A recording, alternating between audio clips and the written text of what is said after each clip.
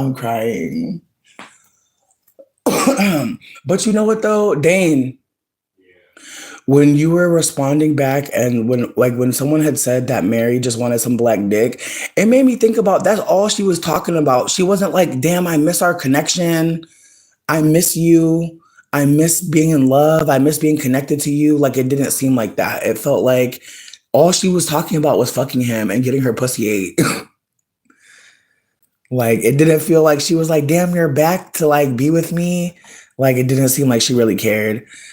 Hey y'all, we're talking about Sinners. Before we left, by accident, my titty popped out. Bitch, it was crazy. Yo, do you remember when people's titty would pop out and people would get mad and like people would be like, we don't fuck with this girlie no more because her titty popped out. And it's like, really? Over a titty? Hey Ren, hey Cool Beans, yes, we got the titty free chat happening right now. I hope all is well.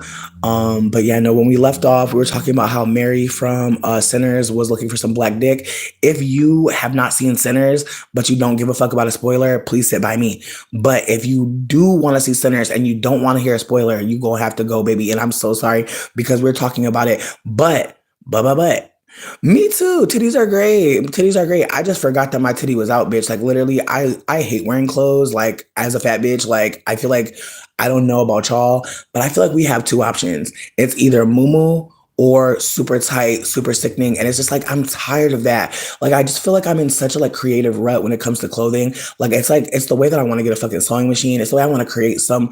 It's the way I want to create silhouettes that like nobody would ever think to put on a fat bitch. You know what I mean? Like that's where I'm at fashion wise. I've been watching a lot of like RuPaul's Drag Race and just like paying attention in the workroom. I also watched Paris is Burning last night, bitch, because there's just something about Paris is Burning that just like reminded me, like watching Sinners and then watching Paris is Burning.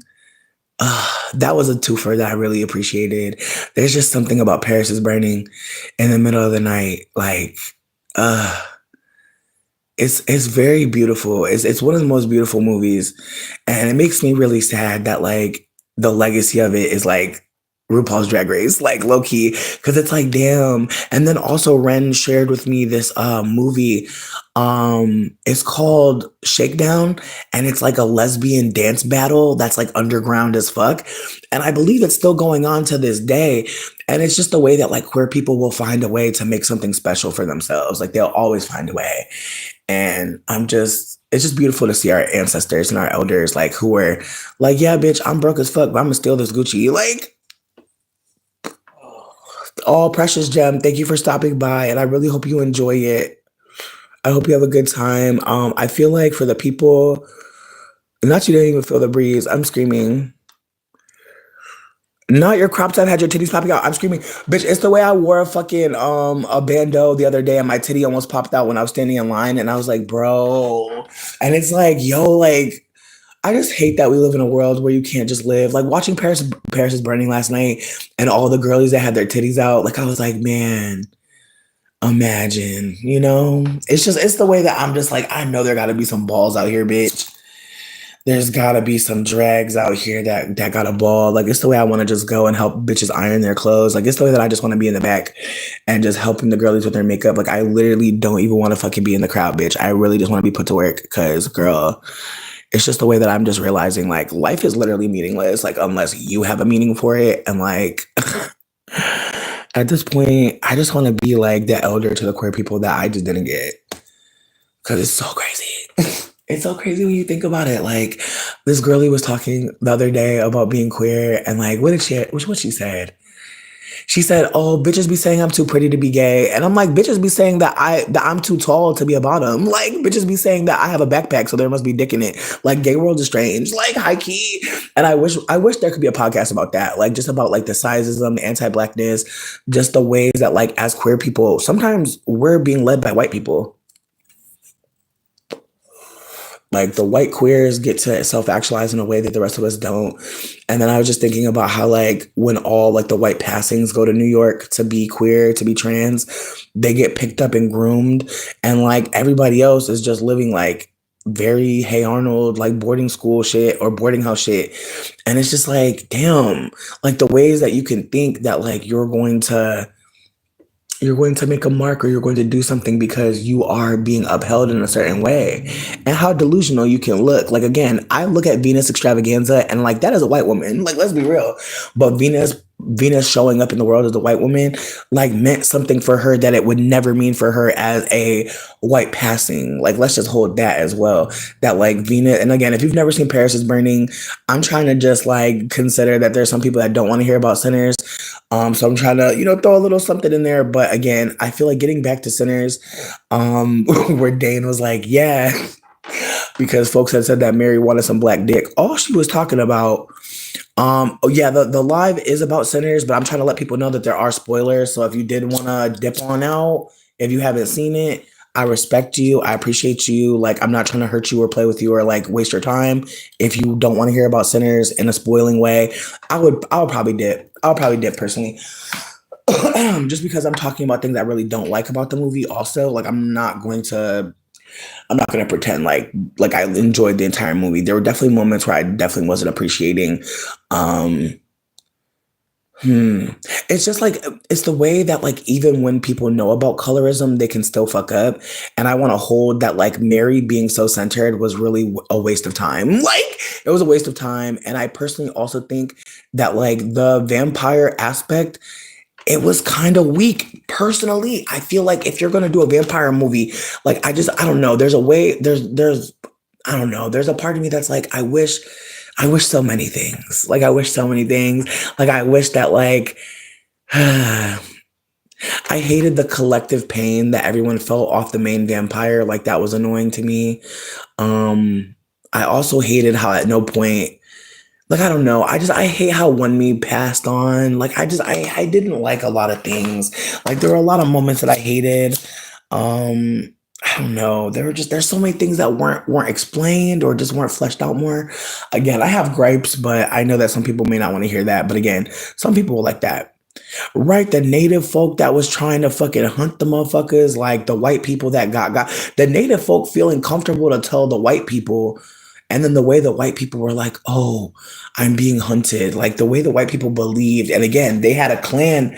It's the way the white people had the clan outfit in the background, and so that's what made the vampire comfortable to say what he said, and was very much giving like they'll trust me, they'll let me in, and they won't ask too many fucking questions because they hate black people. So if I tell them, or native people too, so like if I tell these racists that I'm being attacked by them, they'll trust me.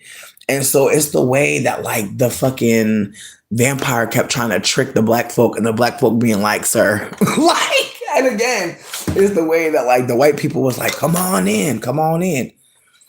Right, it was Cool Beans. Thank you for saying that. Like it feels like they wanted to make a movie about white people being evil, but they was really trying to figure out a way to do it to get white people to come too. I hate to say that, but I feel like Ryan Coogler is Mary, bitch. And I feel like we're not gonna see it that way. We're not gonna see it that way just yet, but it's gonna come out over time, bitch. But I feel like the sympathy that Mary is getting is because Ryan wanted that as the creator. You like I'm watching movies these days, and it's like you have to direct the bitch to be likable. You have to direct somebody to be likable or not.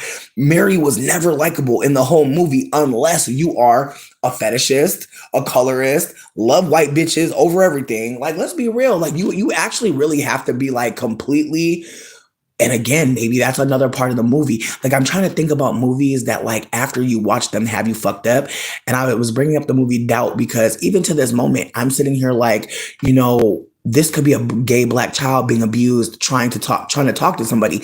But even the fact that the older man knows that he's being abused and isn't telling anybody is a red flag. The fact that he was letting him get drunk and was keeping secrets for him, that's another red flag. Like you're treating this child like he's an equal, or like he's someone that, like, even calling him a protector when it's like, how is he protecting him if he's getting him drunk and he's a teenager, he's a little baby. So again, it's the way that like you'll be sitting with the movie like, wait.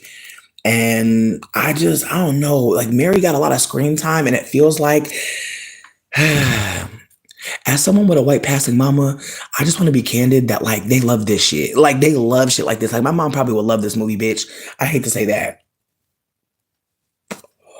She'll probably love this movie because it never critiqued Mary's behavior. Mary never got looked at or examined in the movie. Not one person said, Mary's white. Stop. Not one time. And again, it's the way that I used to feel bad. Like having a white passing mom, I used to really feel bad. I used to be like, I used to hope she didn't hear me tell people she was white. I used to hope that because she would to ask me, she'd be like, you're not telling people I'm white, right? It's the way a lot of white passings check on you to make sure you're not telling on them. And so with that being said, it's the way that Mary was never told on. Mary was held. I'm screaming. You okay? Listen, my titty popped out on live. We having a wild day. You said Mary's character is meant to be chaotic and destructive. She's basically Pandora. That's interesting to think because even the way that damn, even the way that the brother with the gold teeth, because bitch, I'm so sorry, I'm high as hell. The brother with the gold teeth, I'm pretty sure that's Smoke. No, that's Stack. Smoke is the one with the blue hat, right? I'm not trying to play with y'all. I literally just saw it last night at 10 p.m. So it's not the freshest. And also like the acting was good, but people were saying that they could tell them two apart. And it's like, yeah, one of them was like aware that danger was always around the corner. And the other one was a little bit devil may care. It would be fascinating to find out what their birthday was because it's giving like one was born on like 4/19 and one was born on 4/20. Like no games. Like it's the way these twins, it's giving like one was born 4/19, one was born 4/20, bitch. Promise you. Because it's the Aries Taurus energy for me. Like I really feel like the older one was the Aries one, was the one always trying to save everybody. And then the Taurus one was the one that was like, ooh, you know, I'm enjoying myself. I'm gonna go out here and have a good time. Like I'm gonna enjoy life. Like I'm good. Like pleasure is what leads me. Whereas Aries, it was very clear, like duty is what leads him. Aries' motto is I am. So, and Taurus' motto is I have. You feel me? And so I really feel like they both embodied those ways of being. Like I feel like one of them felt like he was really in the room. The other one felt like he was trying to figure out what room he wanted to be in. And there was a part of me that felt like him leaving Mary behind made me think that he knew being with Mary would be a lot of consequences. There would be a lot of conflict coming with Mary because people are going to see Mary and think she's white and wonder why you with her and come up with a lie or come up with something crazy. And again, it's the way that like they added the aspect of like the white people sold them something and were about to come kill them and basically take their money and then take back what they had given. Like they were about to be double crossed. And so it's the way that like they, you know, figured that out in some way, shape or form. But that's not, it's just, again, it's the way the movie kept on trying to be like, oh, and here's the racists. Oh, and here's the vampires. And it's like, Ryan, I really wish you had decided what you wanted to make because it's giving like you didn't really know. And I know some people may not appreciate me saying that, and that's fine.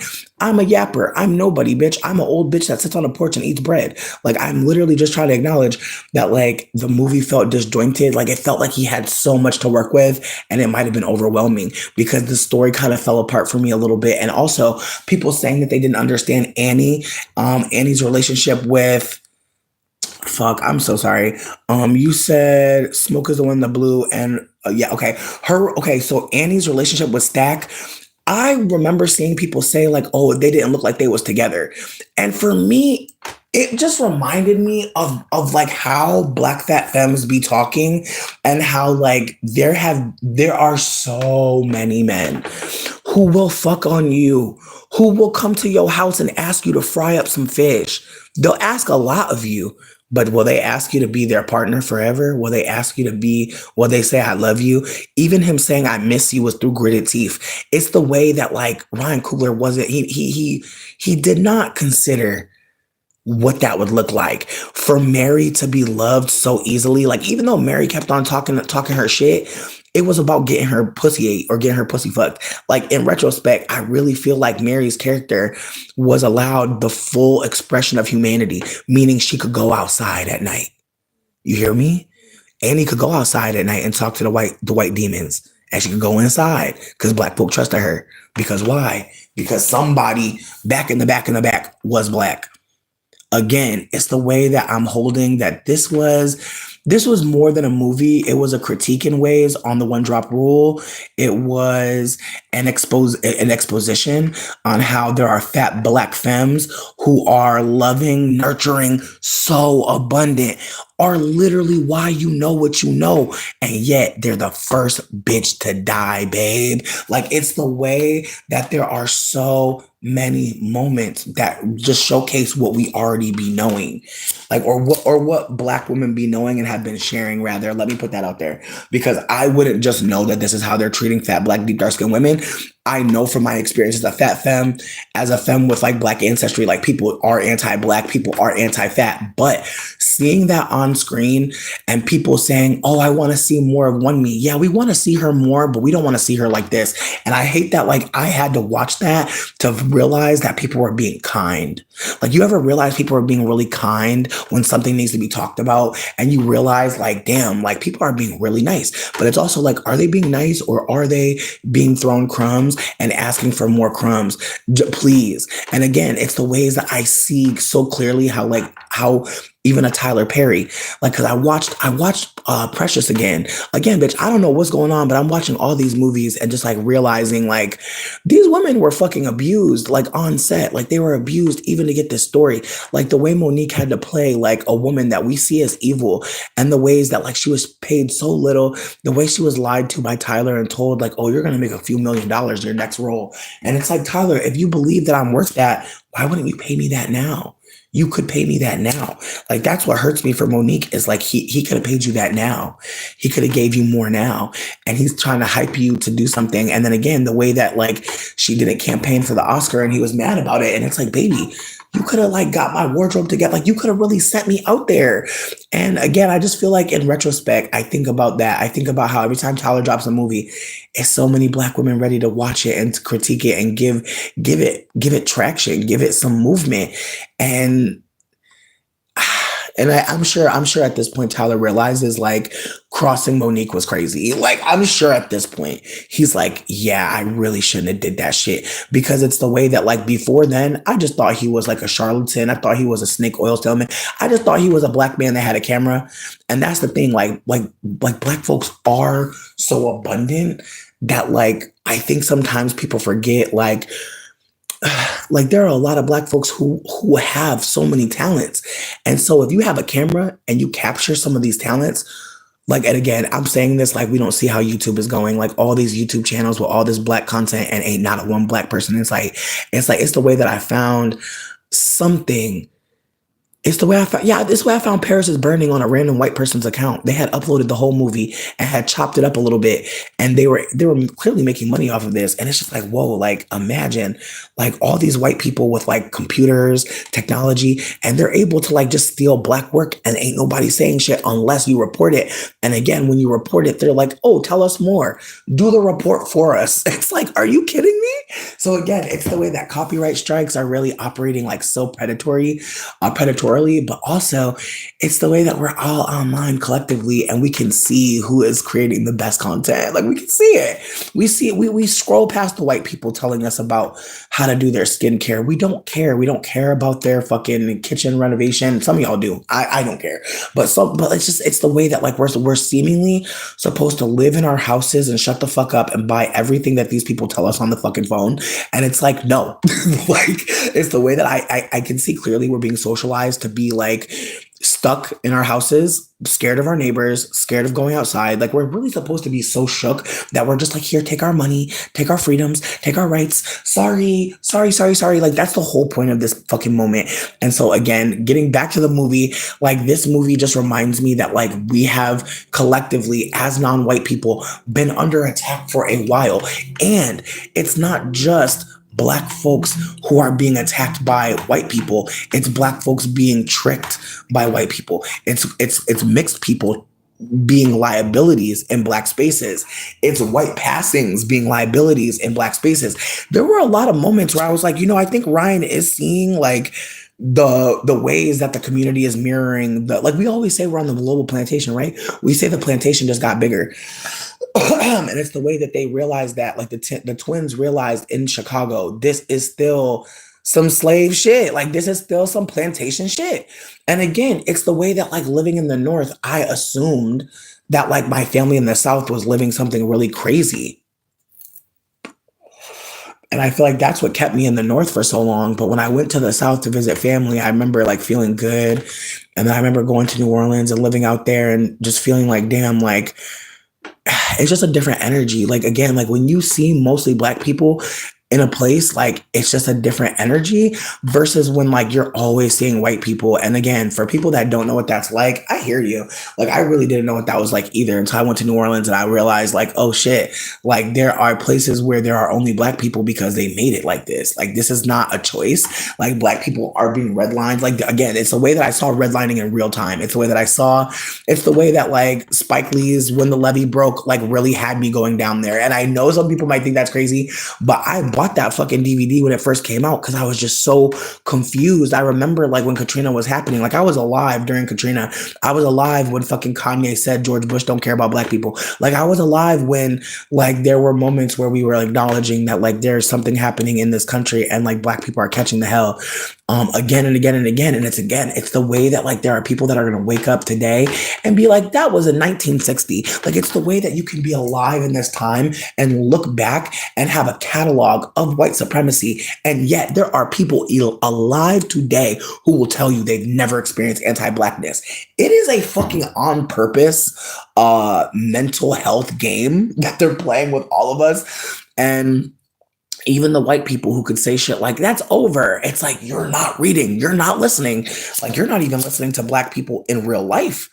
Like IRL, there are black people talking about this. Where are you? And again, it makes me think about the algorithms and how like if you don't watch certain content, the algorithm will never show it to you. Like I've gone on certain people's devices and been like, damn, like, whoa, you know, like you could really be kind of like horse blinded from seeing the news. And I know some people are intentionally not trying to see the news. I get that. But there are some people that don't ever see like black people talking candidly. And that's insane to me. Like most of my feed is black folks talking candidly. Don't get me wrong. There are a bunch of non-black folks as well, because I do follow mixed people. I follow a lot of mixed people because I really do want to hear from different experiences. I feel like right now there are a lot of mixed people who have black ancestry trying to make the word black biracial happen, and that's unfortunate. And again, it's the way that like there are so many mixed folks who think like once you have black ancestry you're automatically black and therefore you're at the bottom of the mixed caste system. And again, even thinking like that is insane, because it's like, how would we know what caste system we're at the bottom of? How would we know? Again, it's the way that people think we're Cambodian. It's the way people think we're all these different races, but we have the nerve to say like, oh no, we're being treated the worst out of the mixed people. How would we fucking know? We don't even have a community that talks to each other. We literally just post pictures of children. Like, we need to stop. Like, again, I'm as a mixed elder, I'm trying to just remember that like we literally post pictures of ourselves looking different races. We literally post pictures with different filters. We change our hair a lot, and we go out of our way to be exotical. Like, that's not what an identity is. Like, that's just, you know, that's a performance of an identity.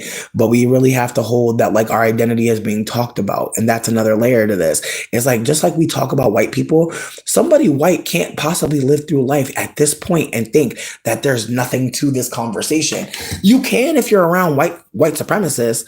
You can if you're around people who are being openly anti-black. But if you're around anyone that does any kind of self-reflection, then yeah, you'll have to be sitting with why your people are acting like this, why you've done this, why they've done this, why you're alive in this moment right now. Like, it's the way that like so many of us are alive right now. And it's obvious that we're here to see something. We're here to witness something. We're here to be a part of something. But it's the way that white supremacy will really have us like, and the way that white people will think, you know, what's the meaning of life? What's the point of anything type shit? And it's like, bitch, there's mad points. Like, there's mad points to life. There's mad reasons to be doing this shit. But I know I'm getting on a fucking tear. I don't know. That movie just really fucked me up because like there were just so many white people in the theater, and I could tell they were angry when I clapped when they were getting shot the fuck up. Like, there was this massacre of white people, and I was just like, yeah, woo! And I was clapping and shit.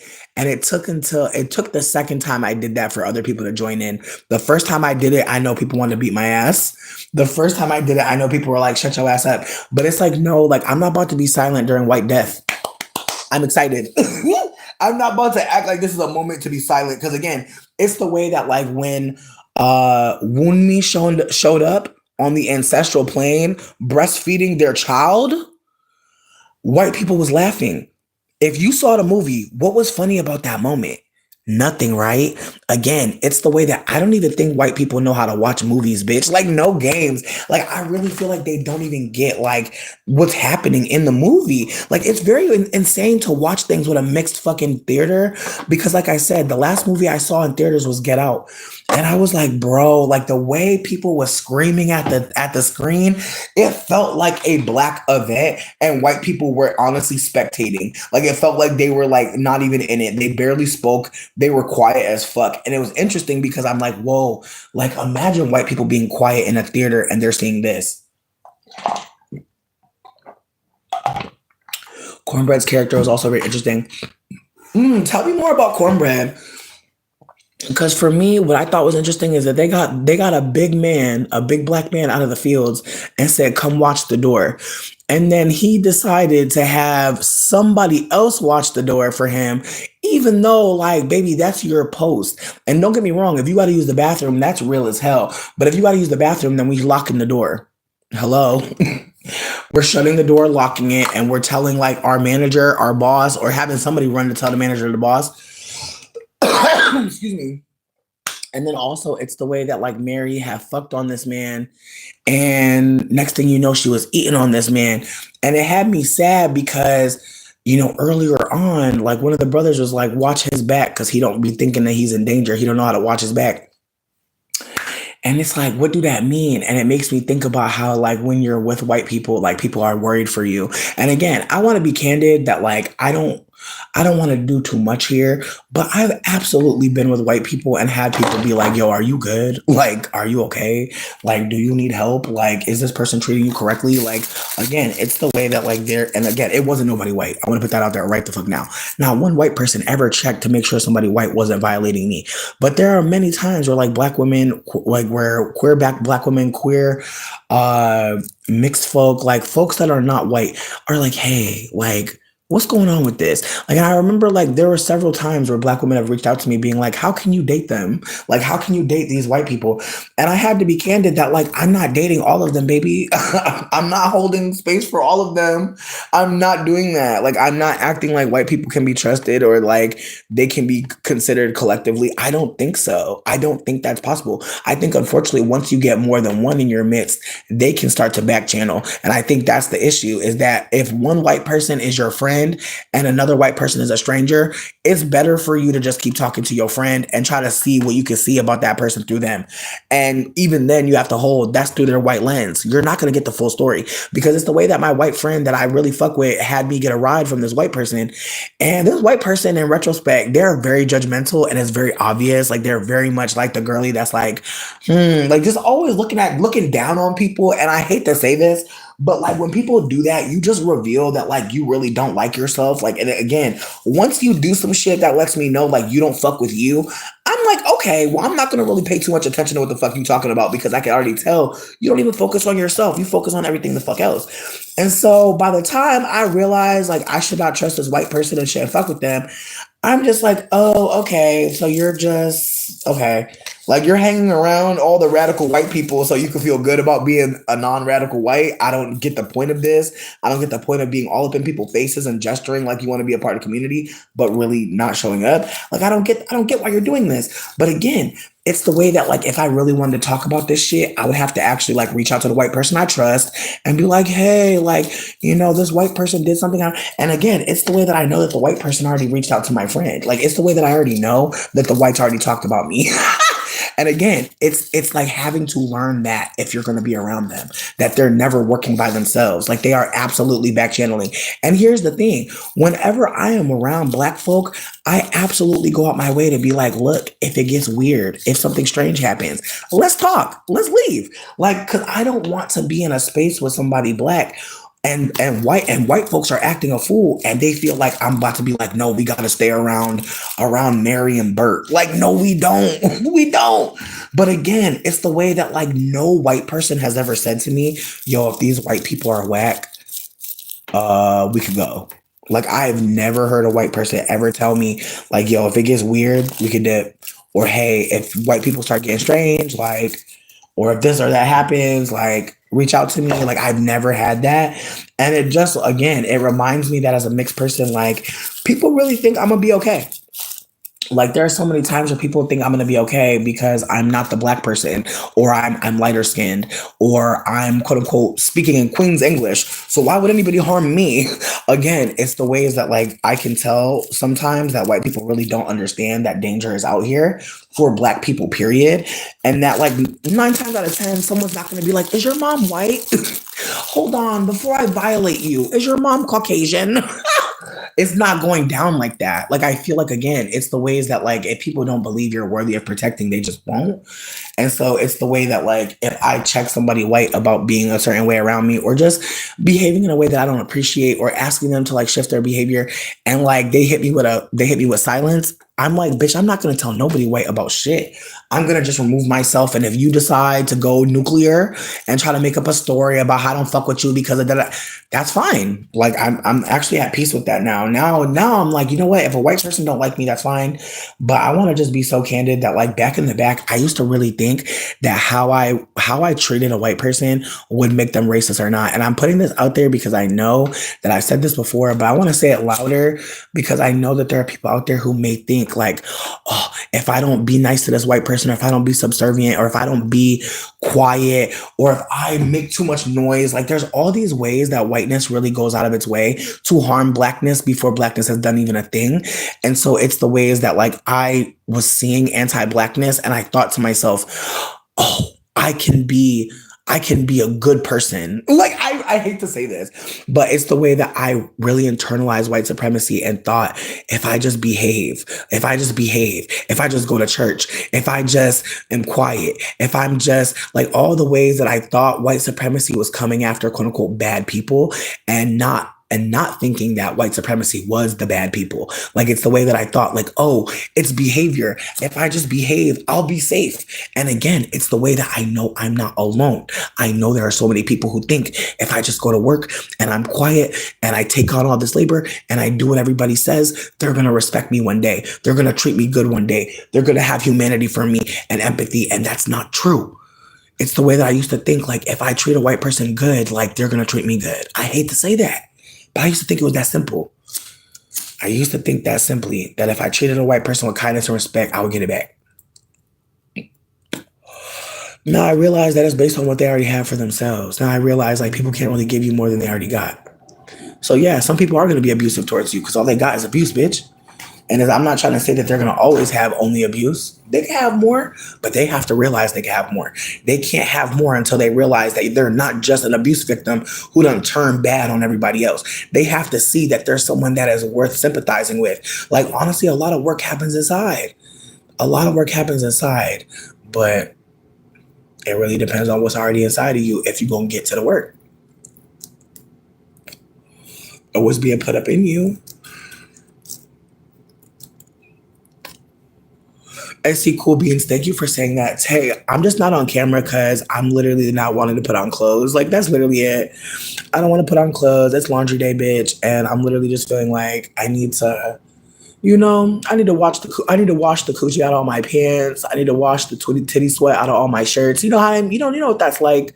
And I feel like at this point, bitch, I feel like I'm one of those girls that has accumulated so many clothes that I'm actually terrified that all my clothes are dirty. Because I'm like, damn, bitch, I have like weeks worth of clothing. So I'm just like, damn, I need to get to the laundromat immediately. But bitch, I've been trying to get the free laundry connect and I keep on missing it, bitch. I keep on waking up late and I'm so sad, bitch.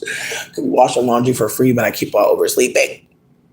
But the Meg Thee Stallion trial, someone saying they didn't feel comfortable being the last black folk at the party, that's very interesting to hear because, again, it's the way that, like, I've totally stayed at a party all night. Like, it's the way that, like, I didn't even think twice about staying at a party. And I'm not saying that to be, like, dismissive. I'm saying that I used to really think I wasn't in danger because ... Like, I really used to either I trusted those white people, like, foolishly, or I assumed that my behavior dictated that I deserve to be here, that I'm being a cool person. So why would y'all hurt me? Like, again, it's the way that I used to think, like, it's on me. Like, I can make somebody white anti-black. Like, I used to really think like that.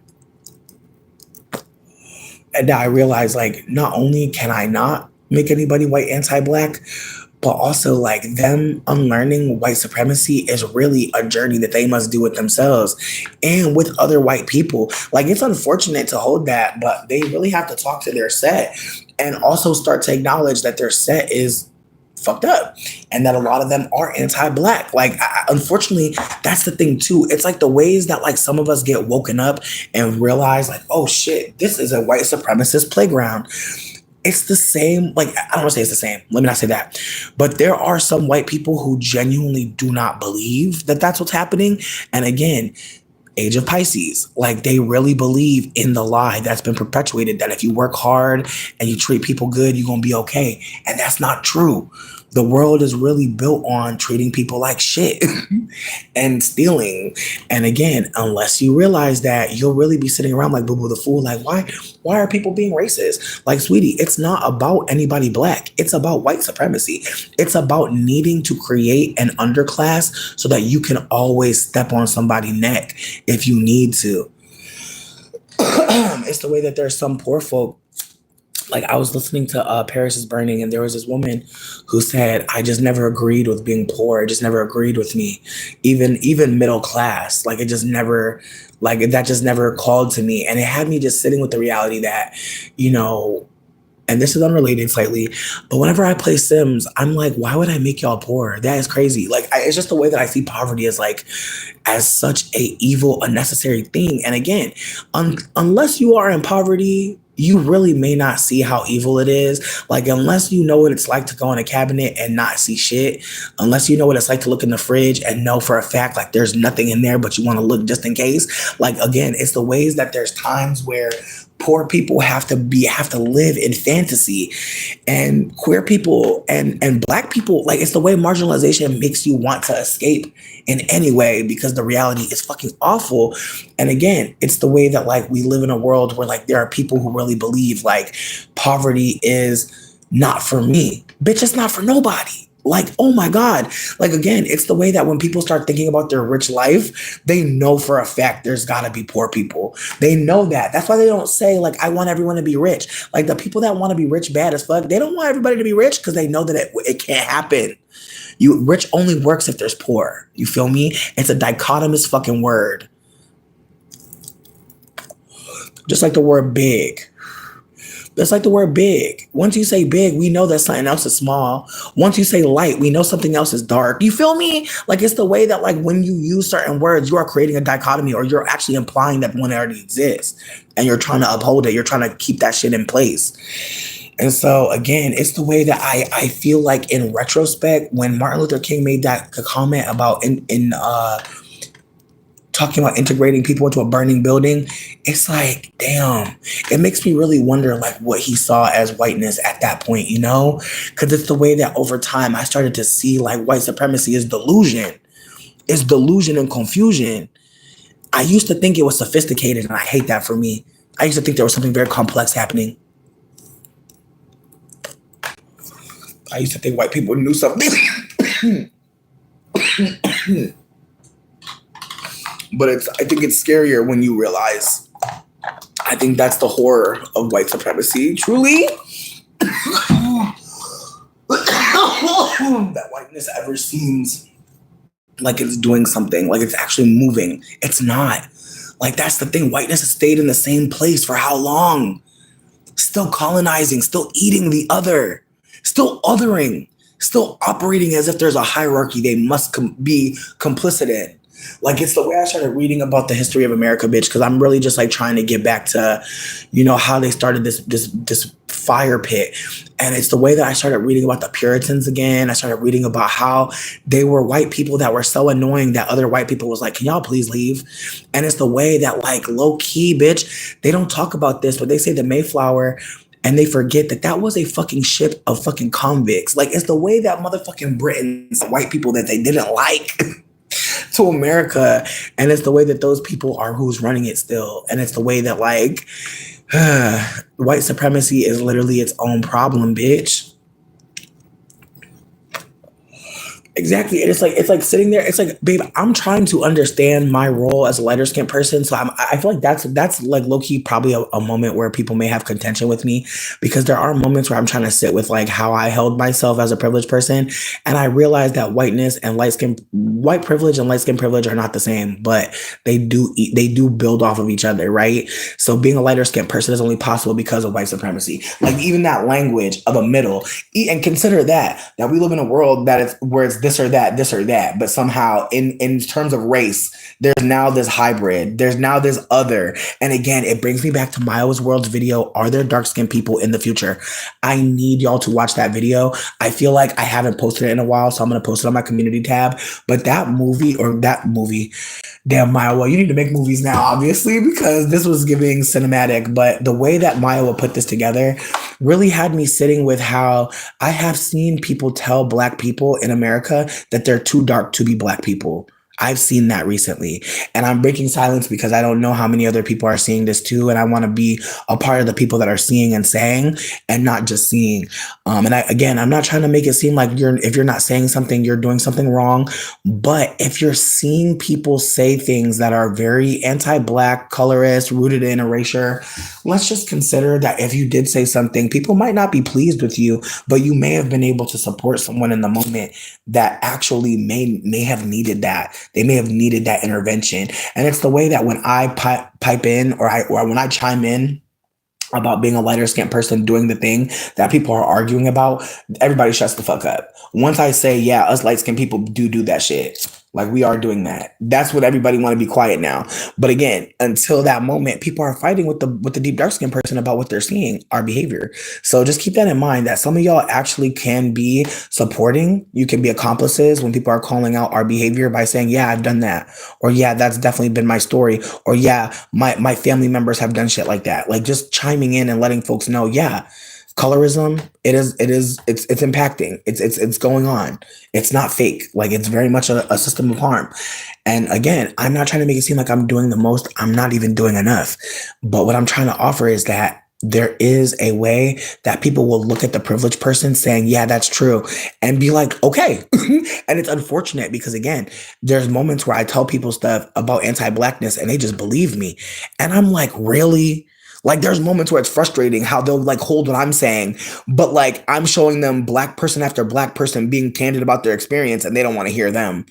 And it's like, what the fuck? So again, there's moments where I have to be super candid with somebody and be like, hey, are you noticing how you're not really listening to anybody and you're being praised for it? Like there's moments where I have to actually tell my people like, hey, we're actually doing harm right now. We're actually being harmful. And again, there's going to be moments where people actually appreciate me, but there's going to be a lot of moments where people are like, shut the fuck up, bitch. And like, I have to just hold that. Like, that's just that on that. Like some people really don't want to hear the privileged person speak, and that is okay. Like, I want to put that out there right now. I never feel like I need to talk. I just feel like there's moments where there are people expecting us to be quiet. And I feel like in moments like that, that's when I pop out. When people expect us to be embarrassed, I pop out because again, it's the shame that I know very well because I've sat with it. I've tried to figure out like why this, why that. I try to ask myself when I have a thought that is colorist, that is anti-Black, why did you think like that? Why did you say that? Or why did you come to that conclusion? Because it happens to me still. There are still moments where I'm thinking about things and then I have to say, oh shit, that's actually connected to white supremacy. That's going to happen forever. It's not an isolated practice. And I need us to hold that as people who are mixed, people who have privilege, like forever, we're going to be appraising our thoughts, our actions, the people we're keeping around us, and how much we're operating as people that we want to operate like. Like how often are we actually saying, actually, that's not going to work? That's crossing my boundary. How many times are we actually saying no? Because as a mixed person, I've gone with the flow so much that I really feel like that's a part of the privilege as well. Thinking that everything's fine. Oh, I can weather any storm. I can't. I can't weather any storm. Why did I think that? I have to ask myself questions. You got to go backwards sometimes. You got to look at things you've done and say, where was I mentally? Where was I emotionally? Who was around me? You have to start asking those questions because sometimes you'll realize I'm around enablers. I'm around people that are also anti-Black. I'm around people who are invested in me being anti-Black. I'm around people who are invested in me being a colorist piece of shit. I'm around colorists. I'm around texturists. It's gonna take time, but I think it's worth it because again, even though my circle is a lot smaller than it used to be, I'm happier with the people I talk to. There's less moments where I feel scared to talk to people. There's less moments where I feel worried to talk to people because I'm talking to people who are acknowledging like that's part of friendship, part of connection. It's communication. It's being candid. It's being like, hey, I didn't like this. Hey, this made me feel like shit. Hey, this hurt. And knowing that that person's gonna hear you. Like again, there's so many connections that we have in life where we're like, can you handle me telling you the truth? That's not good. But again, what do we do next? Like we can't discard everybody. Some people we gotta actually really be like, hey, your behavior is kind of alarming. Do you want to talk? Again, I don't know if it's possible for everybody, but I think in some ways, like if we think it's not possible, we have to ask ourselves again why. Like, what has made you think like this person can't handle? The kid doesn't have the capacity. Like, what is making you think that? Why are you scared when you think about talking to them? Why are you feeling sick when you think about talking to them? Why do you feel like, damn, like I'm not worthy of communication? Like, again, why do you feel these things? Talk about it with that person because, again, maybe you might realize, oh shit, this person is, unreliable because of this or that thing. Or maybe we're just not that compatible. Like, maybe we're really just better off as acquaintances. Like, there's some moments where we have to hold that there are going to be connections that we really want to keep, but they're not going to go any deeper than what they've gone.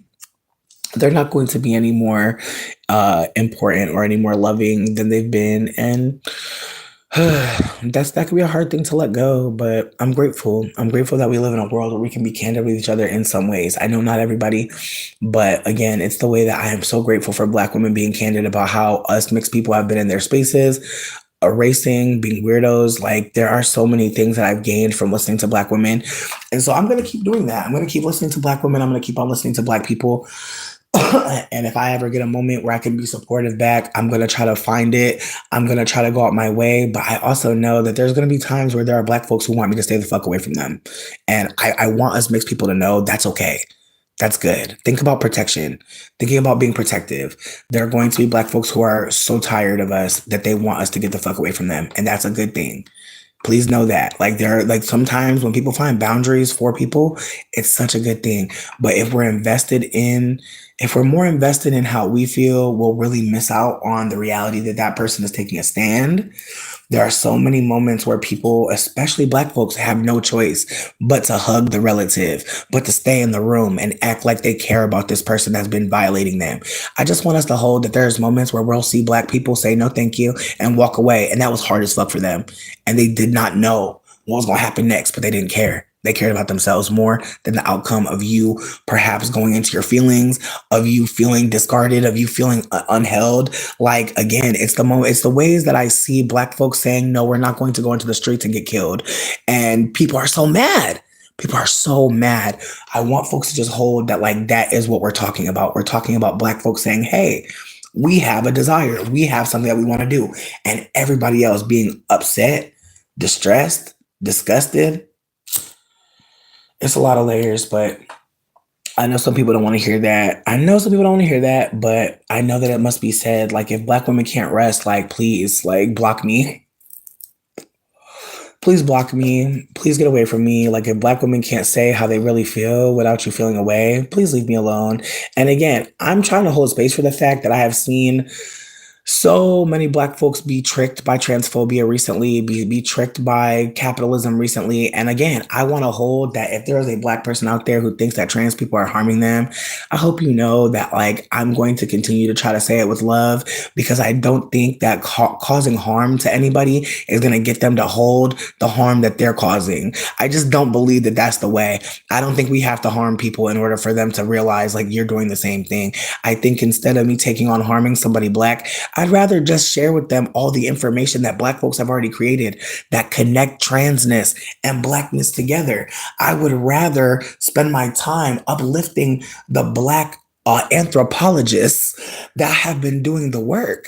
And so that is really my desire moving forward. I'm not trying to talk too long about anything that Black folks are already talking about.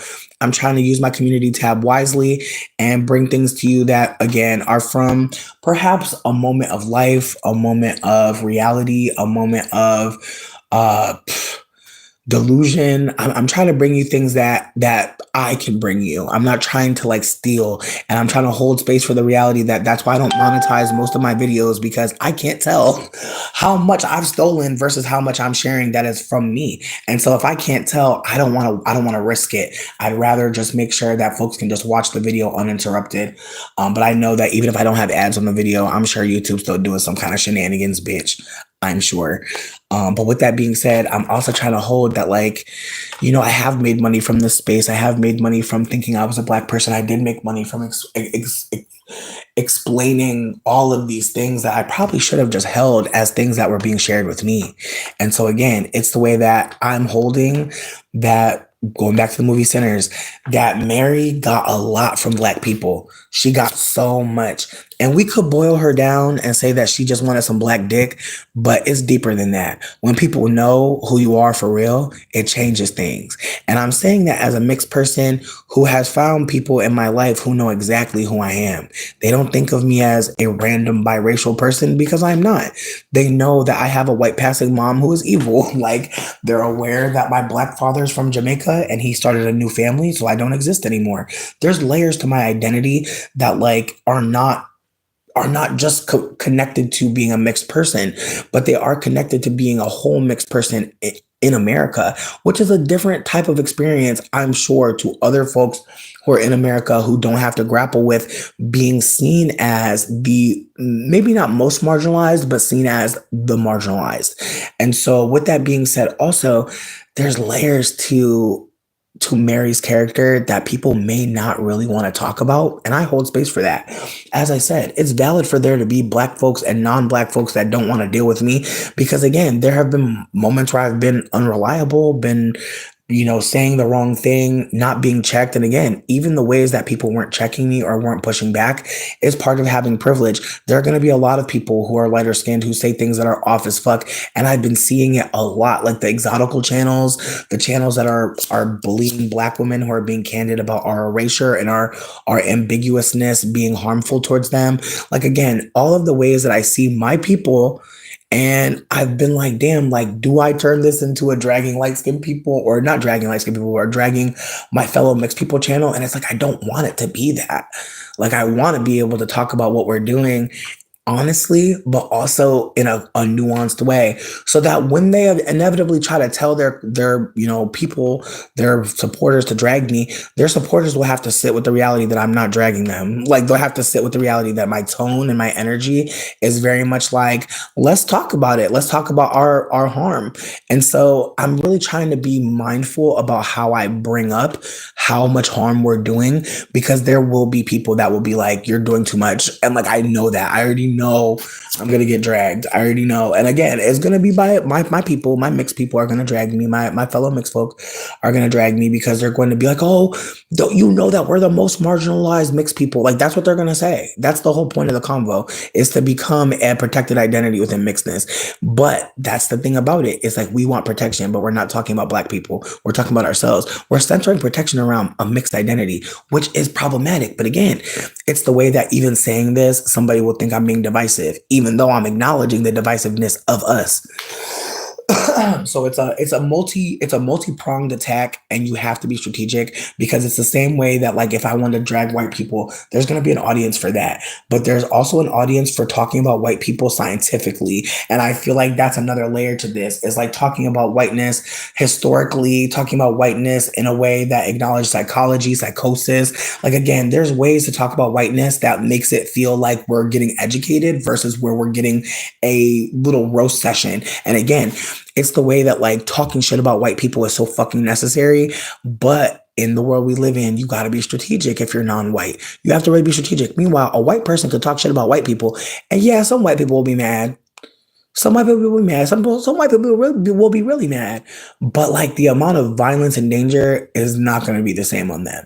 But there's a part of me that feels like I don't know what I'm talking about anymore, because we're living in a Trump America, where people's doors getting knocked down and shit, people that were protesting. Like, that's the thing. In Michigan, there have been a lot of people snatched up. So I just want to put it out there that Michigan, Georgia, Mississippi, those three, Louisiana, those four places, I have been actively hearing about people getting snatched up. So just PS on that.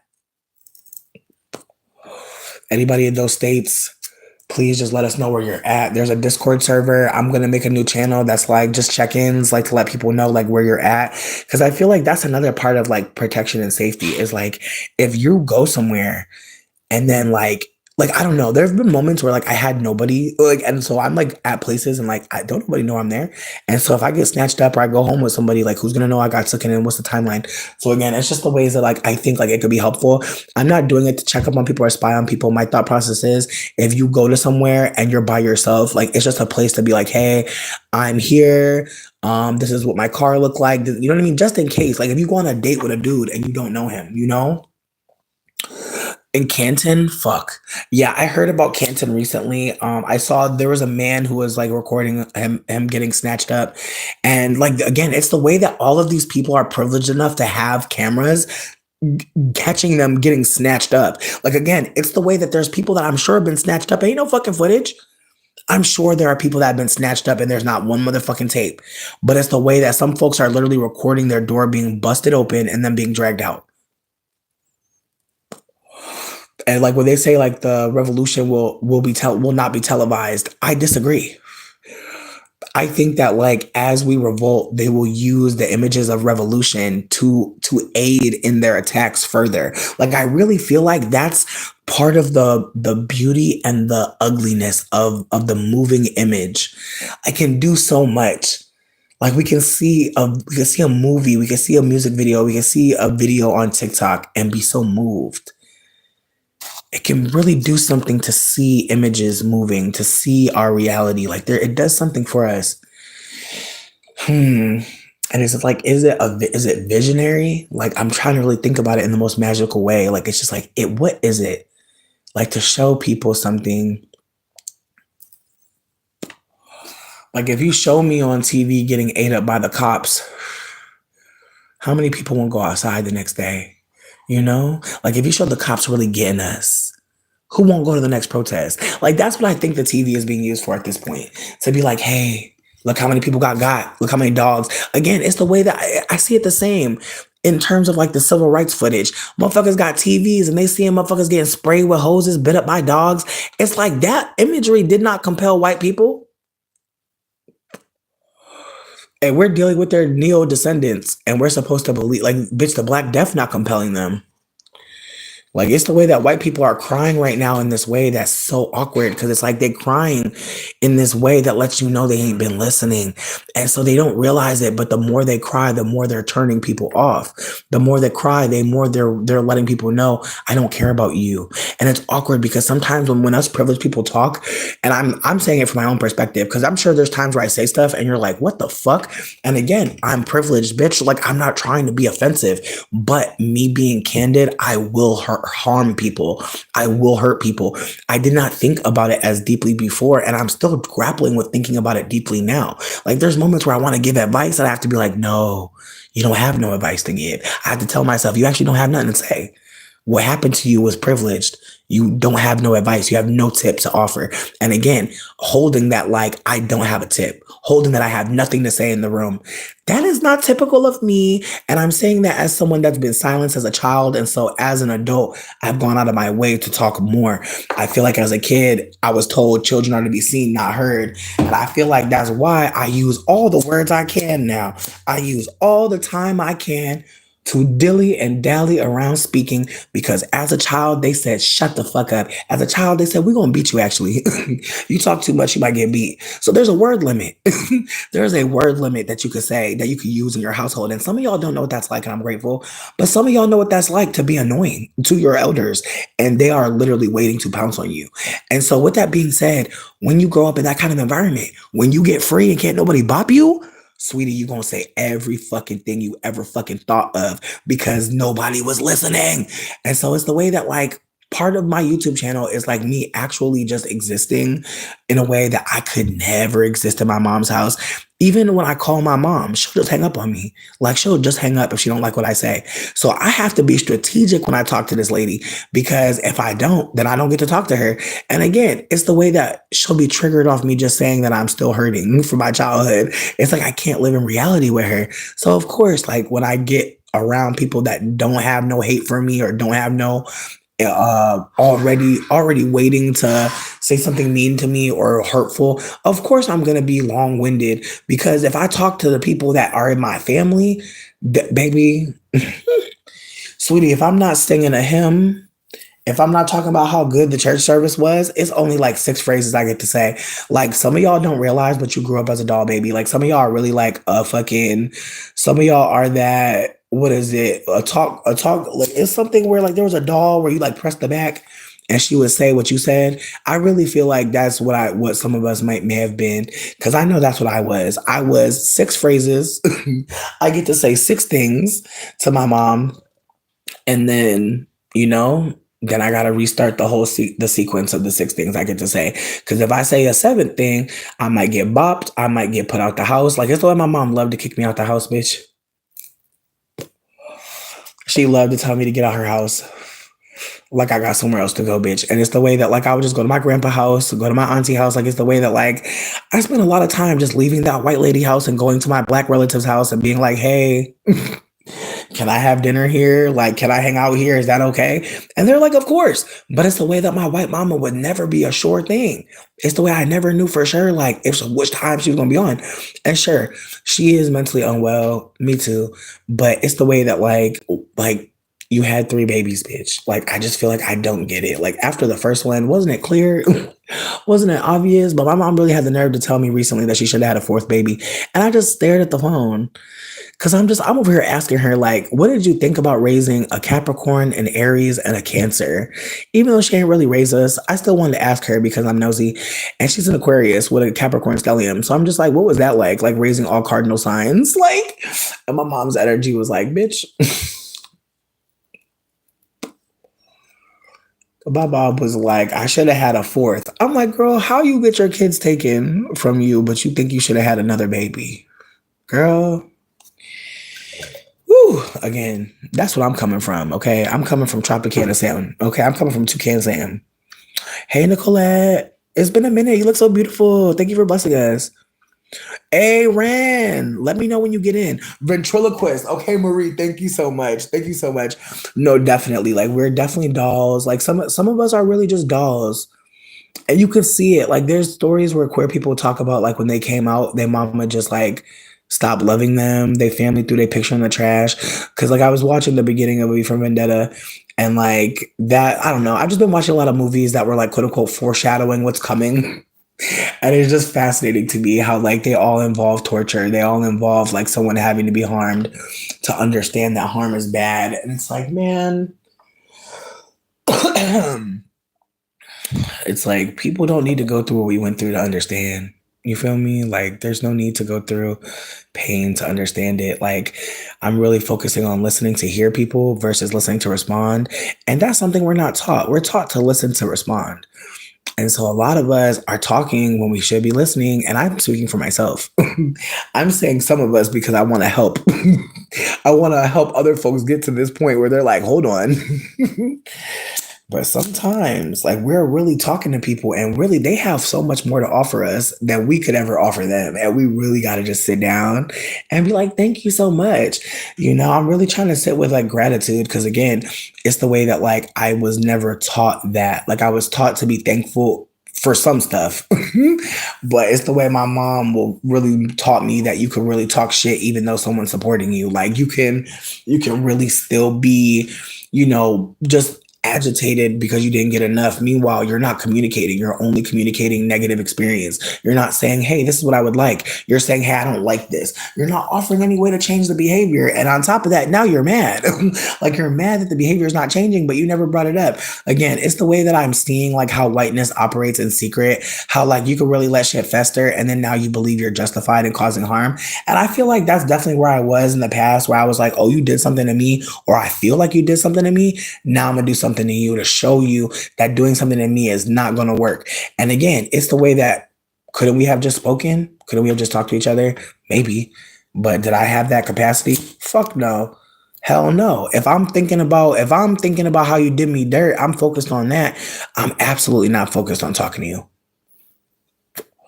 And then if I'm thinking about it deeper, again, I'm trying to just hold that, like, sometimes we be talking to people and like we already know we don't like their ass. Like we already know we're mad. We already know, you know what I mean? Like there's times where we talk to people and you already just know. Like I'm not mm,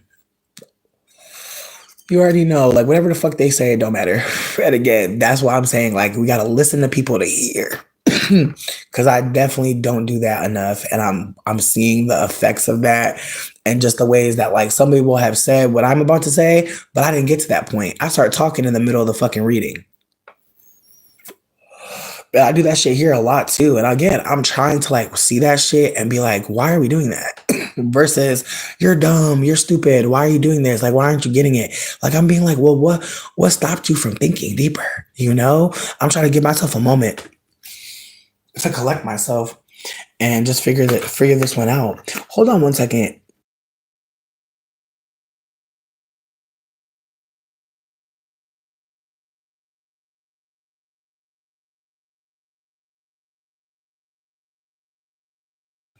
I think we're gonna do a wellness break. If anybody needs to use the bathroom, let's do that shit. Also, I'm really grateful that Ren is here because like they're moving and they're coming through so hard. I appreciate you, Ren. I hope your move is cute. I hope it's easy. I hope by the end of it, everything's where it needs to be. I hope motherfuckers is putting shit away while they're moving it in. I pray it's one of those kind of moves. But if it's not and you need support, please reach out, bitch, because I ain't got shit going on next week. I will really support.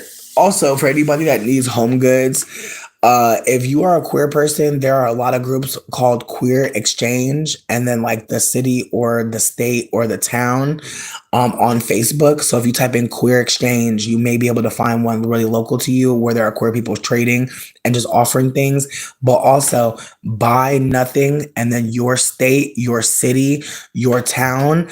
I personally, if you know there's a town that's full of like college students, if there's a city or a town in your state that's full of like younger people, I would go towards that versus going to the country. Like if you already live in the country and you know you're surrounded by elders, that may not be where the buy nothing and the queer exchange groups are. But I love you, friends too.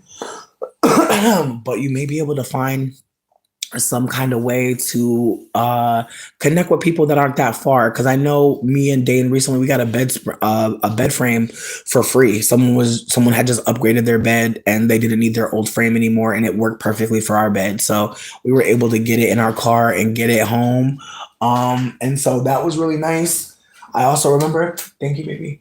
I also remember we like during the summer, last summer, we got this nice ass pizza stone. And my God, bitch, it's the way that it crisps everything so amazingly. Bacon, pizza, breads, like anything that you put on there, leftovers. It is just so perfect. And what I like to do is I heat the pizza stone up on like 500 and then I'll turn the oven off, put my food in there, and it'll like be like a microwave, but it'll come out so delicious. And again, it's the way that like these are things that I didn't have to pay for.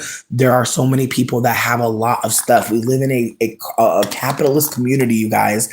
So please don't think that you're being a beggar. And even if you were a bitch, you're the cutest beggar, ho.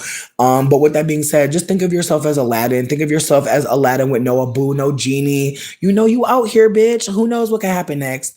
But there are a lot of people that have a lot.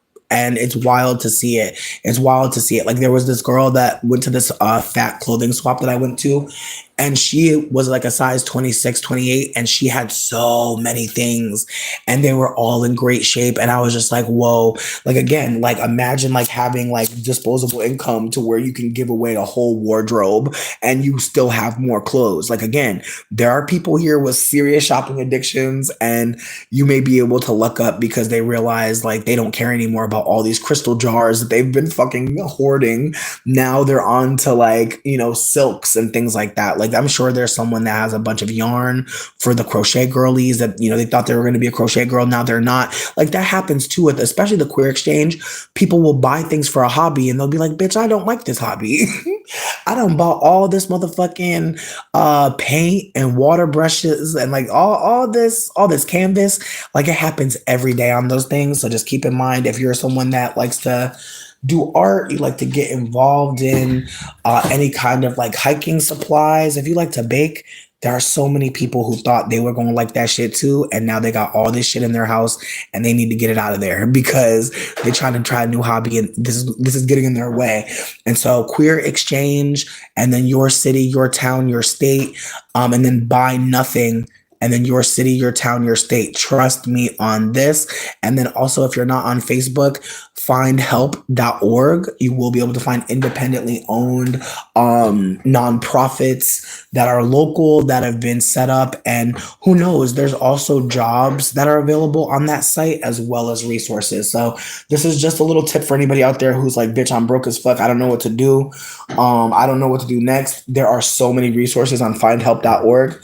And with that being said, you can actually use your zip code to find the resources.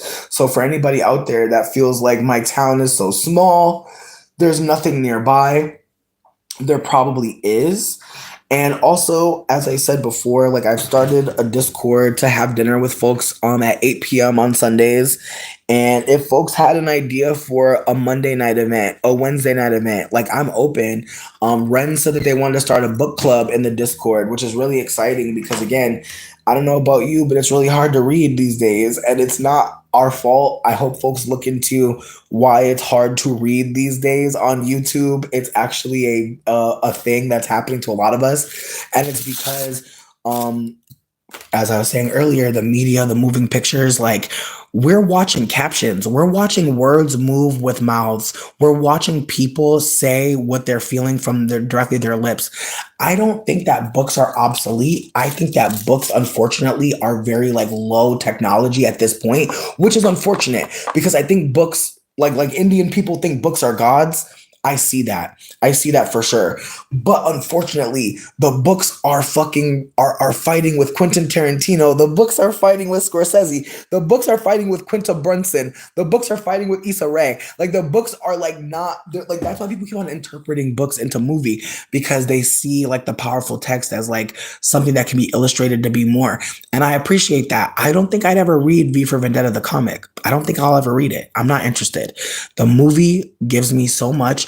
And I personally feel like the movie could be remade again, and I think it could be even better. But as it stands right now, I love the movie. The book I don't care about. But for somebody out there, the book is the thing. For somebody, the book is the kernel. It's the follicle. And I see it like that too, but I also don't. It's been a minute since I read, like, I remember reading this book series, and this is like really random, but it was a book series about a boy who was raised by his uncle who was killed by some rogue forces. And somehow his uncle had spent the entire time raising him as a spy and had taught him how to become a spy unbeknownst to him. And so at some point he gets recruited by MI6 and basically becomes a secret agent, and he's a kid. And I love that book series because as I was in foster care, right? So like I'm being raised by all these random people, and in my mind I'm like, this is the best case scenario. Like you become an apprentice to someone doing something very high profile but low key, and you get to go on all these adventures. And again, it's the way that that book sucked me in because it made me think about my situation and how much better it would be if I became a spy or I became somebody really fucking important or really dangerous or really clever. Like all the ways that like that book told me like, hey, right now sucks. Like right now shit's going left.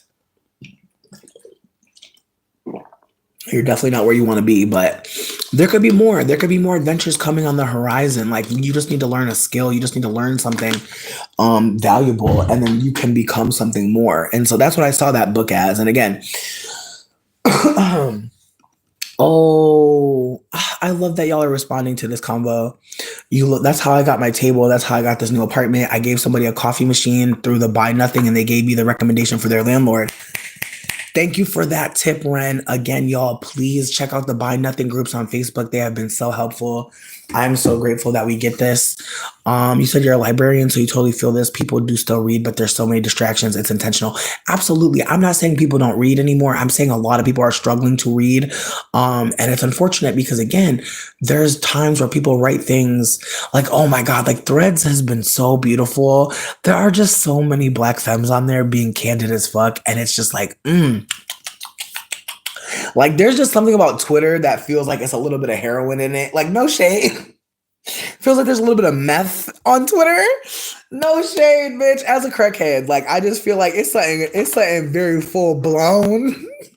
It's like full blown on Twitter, bitch. But I feel like Threads just reminds me that there are people who survived through the 90s and the early 2000s and they're still with us and like they're wanting us to know the good news. But I'm telling you, Twitter's giving y'all are all bots. Twitter's giving you're all gonna die down there. Like literally, like Twitter's giving Resident Evil. I swear, Twitter's umbrella court, bitch. At this point, to me, like I'm like, sweetie, what T virus is in this? It's something in this tweet. I taste it. What is in this tweet, bitch? I can hear the Red Queen. Oh my God, Resident Evil, bitch. Resident Evil ass Twitter, bitch. I swear. Like, Elon is literally that girl. That Elon is Wesker Ho. Like, I swear, sweetie, like, he's inspired by Resident Evil. If you're not a Resident Evil girl, I hear you. I feel like for me, I just love the drama. Like, I live for there was a chemical accident. Oh no, now they splicing. Oh no, it's not just zombies. It's that motherfucker that be eating people who ain't got no eyes, bitch. Oh my God. And I feel like even that, I feel like low-key Resident Evil, if you think about it, is literally the precursor for V for Vendetta. It's like that, like, why you think they made the T-virus, sweetie? Why you think they needed that? You know what I mean? But the way that nature was like, you know what? You trying to control people and we don't like that. So we're going to bippity boppity boop. And now everybody's getting ate up. Now everybody's screaming. Everybody's crying and throwing up. Everybody's sick. And now nobody has it. Now nobody is a millionaire. You know what I mean? For some of us, when we try to read, we're constantly interrupted by life. Absolutely. Thank y'all for chiming in about the reading comment and conversation, because again, it's the way that when Ren brought up doing a book club in the Discord, I was like, that would be really cool, because again, sometimes when you're reading a book and someone else has read it too, it's like, oh, you like this too, you're in this universe with me. Like again, it's kind of like when you watch the same show as someone and you could talk about the show candidly. Like the other day we was talking about SpongeBob, like real deep and dramatic, and it had me dying laughing because like duh, we know that Mr. Krabs adopted his daughter Pearl. We know that we know that she had been in that program. You know what I mean? With her mama. You know what I mean? Like we know Mr. Krabs not the biological pappy. That's okay. We love a blended family moment. But with that being said, it's the way that like with things with actual humans, like when you see people on the screen and being able to live in that universe with somebody else, exciting. But in a book, it's so much more intimate because books be having so much nuance. Like there's things that you read in a book that really have you painting the picture in your mind. Like it's the way people will read a book and think that they can see a character. And it's so fascinating to me. Like that's one thing about books that is so fascinating is how people will tell you how a character is supposed to look, tell you how they're supposed to be. Like I remember reading about Hermione and in Harry Potter, and the way they described her hair. I don't want to say I thought she was black, but I thought she was one of those white girls that just had mad hair. And again, I have biracials and multiracials and quadroons in my family. And so my little cousin Michaela used to have like a wild 3A nest, and ain't nobody in the family had hair like that, and nobody knew what to do. And so they just let her go. They just let her live. And so it's the way that like when whiter people, like, I don't know, like, I guess what I'm trying to say is like, there's, I don't know. It's just layers from this shit. You went to a beautiful date night and you saw Sinners. Oh my God, Nima, what are your thoughts? Tell us more. Ooh. Mm. Damn, Marie. I appreciate you for saying that. You said that's the best part. You feel like I get to live different lives when I read. Also, as I got older, I realized that's why I learned empathy. Mm. Hmm. This really has me thinking about all the books that I've read in my life and all the things that I thought about the characters. And so I feel like if folks are interested, I'd love to have a book chat at some point. Maybe me and Ren could talk and like figure out how to like have it be led by them because I know that they wanted to do the book club, and so maybe that might be a way to jump it off and talk about like books that we've been interested in the past, maybe books from our childhood that really meant a lot to us, books that maybe helped us escape a family situation, a tragic situation in a family. Like I'm trying to consider that there are some folks here who like, like myself, like you were reading so much that like people were mad at you. Like I definitely got cussed out by my mom for reading in the bathtub. Like she'd be like, wash your ass. And I'd be like, I'm going to wash my ass. I am. But I'm going to read the rest of this chapter, bitch, because there's a lot going on in the story. And you're gonna check to make sure that my nightlight is out. So I'm not gonna get a lot of time in the bed to read this shit. I gotta read where I can. And so I just remember, baby, I just remember reading wherever I could because I remember like just getting so engrossed in the books. And I think about how like having ADHD, being autistic, like all of those things, and books being something I could focus on is wild to think about in retrospect. It just lets you know that like the screen addiction is really widening like your perception perhaps. Like I feel like my eyes feel way too open to focus on a book. That's why now I listen to books because I feel like I can't just look at the screen or the page rather and read something. And even saying the page, like, bitch, a lot of the books that I'm reading, I'm reading them through YouTube, like for free. Like I definitely did have the Amazon Audible, like I had that, and I'm not fucking with Amazon anymore, but they let you keep your books. But I just haven't been able to sit down and listen to any of that. But I've been trying to listen to Braiding Sweetgrass. I've listened to the first chapter like twice, and it's like you ever just hear a book and like it just sounds too good to move on. Like that first chapter of Sweetgrass is like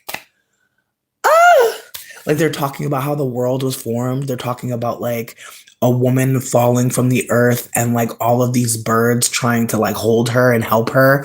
And then at some point, a turtle comes out of the fucking water and like she uses her feet to put mud on the turtle's back because like a muskrat was able to like they were saying all these creatures tried to go into the water and give her some dirt so she could build on the turtle's back, but the only one that made it back was the muskrat. And they said the muskrat came back dead with his hand full of fucking sand. And they used the sand and honored him by putting it all over the turtle back to create Turtle Island.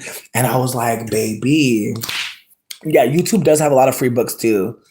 YouTube really does give a lot. But Braiding Sweetgrass, if you get a chance, just listen to the first chapter. I'm not telling you to listen to no more than that because I ain't got past the first chapter myself because every time I hear it, I want to hear it again.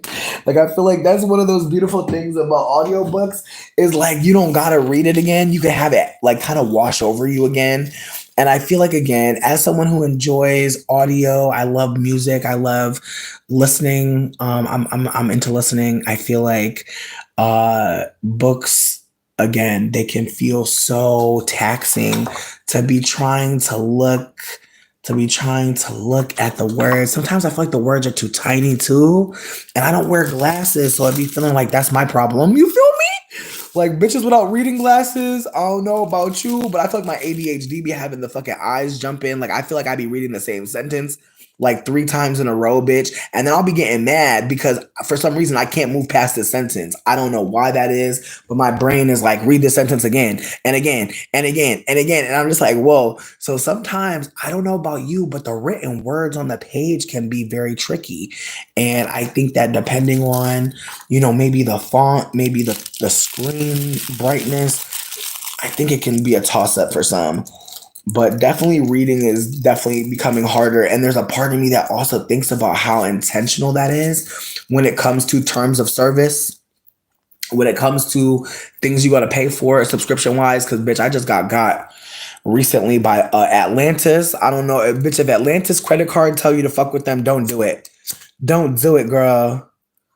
Don't do it. I promise you, don't do it. Cause sweetie, it's the way that they really charged me twice in under a month and really tried to tell me that it's been 4 weeks. I'm like, sweetie, I can see that it's been 16 days. Like, you're really a scammer. Like, you're trying to scam me every 16. That's crazy as fuck. I'm over here thinking I'm about to build my credit. No, bitch, they're about to motherfucking steal all my money. That's crazy as fuck. And to cancel, you gotta wait for them to email you back, bitch.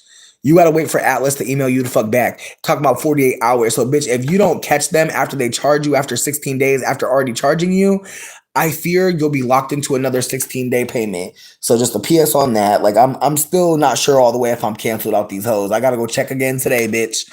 That's how weird they are. Like you can't just say cancel service. They really are like, maybe you'll want to stay. Thank you, Marie. Yeah, YouTube really does have so many things on here for free that's kind of like mind blowing. Like, there's movies on YouTube. Sinners ain't on YouTube yet. I've been checking Pirate Bay. I don't know if anybody downloads movies on torrents. Just a PS on that. There's a movie called there's a website called The Pirate Bay. Many movies on there. So many, like probably movies from your childhood as well. Also video games are on there. Just a PS for anybody who needs to download something. Unfortunately, though, you need to look at like the rating because people will tell you if it's worth your time to download. Like there's review sections and shit. So pay attention to that because you might download something goofy. Like I remember somebody accidentally downloaded like a sex tape from a celebrity, and I was like, girl, that's awkward. Like, I'm so sorry. She was like, bitch, I wanted to watch a movie or some shit. I was like, damn. Like, they be lying sometimes. Like, they'll dead ass say that it's motherfucking Cats Don't Dance. And it's a motherfucking, it's porn. And it's like, why did you do this? Why? Oh my God, Capital One. I appreciate you for saying that, Ren. Because again, it's the way that some of us will just feel like we're stupid because we tried to build our credit or we tried to try this opportunity. And really, we were just preyed upon, friend. We were just poor in a fucking recession. And all the fucking debtors are trying to like get us to fuck with them. I'm like, it's the way, bitch, it's the way bitch, it's the way I owe Cash App, bitch. Like, sweetie, the Cash App borrow girls. Hi, I love you. If you are borrowing on Cash App, pay that shit back immediately. Do not play with those people. Do not make them have to come back for the money, bitch. Because the way that I got my borrow up to 800, bitch, and I missed that motherfucking payback, sweetie, they shut my whole shit down. Just a PS on anybody using the Cash App borrow. I'm crying, not a VHS. Nima. No, we're going to talk more about Mary's if you want to talk about Mary. I feel like we didn't finish talking about her. To be honest, I came back, we were talking about Mary because we had left off talking about Mary, but I feel like we didn't really finish talking about Mary. But I'm definitely down to bring the convo back there. Like, let me know because I just got some more water. Ooh, I'm about to go get me a grapefruit. Pause.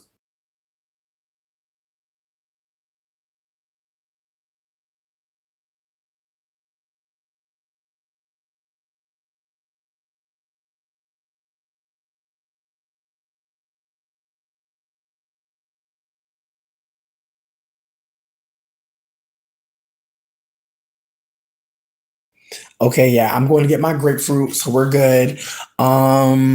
Cash App got some nerve when their customer service is a fool. No, customer service on Cash App is not even real. They're like, girl, what's going on? We'll get back to you when we care. Like, it's very much like, yo, the way business is just like, Word. If people are down to talk about Mary again and Sinners, please reach out. Please uplift your voice. The person who played Mary in Sinners was Haley Stenfield, I believe. I believe that's how you pronounce her name. If I'm wrong, if it's Hallie and not Haley, my bad. But I believe I heard Haley Stenfield, and she's mixed. She has a mixed grandparent, and therefore she looks Caucasian now because her people have been mixing and turning white. And breeding out, the of color. And so with that being said, like, ooh, sidebar. Why I got into a fight with somebody because they said that she's a woman of color. And I was like, see, that's the thing about being a woman of color. You actually have to be of color. You can be a mixed white woman. That's true. I feel like that's the thing. Biracial black don't exist, but motherfucking biracial white do. Like, I feel like biracial white is very real, but I feel like even saying biracial white is funny because it's like, it's clearly not biracial white. It's clearly like mixed white, quadroon white. You know what I mean? It's clearly like you're white, you're mixed and you're white. But again, it's the way that like people will couch mixedness in biracial identity. It's the way that it's the way people always know somebody biracial. It's like everybody not biracial, y'all. And even saying biracial is fascinating because I remember I met a girl who said she's biracial. She said she's 50-50, and I looked at her, I said, "You're not 50-50." And the bitch got mad. Cause I'm like, sweetie, 50-50 don't look like that. Like me and you, we not 50-50. Like I used to think I was 75, motherfucking 25. The way that I'm 60-40 got me sitting here like, oh, so I know you're not 50-50, bitch, because me and you look the damn same. Like me and you look like sisters, bitch.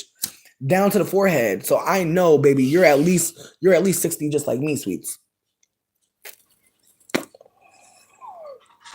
Listen, it's the way I've been seeing people talk about quadroon and octoroon recently and be like super candid about like that's what's going on here. Like that's who we're talking to. And again, even reviving words like quadroon and octoroon are so sick because mixed person, whole mixed person, person with mixed ancestry, right there. But we're reaching back into what time period to pull language for these people? Why? Why are we couching the language in that experience when that's not what's happening? Ain't nobody asking them if they're 8/5. Ain't nobody asking them if they're motherfucking what is it 8/5 or some shit or 5/8 or what? Somebody knows what I'm talking about. Where they're trying to figure out like how black are you? They really broke it down to where like if you're predominantly black, then you're black. Like they really was breaking down people ancestry to that point. Like even the concept of octoroon, like they were literally trying to say like uh you have a great grandparent, you know what I mean, who was black perhaps. And again, even seeing that great grandparent and watching the rest of the lineage and deciding in the lineage you are the person. Like again, it's in context to the black ancestor. Like that's what the point of putting the oon on the shit. It's naming that you are still marginalized by this amount. And again, it's like when you think about it in that way, what they're trying to offer is you must perform for us subservience this much. You might be able to walk through the town looking white, but at night when you go out, you can't be nowhere white. You can't be in the white people establishment. And if you are, you better move a certain way. And see, that's the thing. J. Cole is seen as a black biracial for sure. But there's a part of me that feels like he's seen that way because of how he operates in community. I also feel like the way that he pulled out of the beef with Drake and was like, no, thank you. It had me sitting here thinking about how he knows that black people, thank you. Oh, you're so sweet. I love you. It's the way that he knows that he's being read a certain way, and so there's a part of me that feels like he knew as soon as he stood up there with Drake to be against Kendrick, that was not about to look good for his mixed blackness. And I hate to say that, but that's what it gives. It gives that he knew, like, baby, I can't be with you right now because you are the mixed light skinned demon, and I'm really going really hard to not be seen that way. And again, it's the ways that like nobody wants to be the mixed light skinned demon, but we have to hold that there are a lot of us and that we don't always know if we are that, but we probably are. And let's just hold space for that reality. Because if we hold space for the fact that we could be a demon, maybe we won't be. Maybe we'll do some different shit if we hold space for that reality that there's a possibility that we could be the harm. Won't we think of different things to do if we can hold that we might not know how harmful we're being. So let's consider how kind and how loving and how empathetic we can be operating so that we don't have to, we don't have to think about how, or maybe not think about, but we don't have to we can actually hold that there's more that we're doing than just being the harm. But again, that's just a mixed person's account on things. Don't take it too deep. I'm just trying to hold that people think that Haley Stenfield is somebody to pay attention to. And in the story, she actually was the one that reminds, I think, a lot of us mixed people that it's a toss up. Like black folks trusting us is actually risky for them more than us. And we're usually not in danger. We're usually the danger. And so again, it's the way that I don't want to pull myself away from Haley because I know that like being a mixed person is a full identity.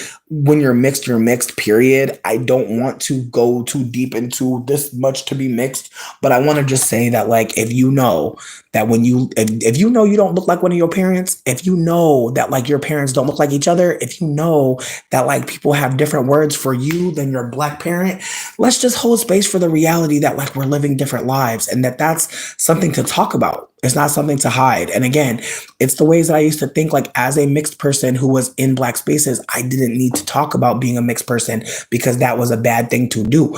I didn't think it was a bad thing to do because it wasn't true.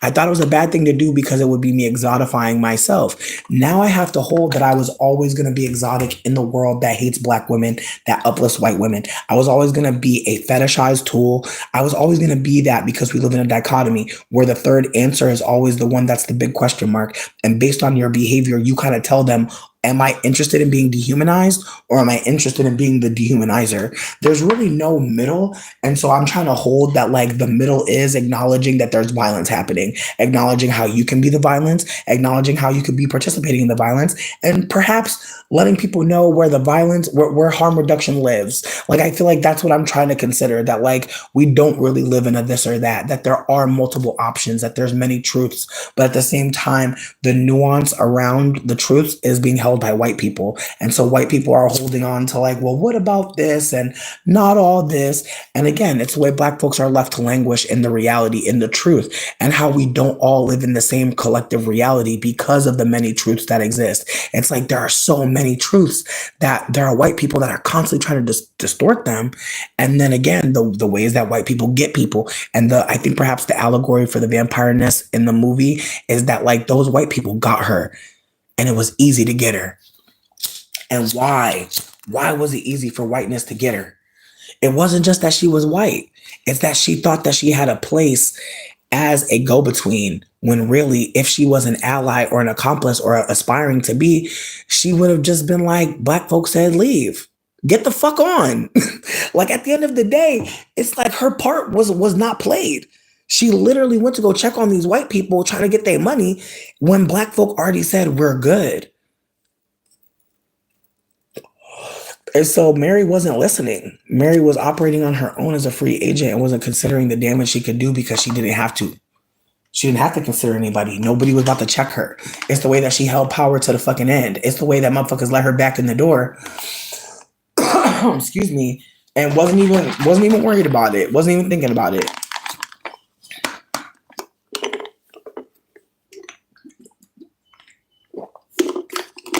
It was her arrogance. Ooh, talk more, Max. Talk more. Because listen, there are definitely ways that I thought like, oh, I could do something. Like I could, like maybe I could do. And it's like, it's the way that I probably need to listen to more to Black people and just shut the fuck up about thinking that I know what to do. Because again, it's the way that I was like, we should start telling white people that they're really the true N words with the hard R. We should just start calling them that. And it's like, probably shouldn't be saying that. But again, it's the way that's where my mind went. I was like, no, this is how we get them back. And it's like, just shut up, just listen, just be a listener. But again, it's the way that's where I went. I was like, how do we get white people? How do we harm them? And it's like, again, when Black folks say they're resting, it's very much like, there's a part of me that feels like there's such a double entendre there.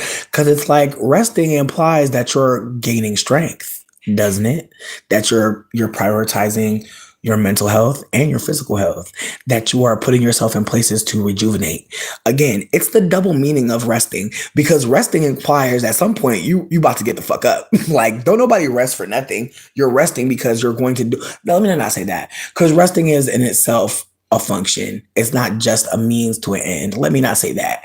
But even the ways that some of us are programmed to think that resting means you're just doing it to get back up again. The ways that like resting doesn't mean the same thing to all of us. The ways that some of us are resting in a way that's, again,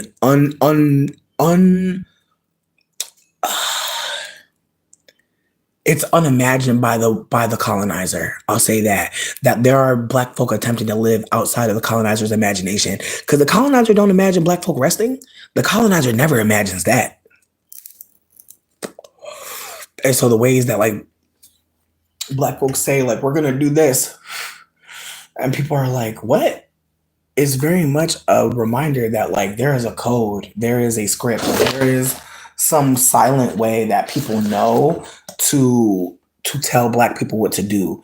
And again, it's historical, it's anti-Blackness, it's white supremacy, but it's the way that like when Black folks say they're resting, people are like, why?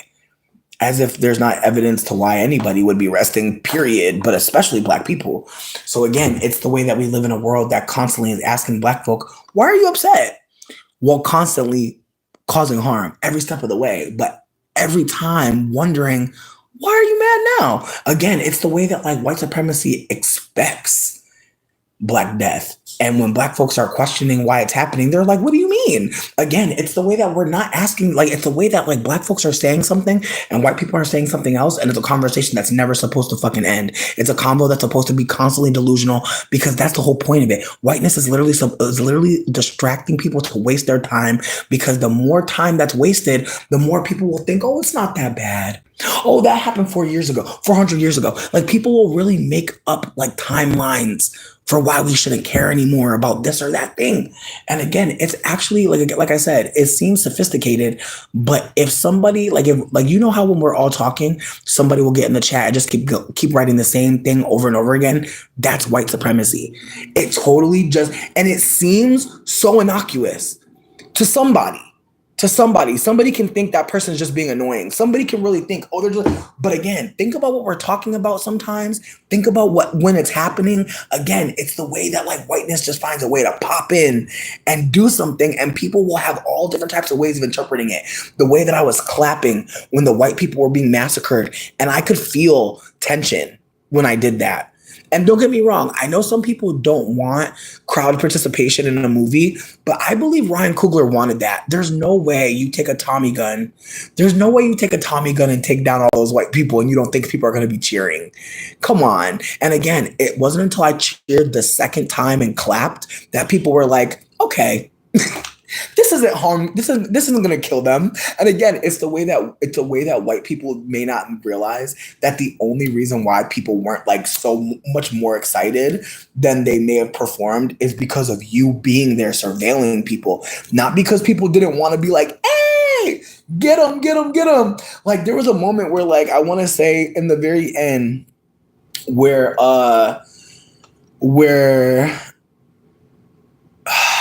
damn.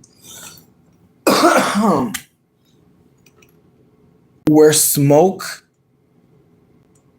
goes to shoot the white man and he already got shot in the stomach and they're both dying. And the white man talking about something, I got some money. And just the use of money in the scene had me really sick because it's just like, damn.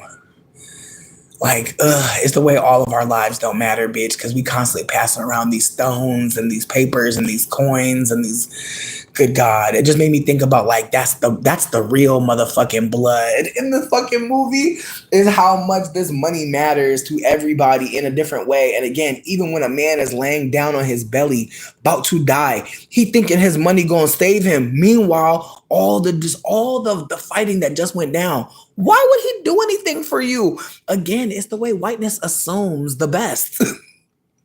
And blackness do not. Like, it's the way that this man was sitting on the ground, pointed the gun at him and was like, fuck it. And by the time he shot him, I said, thank you. And motherfuckers like laughed. And I was just like, bro, like, I'm tired. Like, y'all just had this whole shootout. Like, from the beginning, you was laying in you were laying in a field, picking them off. Come on now.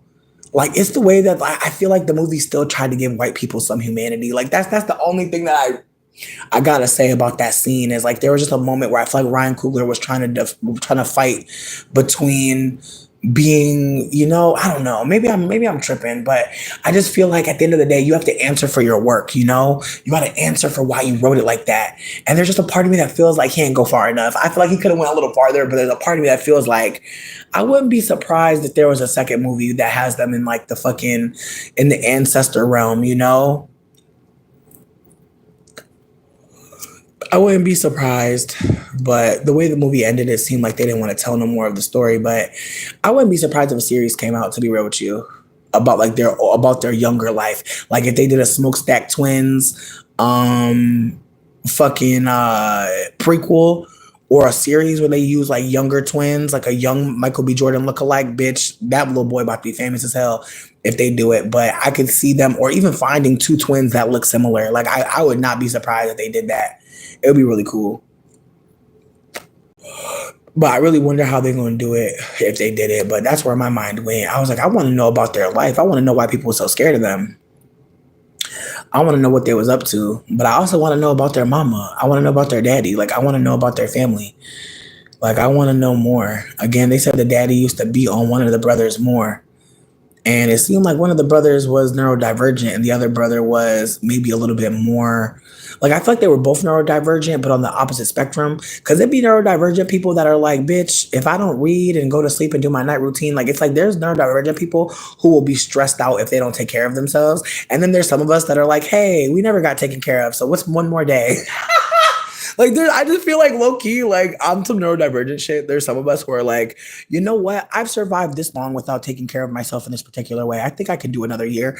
And again, there's people that are like, no, I got to take care of myself so good. Like, there's a list, there's a protocol. And again, I think of like me and Dane started watching Abbott again. We kind of took a break from it, not for any real reason. I think it's just like it's so good. Like, it's such a good show that sometimes I feel like I'm always like I just have PTSD from shows getting canceled. So I feel like now when I find a show that's really good, I'll watch the episodes like multiple times. Like we just finished the step class, the one where Ava takes over the step the drill team, the step class, and we find out that she like has a grandmother that she cares about, and it's the way that like watching that episode had me thinking about how like it made me think about Ava, the character, like as like a whole person, because it's like she's so funny and so quick witted, and I love that about her.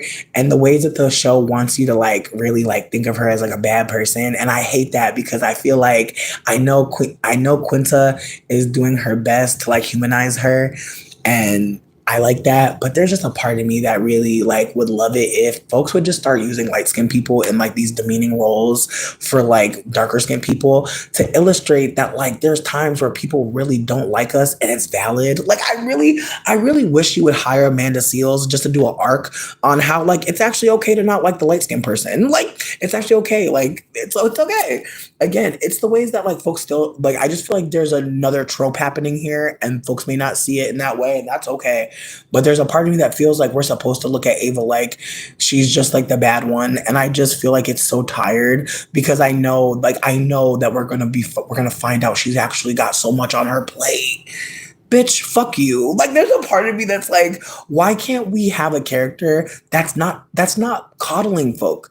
That's not going out of their way to make everyone else feel comfortable and confident. Because again, that's really what I see Ava's crime as.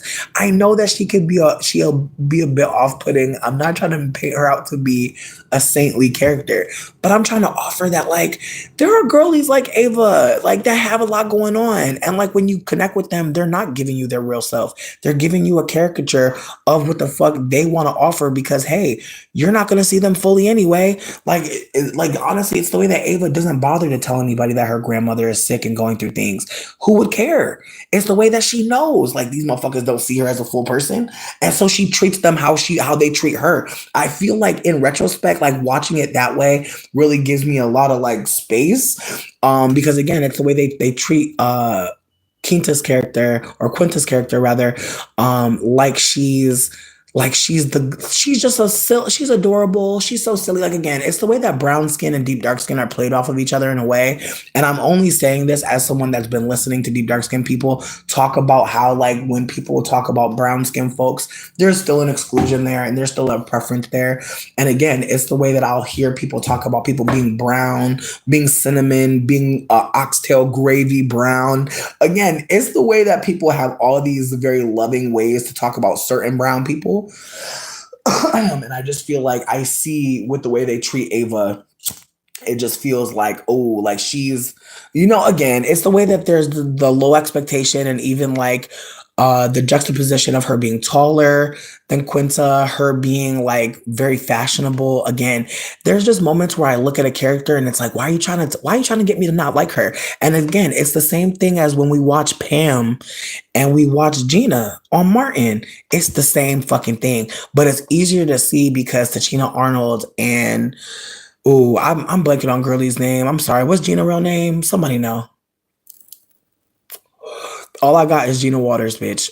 all I got is Gina Waters. I'm not trying to play her. I really don't remember her name. And I literally just saw Tachina Arnold's name like recently, but girly, like, how are you forgetting Tachina? Like, I just like Tachina. I just feel like that's a name. Like, I just feel like you ever hear a name and you're like, bitch, okay. Like, low key, like, I know we're not fucking with Nikki, but I'm like, Onika? Like, I'm sorry. Like, there's just some names that I'm just like, ooh, okay. They went in. And low-key, bitch, even though I be talking shit about Beyonce, I feel like that's still a name.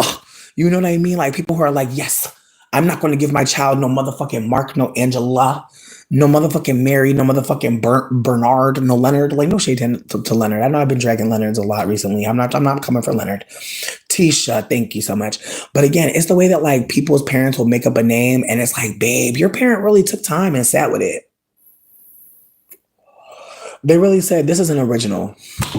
And again, but can we also talk about how like your parent might name you like a very original ass name, but still be trying to expect you to be like them? And it's like, girl, not you, maybe one of one. Don't you see? Like, it's just me. Like, I'm not going to be like you or father. So sorry, but thank you. Like, wait, what? You say something? Nope. He probably wrestling with somebody on the damn internet. She's still here, right? She's still here. Bitch, I'm screaming. That shit had me screaming, bitch. If you don't do nothing today, please watch that music video. Bitch, also, if you don't want to see a light-skinned person, well, let me not do that because I feel like this person's still light-skinned. Let me do that. If you don't want to see Gina, if you don't want to see Tisha Campbell, type in Baraka Flocka Flame. I'm so sorry. Bitch, in advance. But I forgot about that music video. But it was right when Barack was about to be elected. And for some reason, Hard in the Paint was also going viral. And somebody dressed up like Barack Obama and did a parody of Hard in the Paint with Barack Obama. And it's amazing. It's amazing. Please, I promise you're going to be dying laughing. The actor they got to play Barack, bitch, the actress they got to play Michelle Obama. The Michelle Obama actress in that music video, I'm telling you, I'm going to watch that on the Discord with y'all at some point. Because I'm telling you, the song gets me hyped for my day. Yes, Baraka Flocka Flame. Bitch, I'm sorry. Like, it's so stupid, but it's so funny. If you get time today, baby, and you know it's on World Star. You already know it's on World Star, baby. Yes, God. But I'm telling you, go and see Baraka Flocka Flame, Hard in the Paint. Sweetie, I fell the fuck out watching that shit. Also, sidebar, Michelle Obama. Can we talk about her for a second? Because Michelle Obama really has been eating. And I mean, I know that she's been eating for a long time, but I'm going to be real with you. I wasn't engaged. I wasn't engaged because in my humblest opinion, I just feel like Barack, once he got up in there, I was bored. Then, bitch, I'm over here thinking about Snowden again. Like, I just started thinking about that because I'm like, you know, Trump is not a fire. Trump wasn't even smoke. Like, Trump is just the next motherfucking phase of the shits. And so I have to hold that, like, Barack Obama was a moment. George Bush was a moment.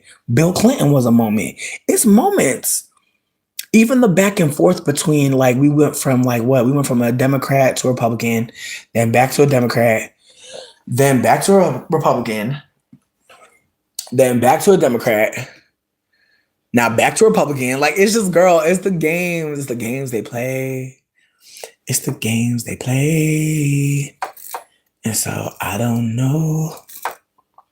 But also, bitch, post-COVID, like, keep that in mind too. We are 5 years post-COVID. And I don't mean like we're post-COVID for real. I just mean post, like, the drop of COVID. Like, the COVID dropped in 2020. COVID dropped in 2020. And so with that being said, the way that COVID dropped and then the way that we was all scrambling, trying to figure out what we was going to do, like, sweetie, people are still scrambling. Like, I feel like that's the thing about being a poor country masquerading as a rich one. A lot of us are still scrambling. And again, we're about to scramble even harder right now because a lot of us was already using the credit. Once some stimulus stopped, we started using the credit. World Star is still real. I'm so sorry to tell you that. But I feel like World Star is getting better. Like, between you and me, I feel like World Star getting more interesting. I haven't looked at it in a little bit, but I was just compelled because Baraka Flocka Flame. That shit was fucking beautiful. Listen, I have no hatred towards Michelle Obama. I just feel like I try to stay away from the wives of presidents because, like just like how she's saying now, she's like, I'm making my own choices finally. I'm like, girl, thank you. Because I feel like between me and you, when she was doing the whole Michelle Obama, we gonna get the fat children to move and eat. I wasn't feeling that shit. Oh damn! Not they reset my live, bitch. They bitch again. Whenever we talk about too much stuff, YouTube is like, all right, and we gonna cut the live again. We're gonna bring everybody back. My bad. But yeah, no, I wasn't checking for Michelle because I really do feel like I felt like she was fat phobic, so I was like, I'm gonna leave her alone. That's just me. Now, don't get me wrong. I know she was trying to tell the babies to move and eat healthy. I know. But there was a part of me that just felt like I want to say, and I don't want to be spreading misinformation, so catch me if I am. But I want to say that there was like a new mandate on food stamps or some shit. I could be wrong, but I want to say like when she became a part of like the food stamp program, there was a shift in like what you could get on there.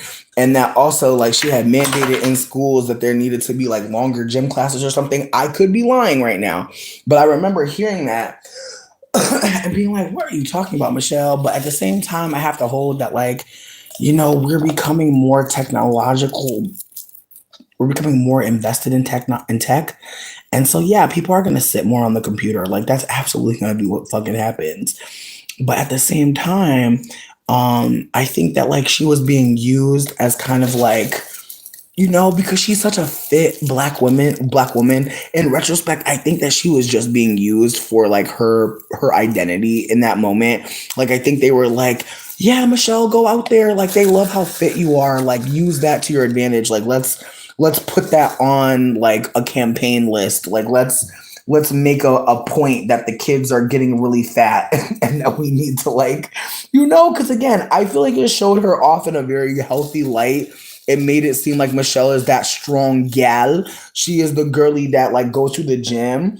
And again, I feel like I didn't realize this until I started listening to Black women more, but there is such a stigma around fatness and blackness to the point where, I have seen folks make it seem as if like there are so many Black women who are just automatically fat. And so I'm sure for the Black girlies who are not fat, there's a desire to go out your way and be like, no, we're not. And again, I've seen a lot of girlies recently be like, oh, I'm losing weight. Like I've seen a huge shift in weight loss around like a lot of women of color, specifically Black women. Like I've seen a lot of Black women losing weight recently intentionally, which is fascinating because again, it's the way that I remember in the body positive community, or when plus size was kind of going viral, was kind of uplifting more.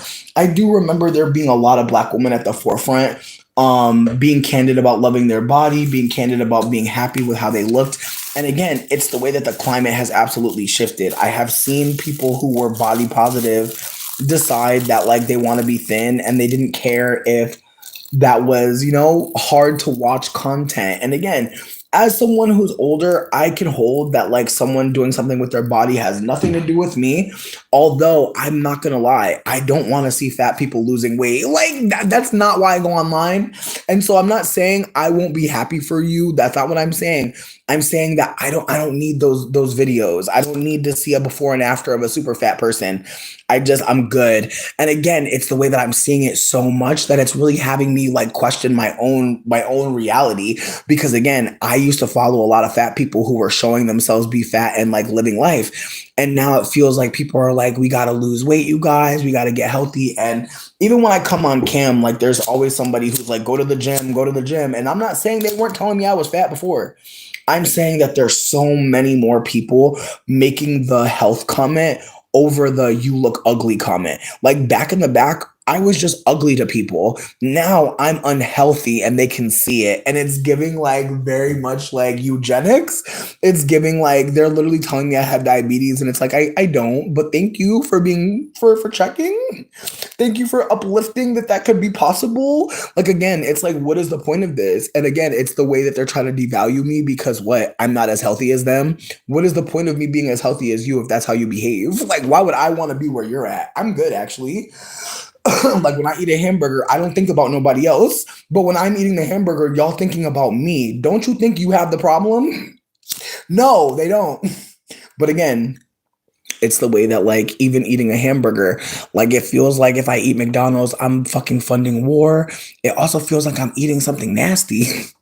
Like, sweetie, it's the way I went through the drive-through for a fucking orange high C lava burst. I don't care if you judge me, bitch. It's my truth. And bitch, the orange high C lava burst is no more. I don't know if other people have realized it, but they watered it down for me. It wasn't the same shocking orange color. I just knew I wasn't getting all the lead and all the fucking minerals and carcinogens that I needed. Excuse me. I felt like when I drank the orange high C lava burst, like it wasn't giving me that state mandated chemical that we need, bitch. I wasn't able to see the bullshit no more. I was like, "Ooh, this is nasty." Like, baby, Age of Aquarius, like shit. Age of Aquarius, like shit. Like literally, like bitch, I know this ain't no fucking. It's like it's baby. It's the way you take a bite into something and you know it's not right. Not even I think. I know. I know y'all served me something rotten. I know y'all served me something old. Like, sweetie, it's the way I had some good ass pho yesterday, but I couldn't eat the chicken because they overcooked it because it was old. Probably they probably were scared to like cook it soft.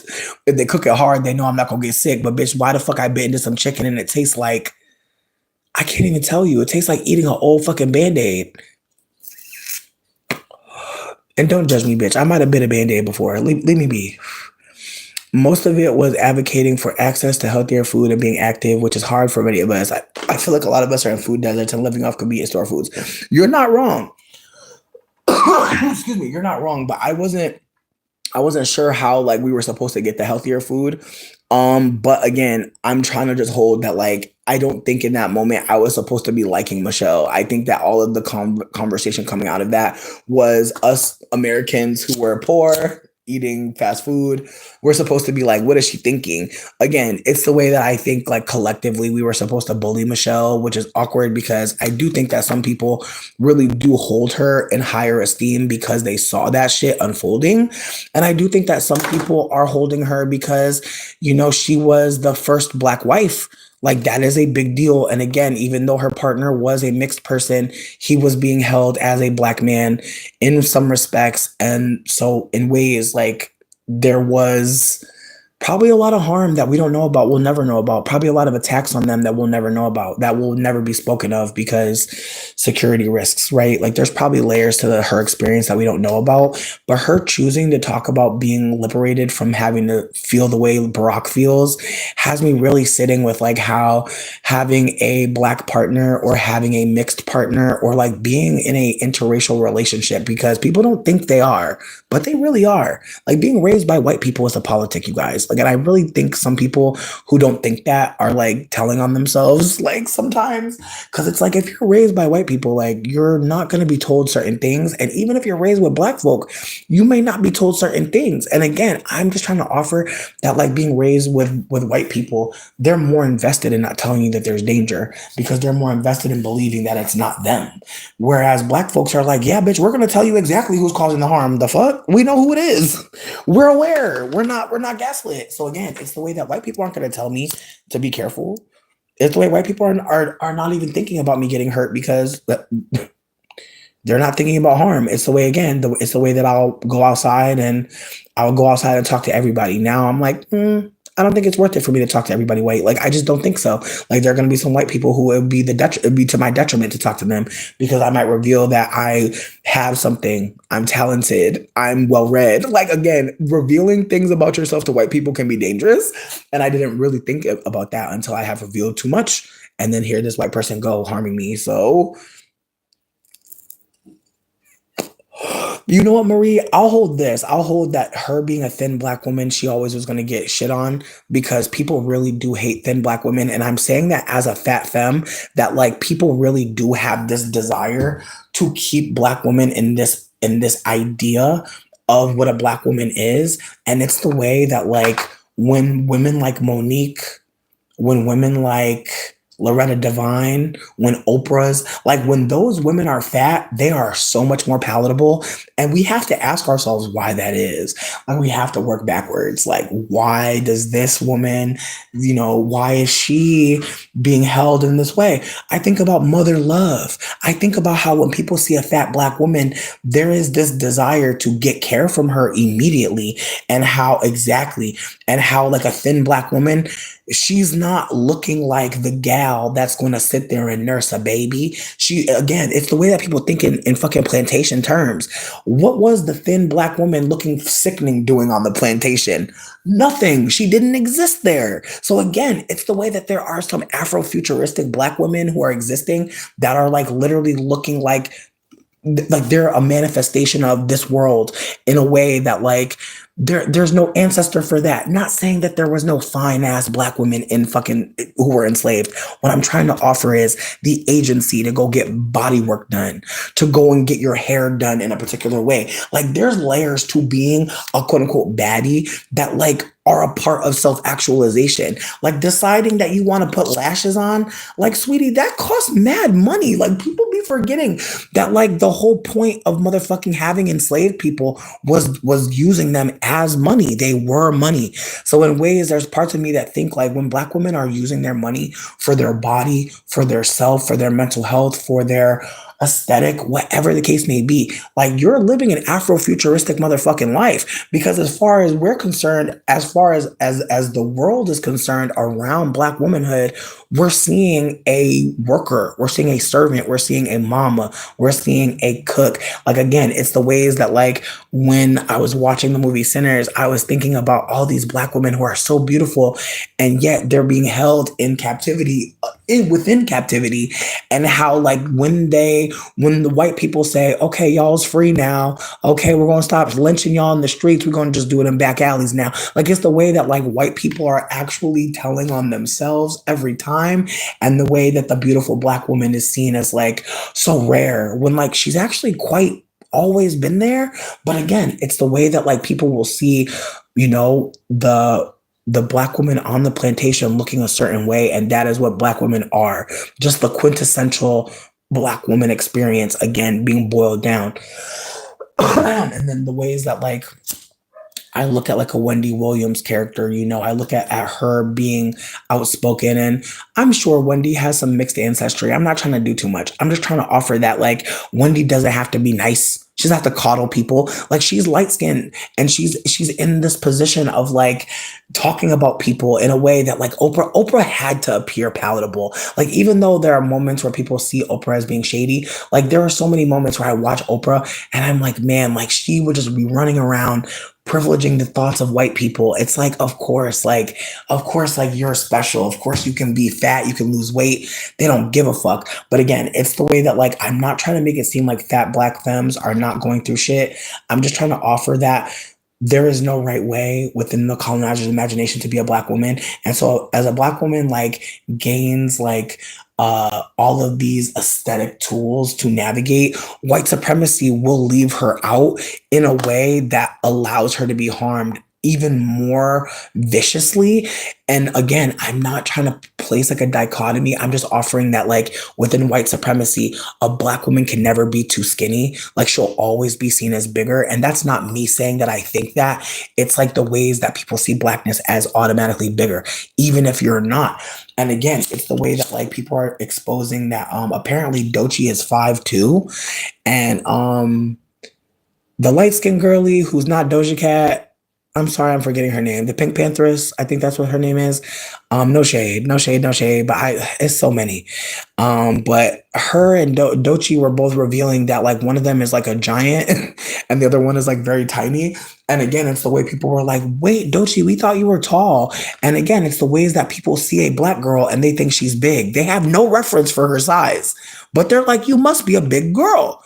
And it's like, sweetie, she's 5'2". And so again, it's the ways that like people will see people and be assuming so much more about them, and it's not that. But why did you think that? Why did you think that Doechii was really tall? Why did you think Pink Pantheress was a tiny girly?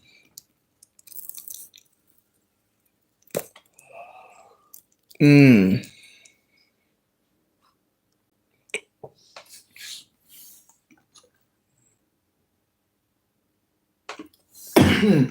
And see, Ren, I appreciate you for saying that, because the way people were enslaved in the 1900s, and people don't talk about it enough for me. Excuse me, like even the university Harvard had slaves. And I want to had enslaved people rather. And what I want to offer is that finding out that Harvard was getting $2 billion from the United States government. Did y'all hear that? Have y'all been paying attention to this? Like all of the, like it is so obvious what Trump is doing. Trump is like, either you follow my rules or we taking the money. But what he doesn't realize is he's showing us where our money goes.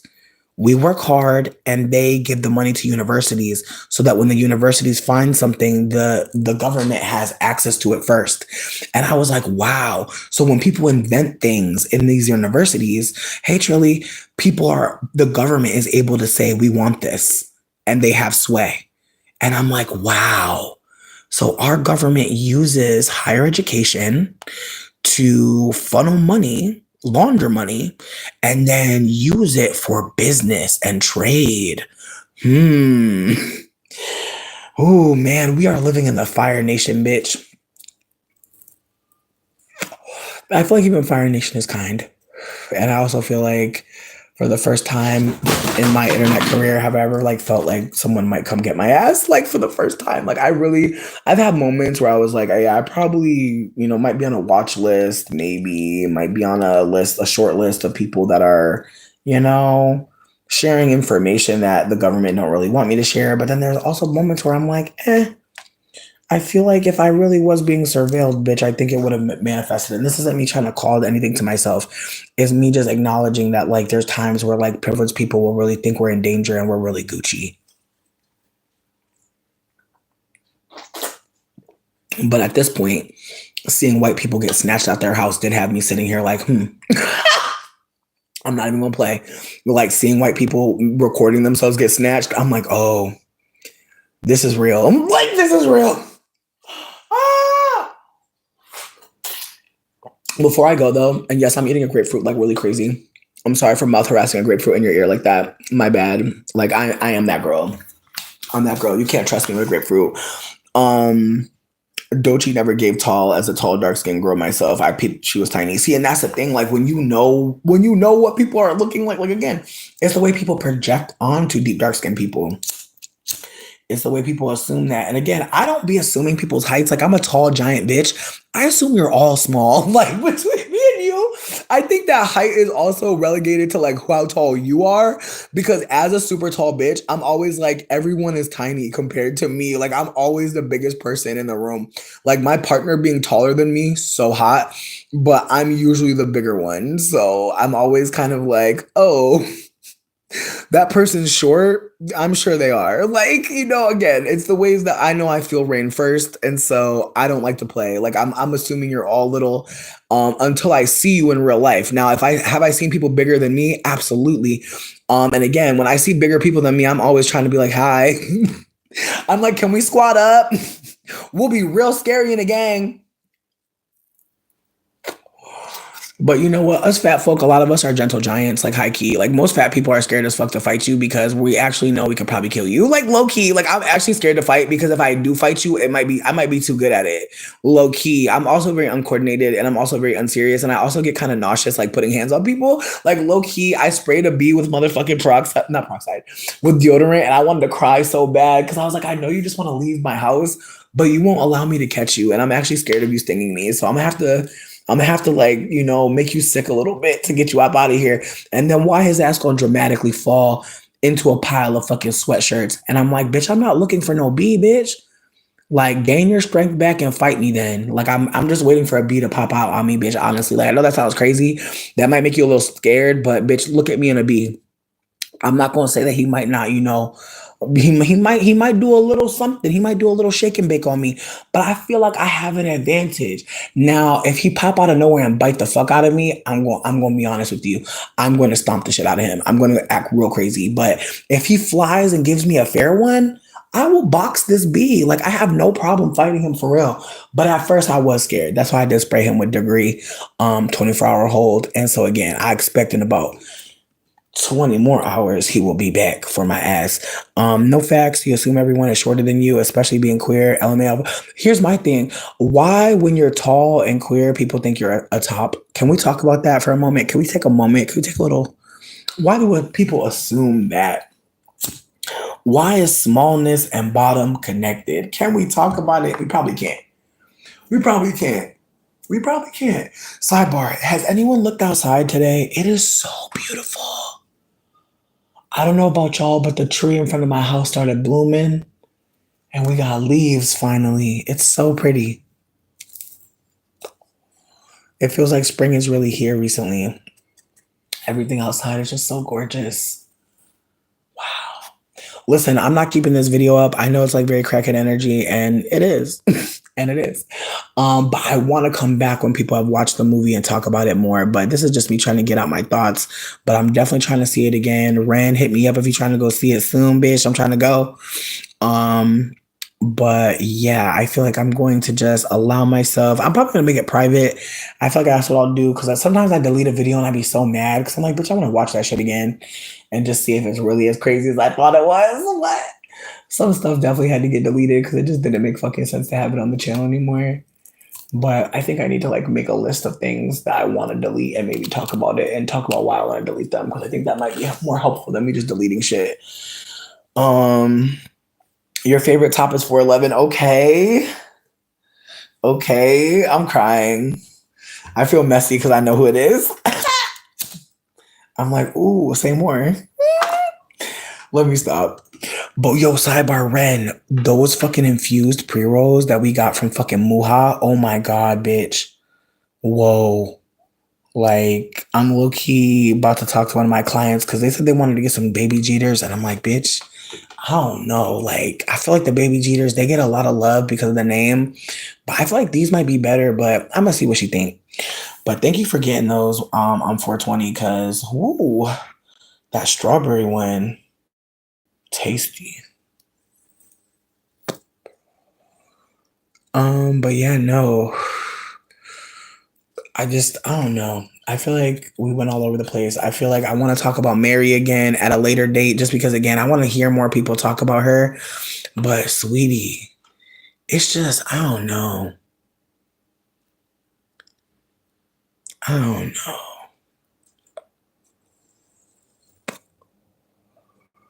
You're going out to brunch and then a goth flea market. Oh my God. I hope y'all take pictures. I hope y'all take pictures. Please capture the moment. Make sure y'all really love on yourselves and capture that moment because that sounds really beautiful. That sounds really, really beautiful. Not you been sipping. I'm screaming.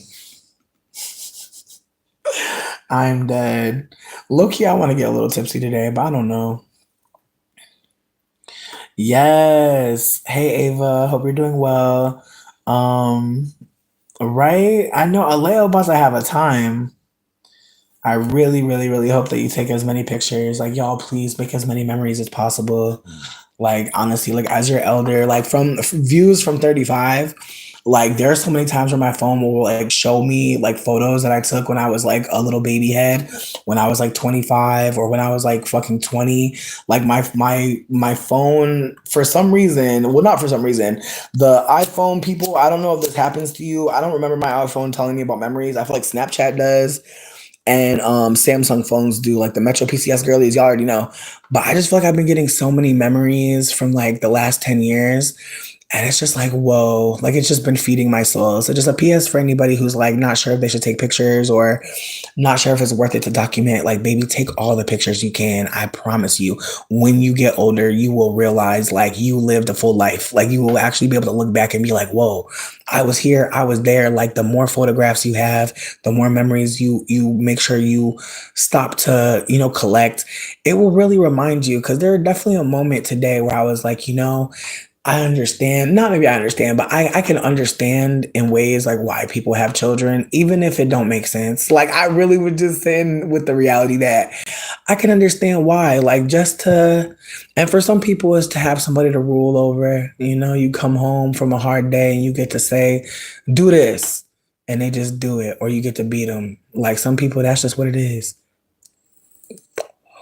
But there's so many other people where like they have a baby and they know this baby not gonna be like me. And I gotta do everything I can to make sure that they get all the tools they need because I didn't get that and I'm gonna give it to them. And those kids grow up and they look back at their parent and they're like, sweetie, you need to rest. And their parent is like, what? And their parent always fucked up emotionally because their kid is like so empathetic and so loving because their parent modeled it for them.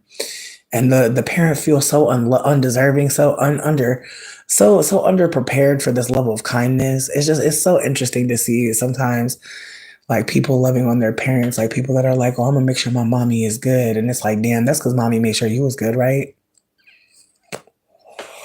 And so I hold it like that. Like I feel like some people have kids and like they know exactly that this baby is a blessing and a gift and all these things. And some people have a baby and it's a check. Like I was really watching a video I made recently where I was talking about, knowing that I was money, like at some point, like, and knowing that you as a child are money to somebody. And so it don't matter what they do to you. As long as you're alive, you money. And then at some point you stop being money. At some point you start being a whole bunch of words, a whole bunch of feelings. And they're like, bitch, you were a check. Hush. And then that's what it is. And so I feel like there are just so many ways that some of us don't get to be fully all the way in the room, saying what we feel, being who we are.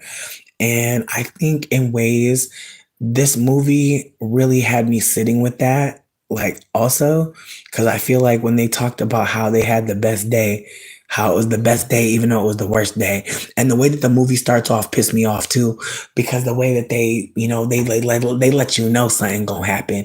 And I hated that aspect of it because the whole time I'm watching it, I'm trying to figure out how the fuck we got to that scene that you already spoiled. And I hate that part of telling of storytelling, especially when you go past that moment at some point. Like if that wasn't the last shot, why fake us out like that? But also, why have us be worried? I just feel like again, the movie, it kind of pushes you around a little bit and it kind of makes you want to believe stuff and trust stuff. And there were moments where there were so many black folks being like, actually, that ain't gonna work. I'm gonna do this. And the ways that like negotiation was being held as like important that you can't just accept what motherfuckers offer you at first. You actually have to say, nope, I need some more.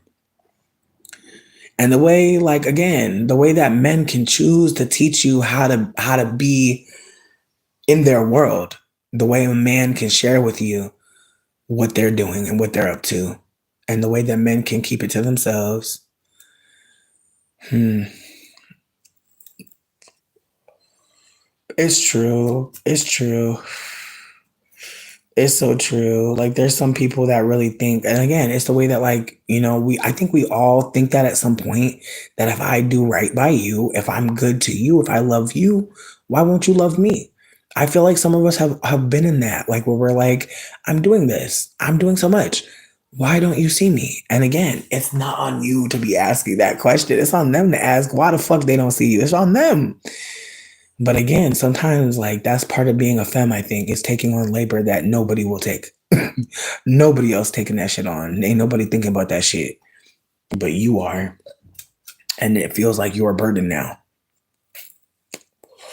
And it's a trick because it's everybody burden. We're all affected by the lack of communication. Everybody is.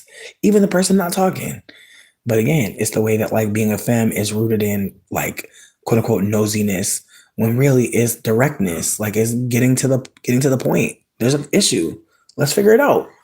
And again, it's the ways that like I feel like gender in this movie was fascinating because it's a way that like, there was cussing happening around women and how it would be okay if there was money involved, opportunity involved. It's just again, it's the way that morals could bend. Anybody could bend. It's the way that people were trying to bend each other with money. And how we see that right now, there are people that absolutely have access and the way that they're holding it. Like, bitch, I went to go get a job somewhere, and this man had the nerve to tell me that I don't shop enough at his establishment for him to hire me. And I just looked at him like, so because I haven't been buying stuff while I don't have a job and I don't have income, because you haven't seen me more, I'm now not worthy of working somewhere. Okay. And every time I go in there, guess who don't work there? And again, it's the way that they'll lie. They'll lie. They'll make up anything. They'll bend anything to say anything to make you know, oh, we not gonna hire nobody of color. And again, it's the way that like this white person, I remember asking her, I was like, hey, I was like, you ever seen anybody black get hired here? And she's like, no. And I was like, okay. And she's like, why did you ask that? I was like, because I tried to get a job here. And he told me the only reason why I wasn't qualified was because he hasn't seen me in here enough. So I was just trying to figure out, like, was it that? Or was it that he only hires white people? And you just confirmed for me what I already knew. And she was like, I'm so sorry. It's the way this white lady was like, ah. Like, again, and it's in that moment, it's like she could, she could do a couple things, but she won't. She's gonna choose to just apologize to me because that's all she had in the moment. But again, it's the way that like her curiosity has her knowing now that like she's privileged as fuck and that like she probably didn't even shop there as much as me, but it don't matter. She's white. And so they're going to assume they're not robbing. Meanwhile, white people steal the most. You feel me? But again, it's the way that when you steal because out of survival, it's seen different. When you steal because you can, it's seen as just the culture. Right. And that's the thing too. Like, she's like, yeah, no, there ain't no black people here working. Like, again, I be asking people at jobs, like whenever I try to get a job somewhere, I'm like, hey, do y'all hire black people? Cause like, if you don't hire black people, you're probably not going to hire me. But also if you don't hire black people, I don't want to work there. Like, I feel like it's a twofer. It's like, okay, like, thank you. Because again, it's the way I asked this one people, they kept bringing up this one dude talking about Smitty, but I never seen him. Then I finally went in and seen Smitty and I was like, okay. I was like, oh, you're the black man that allows them to say, we already got one. Just so awkward. And it's like, I wanted to say something to him, but it's like, he works with a bunch of Caucasians who use him as a token. I feel like he's already going through a lot, Like, being tokenized is a hard position. And I'm not trying to give too much away. I'm just trying to offer that, like, when you don't know you're being tokenized, it's a mind fuck. When you start to see it, then it's a fight because then you're fighting with people who are like, wait, why won't you just play the character that we want you to be? Like, why won't you just fit into this role of lesser? And it's like, wait, but why do I have to be less? Like, again, if you don't have the right questions to ask back, it can be a very awkward moment because asking white people, what do you mean by that? Or can you actually explain your thought process? Then they have to hold that like they're just believing. They're just believing. They don't know anything. Exactly. No, but Marie, that part and I feel like we're kind of about to dip into Shannon Sharp and low key. I feel like this might be another moment to like do a wellness break because I feel like if we're gonna talk about Shannon Sharp and like what's going on with the race play shit, because we talked about race play slightly the other day, but I kind of got distracted from it because somebody was in the chat acting a fool, probably white. Let's be real, and shifting the conversation because we were definitely talking about how Shannon Sharp obviously is engaging in race play. And it makes me think about how there are some people who have experienced anti-blackness and in their minds, they think that the way to combat it or the way that is sexually gratifying for them is to fuck it away. It's so sad to say that, but there are so many black folk, black men, asterisk, and I don't want to say just black men. I'll say black people because again, I don't want to make it seem like only black men are into race play. I don't want to do that, and I also don't want to make it seem like there's not some race play that's disempowering. Like Lowest of Keys, like being able to beat on a white man and call him like a white cracker ass, like you know what I mean. Like there's some race play that I actually can understand people doing that feels healing, but I know some people would probably be uncomfortable to be in a room with a white person alone, beating them up because that right there. That right there, like, sweetie, you can have all the text messages in the world. That white person can be like, yeah, they beat me up for no reason. Like, again, this is something I'm thinking about in retrospect. At the time, I'm like, yeah, I can beat a white man in a hotel room. I'm not worried about it. At this point, I'm like, holy shit, like, whoa, privilege is really blinding. Like, or not blinding, not to be ableist, but privilege really like has you like assuming like not the worst, like assuming like this will be fine. But again, it's the way that like Shannon Sharp, I believe, is a part of the race kink or the race play kink where like he's corrupting white women. Like, and I hate to say that, but like that's I think a liberating part of sex work for men. I hate to say that. Like there are some black men who probably beat on a white woman and feel good. I hate to say that, but I feel like if I can appreciate a black woman beating a white man up and getting some money and feeling great, I have to hold that like that's like there's layers. Now, the white woman saying she wants a big black baby put in her, I'm not gonna lie. That made my stomach retch because it reminded me that like some of us are only here because white women want some black dick. And that's a hard thing to say, but it's a harder thing to acknowledge privately because again, it's a common understanding at this point amongst many black people, especially black women, that there are some of us that only exist because some black man was feeling powerful over a white woman, and that is the whole point of that. And again, it's the way that there's times where, I don't know too many white women who fuck with black men in terms of like that whole like you know what I'm trying to say. Like I feel like most of the white girlies I kicked it with, they were whites who would like to be white. You feel me? Like no shade. Like the whites that I was around, they were with whites and they were happy to be white. I was never really around the white girlies that wanted to be performing as something else or making mixed babies. That was not the crowd I was in. And with that being said, when I do see a white woman with a mixed child, I do get worried. Like I never think of that as like a good thing. Like I never see that and I'm like happy. I'm always wondering like, damn, like I wonder, like, ugh, like I just again, it's the ways that I already know how my white passing mama talked to me. So I already know how she treated me. So it's like I already know how bad it can get in terms of my own experience. And I've heard enough to know that there are girlies out there, just like, and I don't want to say just like, because it's not the same thing, but I want to hold that like there were recently a few black women who told me about how they were deep dark skin girlies with like light skin moms and how that was like an access of fucking pain for them. And just sitting with the reality that like when your mom and you don't look the same, or worse, when your mom has a different privilege than you, and then you're looking around and your mom's like again having a white passing mom who entertained black cis men, mostly like deep dark skinned men. Like I was always around deep dark skinned men who were unfortunately like fetishizing, being colorist, and at times using like violence as like a display of like masculinity. Like they weren't feeling masculine just in the room, being bigger than all of us, being stronger than all of us. That wasn't enough. They had to beat on us, they had to yell at us, they had to throw stuff, break stuff. Like again, it's the ways that like there were a lot of men in my mom's life who were emotionally immature. And it's not just that they were black men, it's that they were men who were fetishizing a woman who was already a mother. Like I think about when like men want to be with a single mother. I think about that deeply now. And I think about like the ways that like some men know that like you're not going to be able to give them as much time as like they probably require and you probably require. And you're busy, you have your kids. Like again, it's the way that like in retrospect, I'm like, damn, it's the way that I see my mom as being preyed on, but I also see her as having privilege to do more about that situation. And the ways that my mom would like absolutely play a fool in order to get through the damn day, but not considering like what are your kids seeing? Like your kids are seeing you be willing to like take abuse yourself to have what? A man in the house that you gotta care for?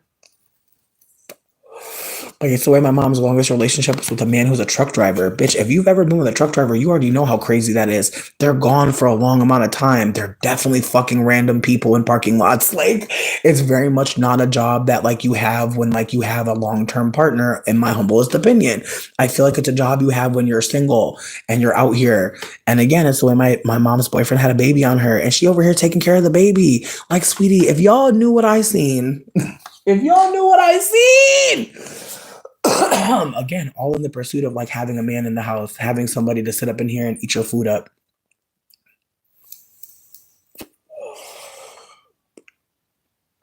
And see, Marie, that aspect, bitch. Wait, sidebar. Since we're talking about Shannon, can we get into, because people keep bringing up these two clips of Cat Williams and Monique.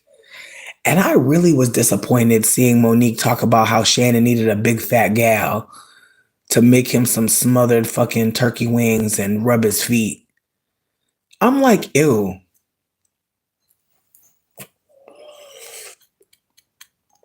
I'm sorry, but that shit just made my stomach hurt.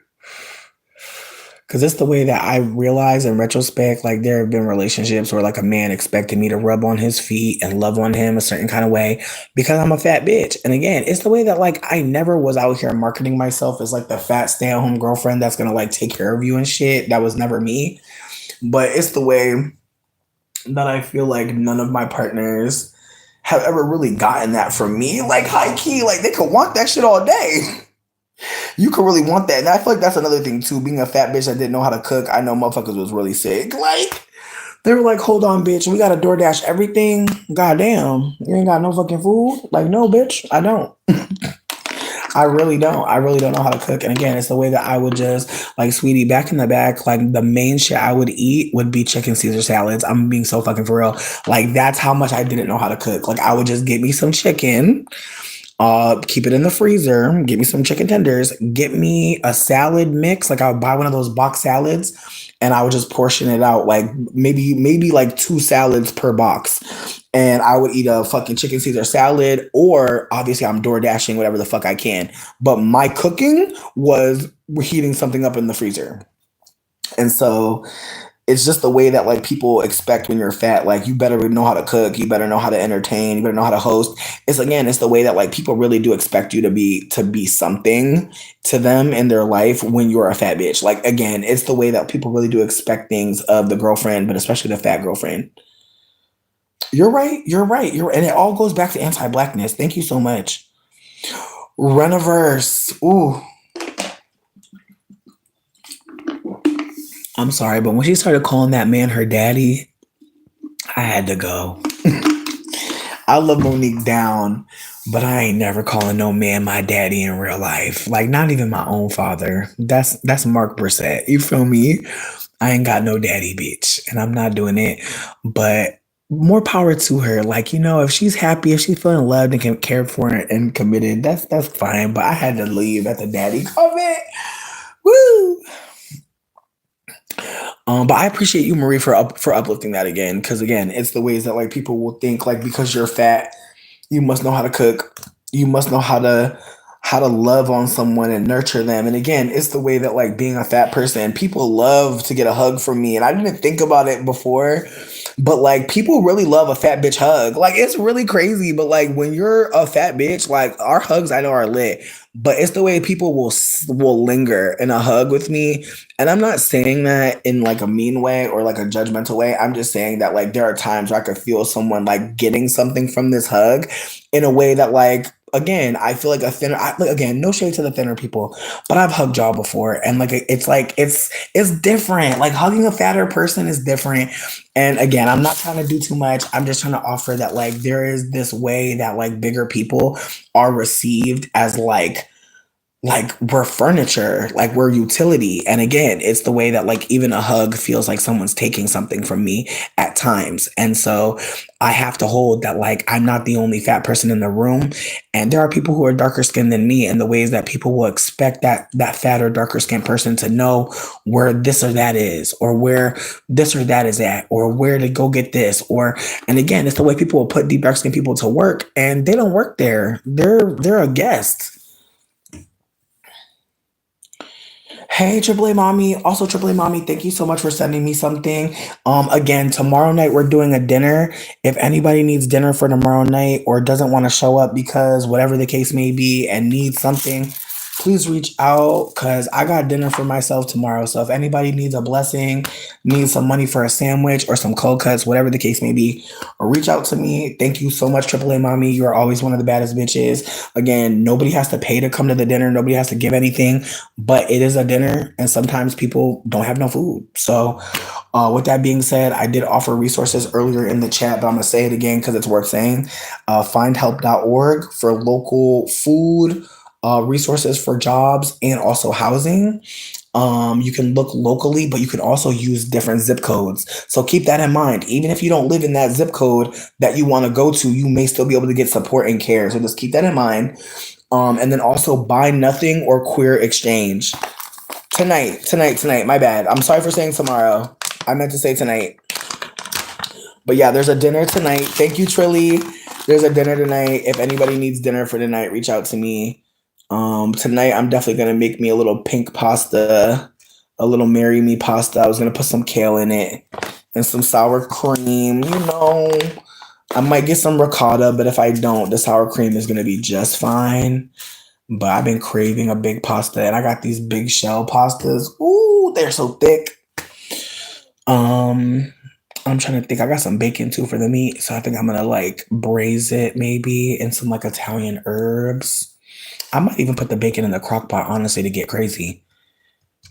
Yes, thank you so much. It is tonight. I meant tonight. Thank y'all so much for catching up with me. Ooh, yum. I'm excited. Ooh. But no, getting back to the hug comment, like being a fat person, like people really do love our bodies, but they are ashamed to because of fat phobia, white supremacy. People are ashamed to love fat people, and it's sad because I've definitely been a person who was ashamed to love a fat person. I feel like I told y'all before I had a crush in college with this person, and I didn't want to allow myself to be with them. Like I actually was like telling my friends, like, I don't think I could be with a fat man. And I feel terrible in retrospect because again, it's the way that like I did not see him as a person. I saw him as a fat body. And like I have to hold that like in that time I wasn't really seeing myself as a full person either. I was seeing myself as a pretty face. And that's it. And so I have to hold that I was like a cannibal in terms of looking at people. And I would like see people with like a body that, you know, people liked, and I would be like, I could be around this person. Again, I know it's crazy. I know it's wild to say, but I'd rather say it and like know that I said it and I felt it than keep on holding that secret that like, yeah, there was a time I was really fat phobic and I was scared to be with a fatter person, to be with someone fat because I thought that it would make us fatter. I know that sounds really crazy, but I used to really like be around thin people on purpose. I used to go out of my way to be around thin people because in my mind, I'm like, I'm going to look less fat. I know that sounds insane in retrospect, but I felt like being around fat people made me fatter. And it was hard for me to have fat friends or friends with community with fat people or other fat people because I was just like trying so hard to like be an acceptable fat person. I wanted to be the right kind of fat person. I didn't want to be like those fat people that are lazy. No, I'm a fat person that goes on walks for miles. And again, it's the way when I first started college, I would go on miles long walks, bitch. And I was so convinced I'm going to be skinny in college. I'm going to lose weight. And I'm so glad I didn't. But at the time, I was so focused on going to the gym. Bitch, I had a gym membership. Like my first year of college, like I'm unrecognizable today. Because this bitch would go for like miles long walks and like go to the gym and like eat fucking Caesar salads and hummus and fucking red peppers and like literally was just thinking like that's all I have to do. I've got to just like lose weight. I've got to just get skinnier. And like, I wasn't focused on class. Like, I was just focused on like changing my body.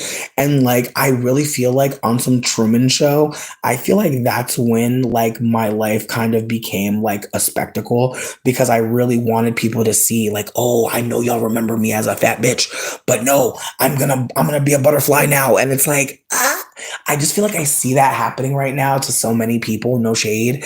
And it makes me sad because it's like, you know, what do you do when you lose the weight and realize that wasn't the problem?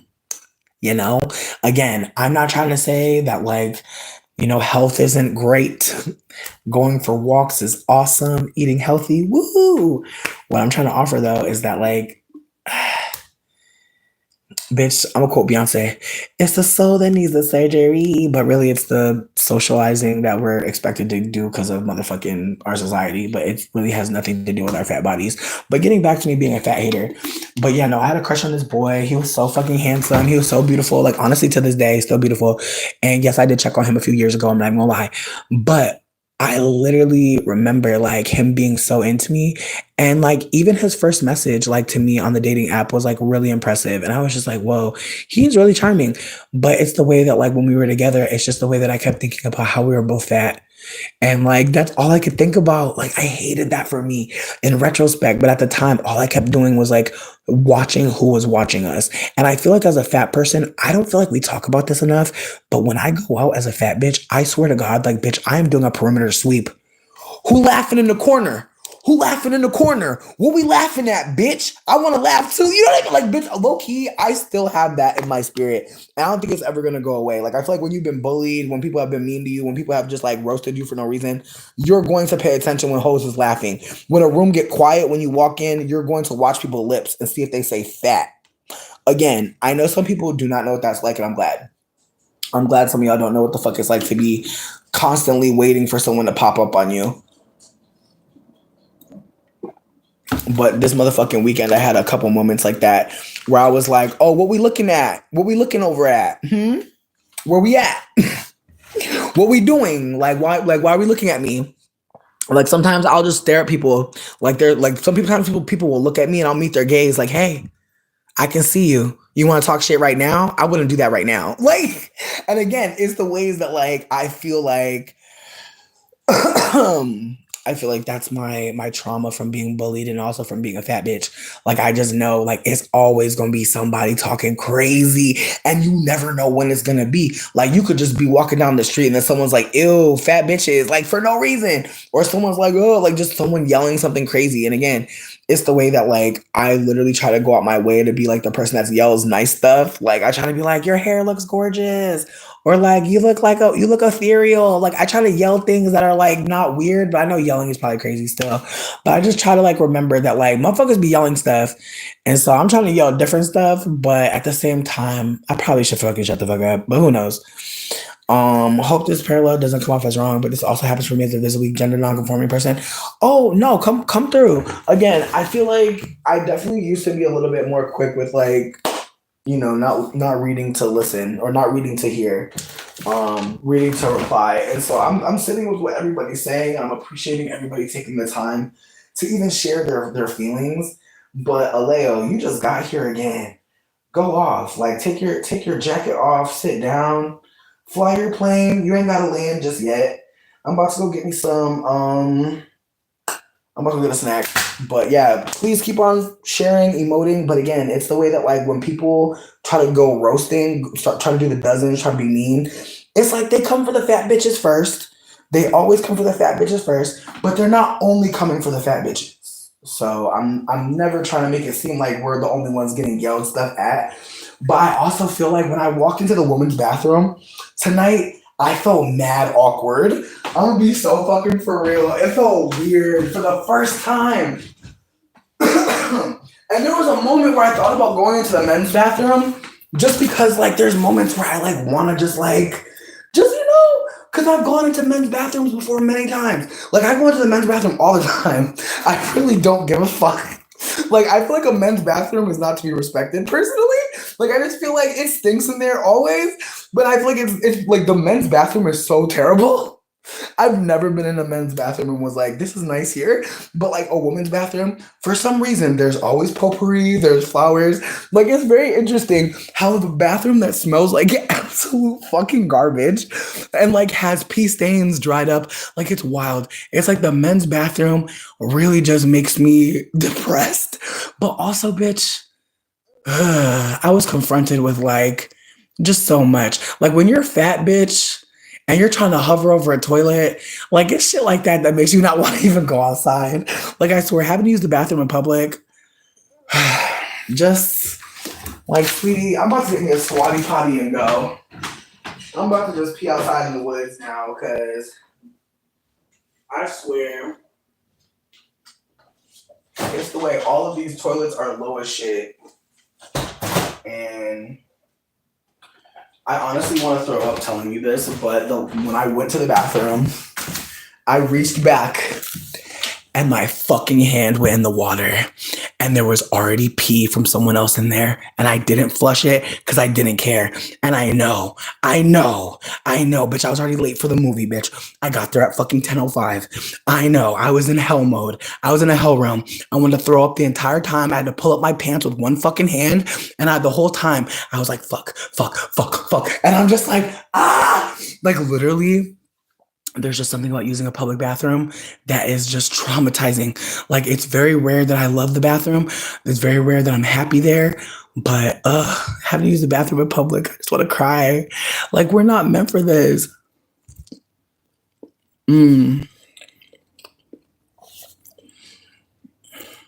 Listen, the women's bathroom, the sink line, like, sweetie, like trying to go to the bathroom and go wash your hands is insane. I have to remember, like, I'm going to see a popular movie, so there's going to be younger people there. And the way that, like, everyone was, like, in their teens or 20s, and they're just, like, standing in front of the mirror, and they're all beautiful, but it's the way that they're all looking at each other. They're all looking at themselves in the mirror. And, like, imagine, like, checking your makeup before a movie. Like, no shade! Like, I'm not trying to be funny, but it's like, sweetie, you're about to be in the dark. I'm not saying there's not going to be scenes where the eyeshadow going to glisten, but it's like, man, like, I love makeup. I'm not hating on makeup wearers.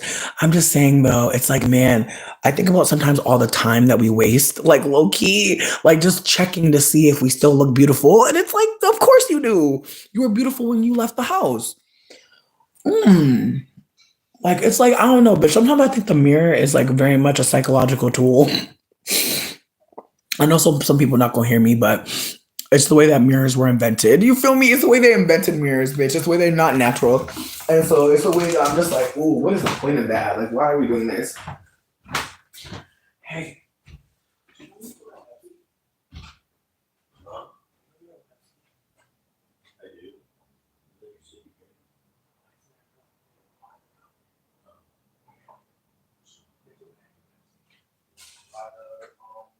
The internet router guy.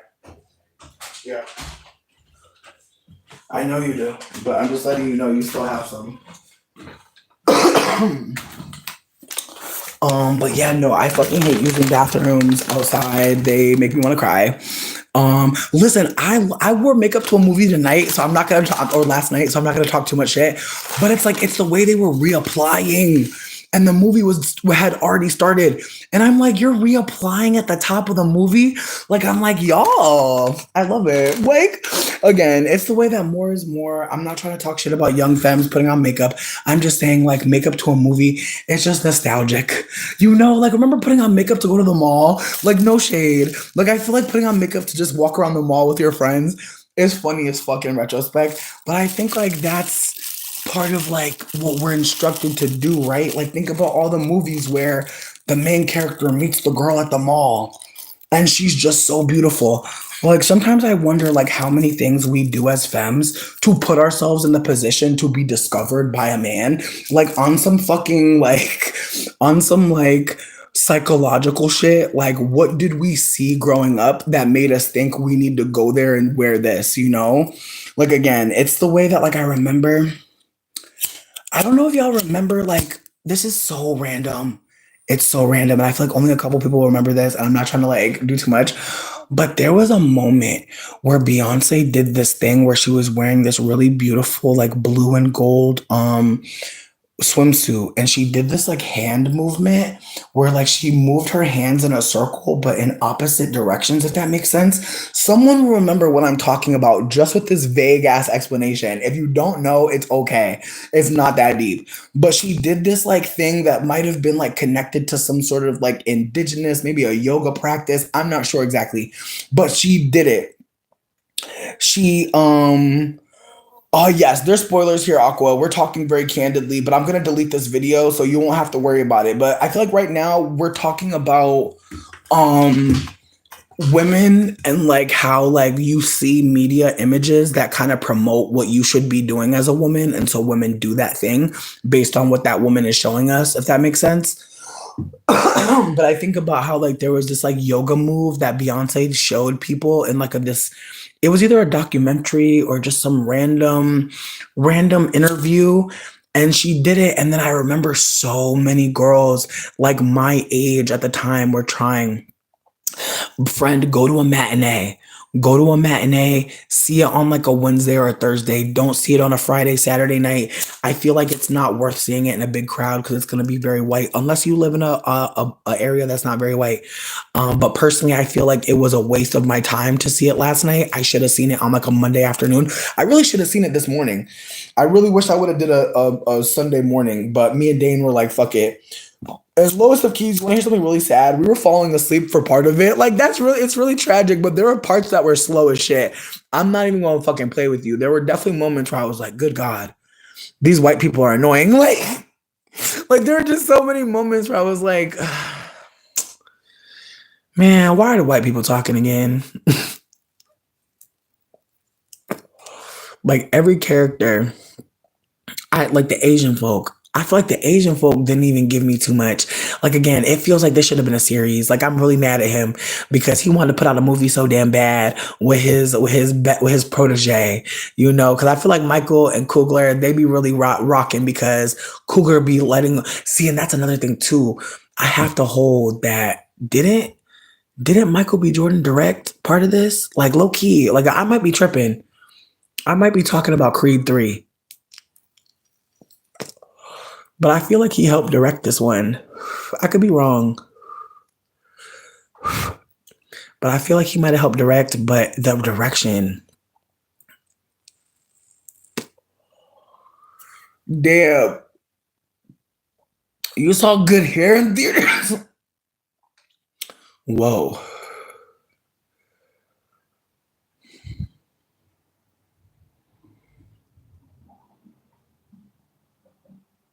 Damn.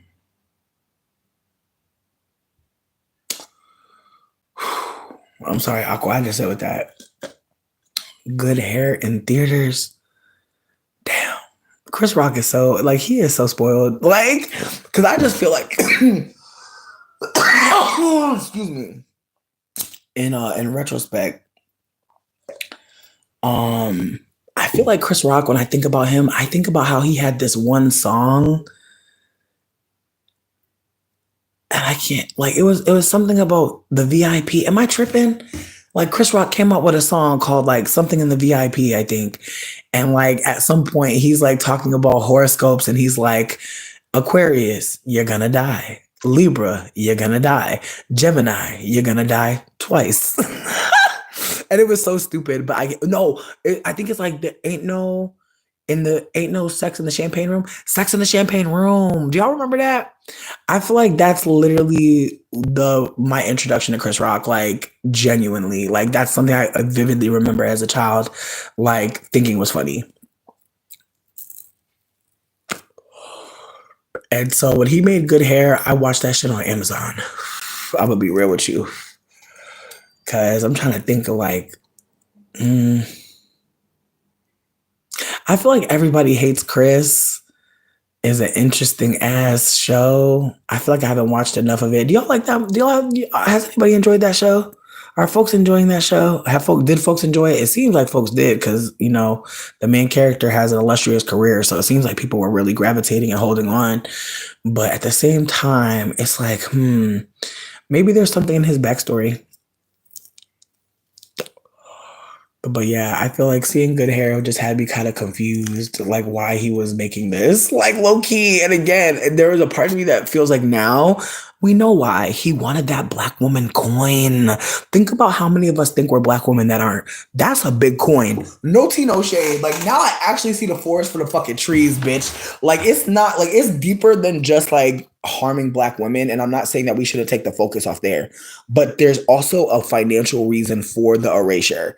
It's to honestly sell the most to the tribalism. It's tribalism by capitalism, bitch. Now I see it clearly. That's the point of the money in the movie, bitch. Now I'm seeing it. It's like no matter what, if you have money, you thought you could think that you could do something. Like that white man was dying and he thought he could do something. He had money. He thought he could do something. Like it's a reminder that you think you could do something.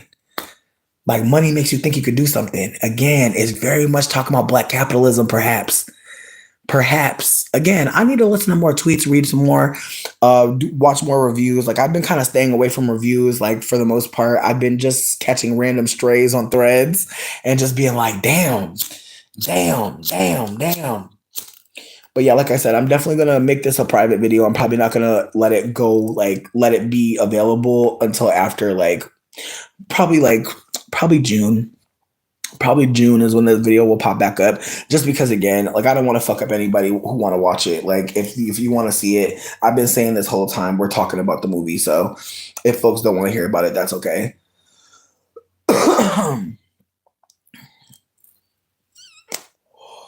Wait, he asked Jada out? Wow. No, I didn't, Aqua. And I always wondered why people was mad about the slap. Like I know there were people that weren't mad.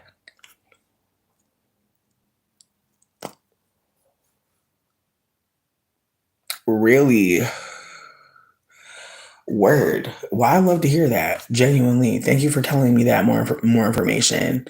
Cause again, I felt like when he got slapped, I feel like white people was mad at Will, but black people were understanding. I don't know if folks remember that aspect of it, that like there was this divide where like white media was like, Will is a menace.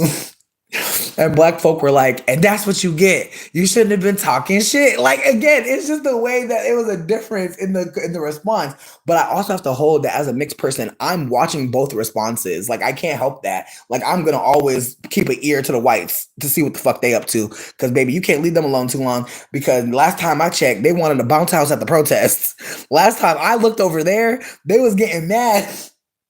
They was getting mad because bitches wanted childcare at the protest. And here's the thing: there's a difference between childcare at the protest and a bounce house. Like a bounce house gonna keep the babies dancing and doing something.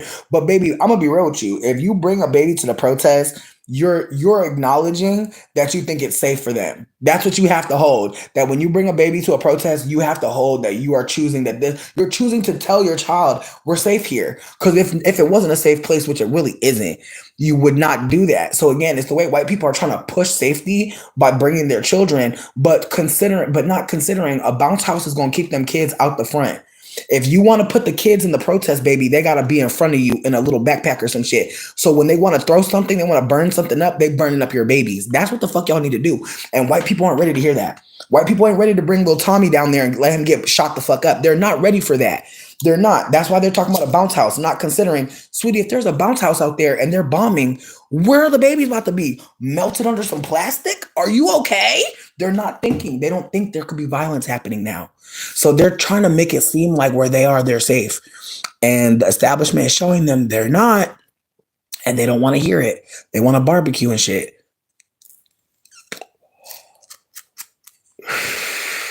And that's the thing. White people don't know how to disrupt. They only know how to disrupt black people. Sweetie, it's the way that they know how to disrupt everything else. It's the way that they know how to foil every other plan, baby. Like, I just want you to consider, like, the master is masterful. Like, in this moment, I really am seeing, like, how white people being anywhere alone is dangerous. And again, it's the way that some of us who have colonizer ancestors need to be there. And it's me really sitting with, I really should be out there. And I hate that for me. Like, I hate that for me, but I have to be out there, bitch. And I know some people don't want to hear shit like that. I know people might want to think that like mixed people going to the fucking front lines is going to mean martial law, but it's already here. That's the thing. We can't say that. We have to hold that martial law is here. White people don't know what the fuck they're doing. And some of us have white mamas that we are divested from. And I feel like that's a bigger conversation. And it's also a bigger movement in terms of what white people think they can do and what they really need to do. And in this moment, I actually see white people need to ask for help and they won't do it. And we know why they won't do it. But we also have to hold other reasons why they won't do it, because they're not all thinking the same thing. And I have to hold that too. That's what I mean about white supremacy changing us. Like, we have to consider that, like, there are some individuals in the white community. This doesn't mean that some of them are safe. This is not what I'm saying. What I'm saying, there are some that are holding that they don't know what to do. but there's not enough of them holding that they have to ask for help. And there are a lot of them who won't ask for help because they think that they are a part of the hated, and they're internalizing people being candid about whiteness being harmful. They're not holding that, like, you don't have to keep practicing whiteness. Mm-mm-mm. And I'm not saying that like I know some shit. I don't. But if I'm holding that every step of the way, I have to ask myself, is this promoting colorism? Is this me being a delusional light skinned person? I have to ask myself several questions before I speak. White people have to do the same. They have to ask, do you really know anybody here? Are these people that you trust? Why? It's a lot. And that's why I feel like low key, like, I'm not trying to be dramatic, but there has to be more conversation. But there also has to be some of us who are willing to say, like, we're also an oppressor, and we may have more information to offer. And so I don't know what that looks like moving forward, but the more that I talk to y'all, the more that I'm realizing that when people won't ask for help, it means that they don't want to be teachable. And again, that's dangerous. It's dangerous to be around people who won't ask for help because it means they don't want to be shown a new way to do something. It means that they're not willing to take on your intelligence. And so again, it's the way that Black folks said that they're resting. If I know I'm not a Black person, what am I supposed to be doing right now? And I feel like uplifting what Black folks are saying is part of it, but it's like I'm really trying to work backwards and trying to figure out, like, is it possible for me to offer help to somebody who ain't asking for it? Like, that's where I'm at. I ain't trying to be people pleasing out there, bitch, and getting people fucked up. I ain't trying to be no Mary. I ain't trying to go ask the white people if they got money, if we should be taking it. So, mm,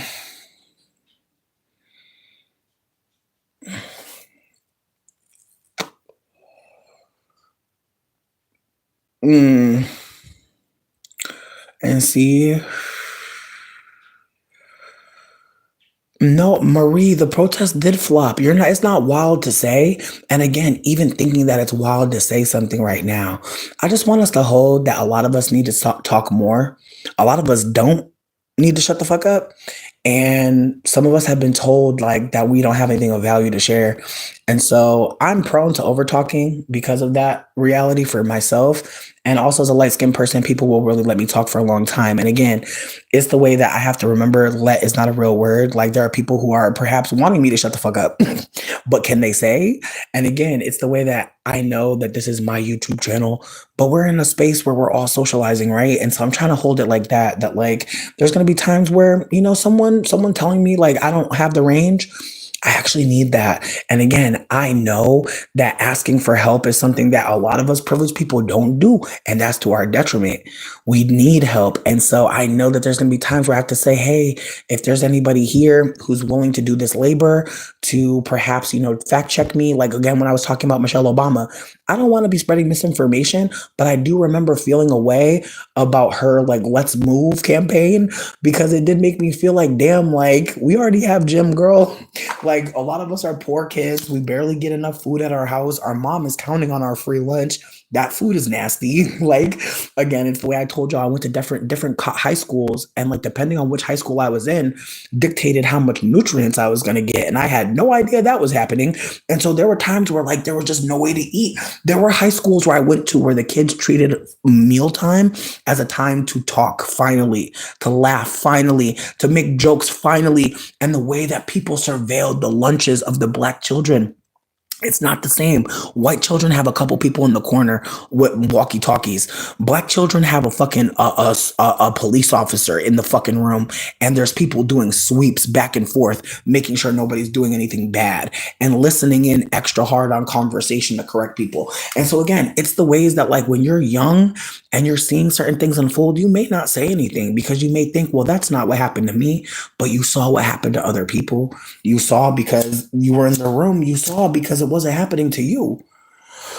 And so with that being said, like I don't expect anybody to trust white people. I feel like at this point just with the ways that they're talking about what's happening, it just lets me know that like I've had a little bit too much faith. And that's again, that's my Mary behavior, bish. Like honestly, Mary had a lot of faith in these white people and had a lot of faith in her white passingness. But that's the thing about like looking like the oppressor or being the oppressor too, is like we're not as powerful as we think. This is not me trying to say that we don't have any power. This is me trying to offer that Mary thought she could help.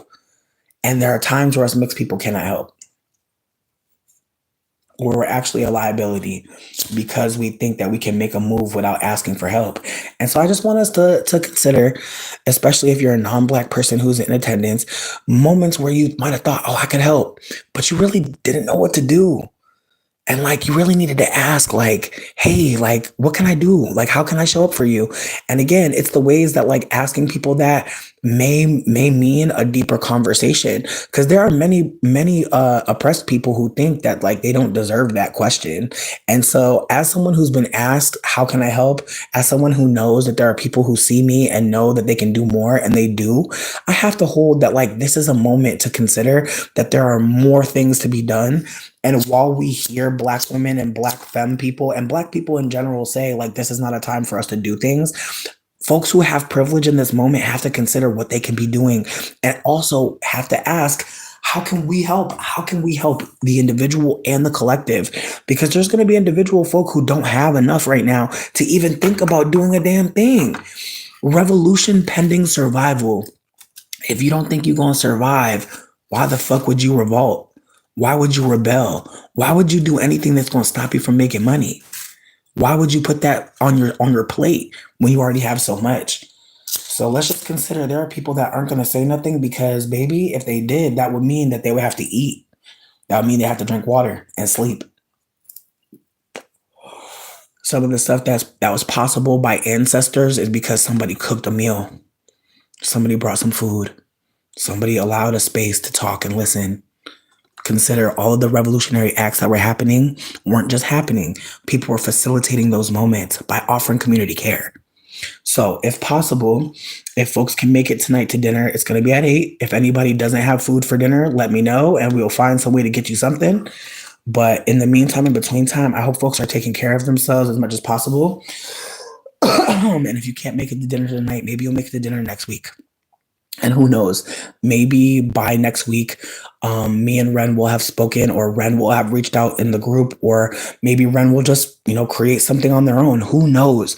But I know that Ren wants to do a book club. I know that Trilly is such a leader and has so much to offer. And I'm excited to see how they operate in this space and the connections that are fostered. I'm really excited that there are so many people who, while they're resting, are also taking a moment to share joy with us, share meals with us, share moments with us. Like the chat has really been inspiring to read because in the midst of all this confusion and chaos, people are still having birthday parties, babies. People are still eating good meals. People are still sharing with each other. People are still showing up for each other.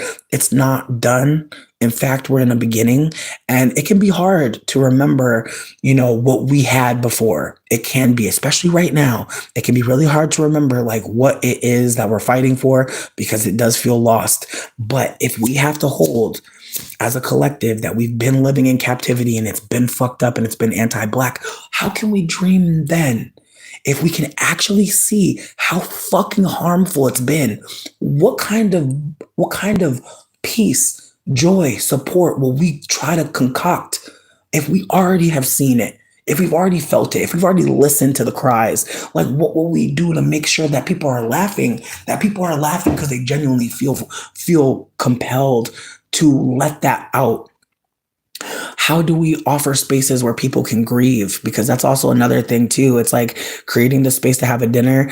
I don't want people to think that they got to be all happy and shit. If you're sad, like please bring it. And I'm trying to create a space where like we can grieve. I want there to be grieving spaces because again, some of us think we got to just smoke about it and move on. Smoking sometimes can delay emotion. I can say that honestly to you. I have delayed emotions with weed and it can be feeling magical to smoke a blunt and be like, I'm okay. You're not. You're masking and with substance. I'm saying this from my own experience, and I'm saying this because I want to be offering harm reduction as my practice. I want to consider that, like, we're not all going to smoke a blunt and move on. Some of us are going to smoke a blunt and smoke a blunt and smoke a blunt and sit there for weeks. Some of us are going to let things pile up. And I want there to be a space where you can scream, because again, it's the way that, like, if you don't scream, if we don't hear you, what will happen next? And some of these school shooters, bitch, they're kids that got screams in them, and they know if they scream, they're going to get beat, they're going to get punched, they're going to get slapped. Again, I'm not trying to make a case for people harming people because of harm, but I'm just offering that that's what it is. A lot of us have caused harm to people because we've been harmed. And I know it might seem simplistic, but I think that's the best way to look at it. So we can hold that there are a lot of us who have been harmed and a lot of us who have carried harm. And how can we hold that as true without letting that make us think that's all we're ever going to do? We have to hold that there can be more, even if we know that there was less. And so I'm trying to inspire y'all to consider that, like, sometimes just calling your friend and saying, hey, I thought about you. That's something. That's something big. Making too much food and saying, hey, I made too much. Anybody want to come over and eat? That's big. Saying, hey, I recently learned how to change this thing in a car. Does anybody need a skill share? Like, I'm a part of so many groups online where people are like, hey, I know how to do this thing. Do you want to know how? Hey, I know how to do this. You want help? Like, please know, friends, like, there are so many of us out here sharing abundantly. And even if you don't have anything to offer, or you rather don't think you have anything to offer, I want to just leave you with the reality that you are a secret ingredient somewhere. And I hope that you keep looking. I hope that you don't stop until you find people that make it seem like you are so easy to love. And then you start to believe it. Like, I really hope you start to believe that you are easy as fuck to love, that making space for you is something that we actually can do very easily.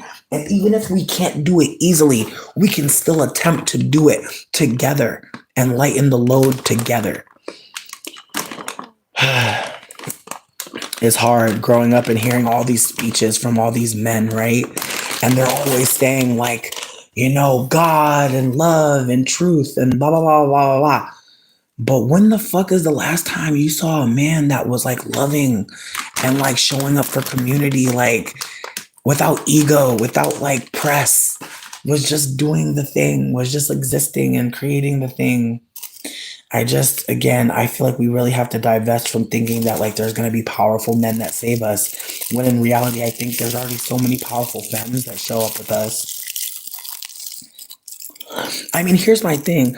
The quality of food in improving in schools, I think, again, depends on, like, where you live. Like, I'm sure people in Connecticut got better food. I'm sure people in the coastal cities probably got better food, but people in the inside of America, like the interior of America, like the Alabama girlies, the Arkansas girlies, the fucking Minnesota girlies, like, I don't know. I can't call it. Like, I really can't call it because I wasn't over there. But I feel like, as someone that was all around the East Coast, like, going to different schools in Connecticut, I feel like, again, the difference in food just within the same state had me really considering, like, how good could the food get for a part of town where, like, the taxes are not going towards the children. And so, again, it's the way that now there's more intricate ways to tax people. Like, the 16% tax on marijuana in my state goes towards school, goes towards building, goes towards, like, creating good things. But again, it's the way that, like, the weed prices here are so cheap that, like, the 16% tax really doesn't hurt that bad. But again, it's the way that in other states, like Colorado, holy shit. Colorado's weed tax is, I think, 20%. And, like, again, it's the way that, like, it's so rich out there that most of the money that goes to the schools are probably not just from the 16%. However, the 16% probably adds in things to where they can do bigger and better things for the children. And so, with that being said, like, depending on where you live, like, if you have marijuana taxes in your state, like, you may see some really great things coming. But unfortunately, at this point, at this juncture, it's clear that like we have a president that's like basically like doing like the shadiest shit. Like I feel like the tariff thing is funny in retrospect, like not really funny, but it's like it's clear that he's like bullying people to get them to fuck with him. But what he didn't consider was that like America's brand is not what it was because there are more and more people of color speaking out about whiteness in America. And again, it's at this point that like Donald Trump is revealing who he's listening to. Because again, when people speak, like they tell you like where like they tell you where they're at. And like his information is very much like, you know, 1 foot, 2 foot, red foot, blue foot. Like he's like, yeah, I'm a white man. And I said jump. And they're not jumping and he's confused. But he's gonna keep on saying jump. Like he's and now exactly. No, it's the way that like most of the times when I was in a predominantly like black school, like there were a lot of vending machines, like so many. And in the white schools, the vending machines, like there was like one for food, one for drink, and that's it. Whereas at the school where there were more black children, it was interesting because it felt like it felt like most of the cafeteria was vending machines. Like it felt like they were saving money on making the food for the kids. Like they were like making kids nasty food and basically pushing them to buy from vending machines. So they were basically taking money from the kids from every step of the way. Like they were making sure that they had to spend money. And then the fucking metal detectors. Isn't that interesting how at the schools with black children, there's metal detectors. There's ways to quote unquote stop school shootings before they occur. But at white schools, there's not. Like, isn't that fascinating how like racism really protects like motherfucking like the kids that they're like trying to harm? Like, isn't that fascinating that they're like literally like making their school safer with the metal detector, but they're doing it in a way that's like, hey, we don't trust you guys. Whereas like at these white schools, you clearly trust anyone to go up in there. You trust everyone that walks in there. Again, it's the way that there's trust being used and being weaponized. And it's the way that like if you go into like a school that's predominantly white people, like they'll definitely like ID you, but that's about it. They're not patting you down or no shit. But again, it's the way that like having your ID doesn't matter. When it comes to school shooting, does it? Like someone taking an ID, I don't really care about that. Do you? I don't. But again, it's the way that metal detectors are not standard. They're not. But in certain schools, they are. And it's the way that like when we would have it's the way we had like active school shooter drills at the black schools, at the schools where there were black kids in abundance, at the schools that were white centered, never did that shit. We had fire drills. Never did a school shooter drill, not one time. And that's the thing though. He's like the thing about Trump that is awkward is like he clearly is operating like he got it. Like he's operating like he could weather this storm. And we know he can't. So there's a part of me that's like, what deals are being done to make all of this palatable? Because apparently Putin mad and like it's very clear, bitch, you're Putin's little babe. You're Putin's little bitch. You know? It's very clear, like if Putin mad, that's not good for you. So it's giving he's been a bully and now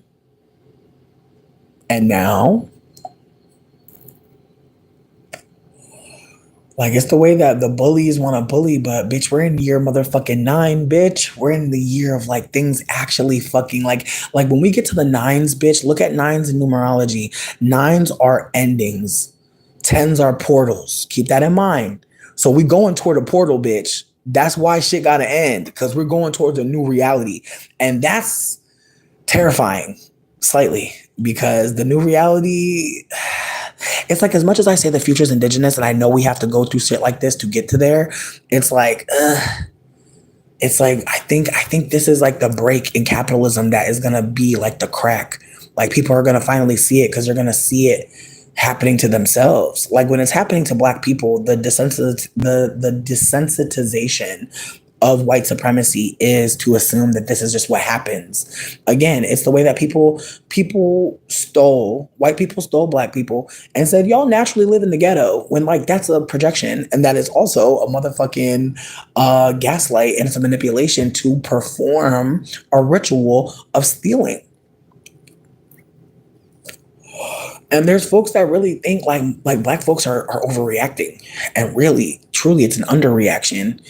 And so again, the way that black folks are saying we're resting, and again, it's the way that folks even hearing you're resting being a moment to fight. Like, what is the point of attacking blackness at every motherfucking turn? And they're having to sit with that question at this point.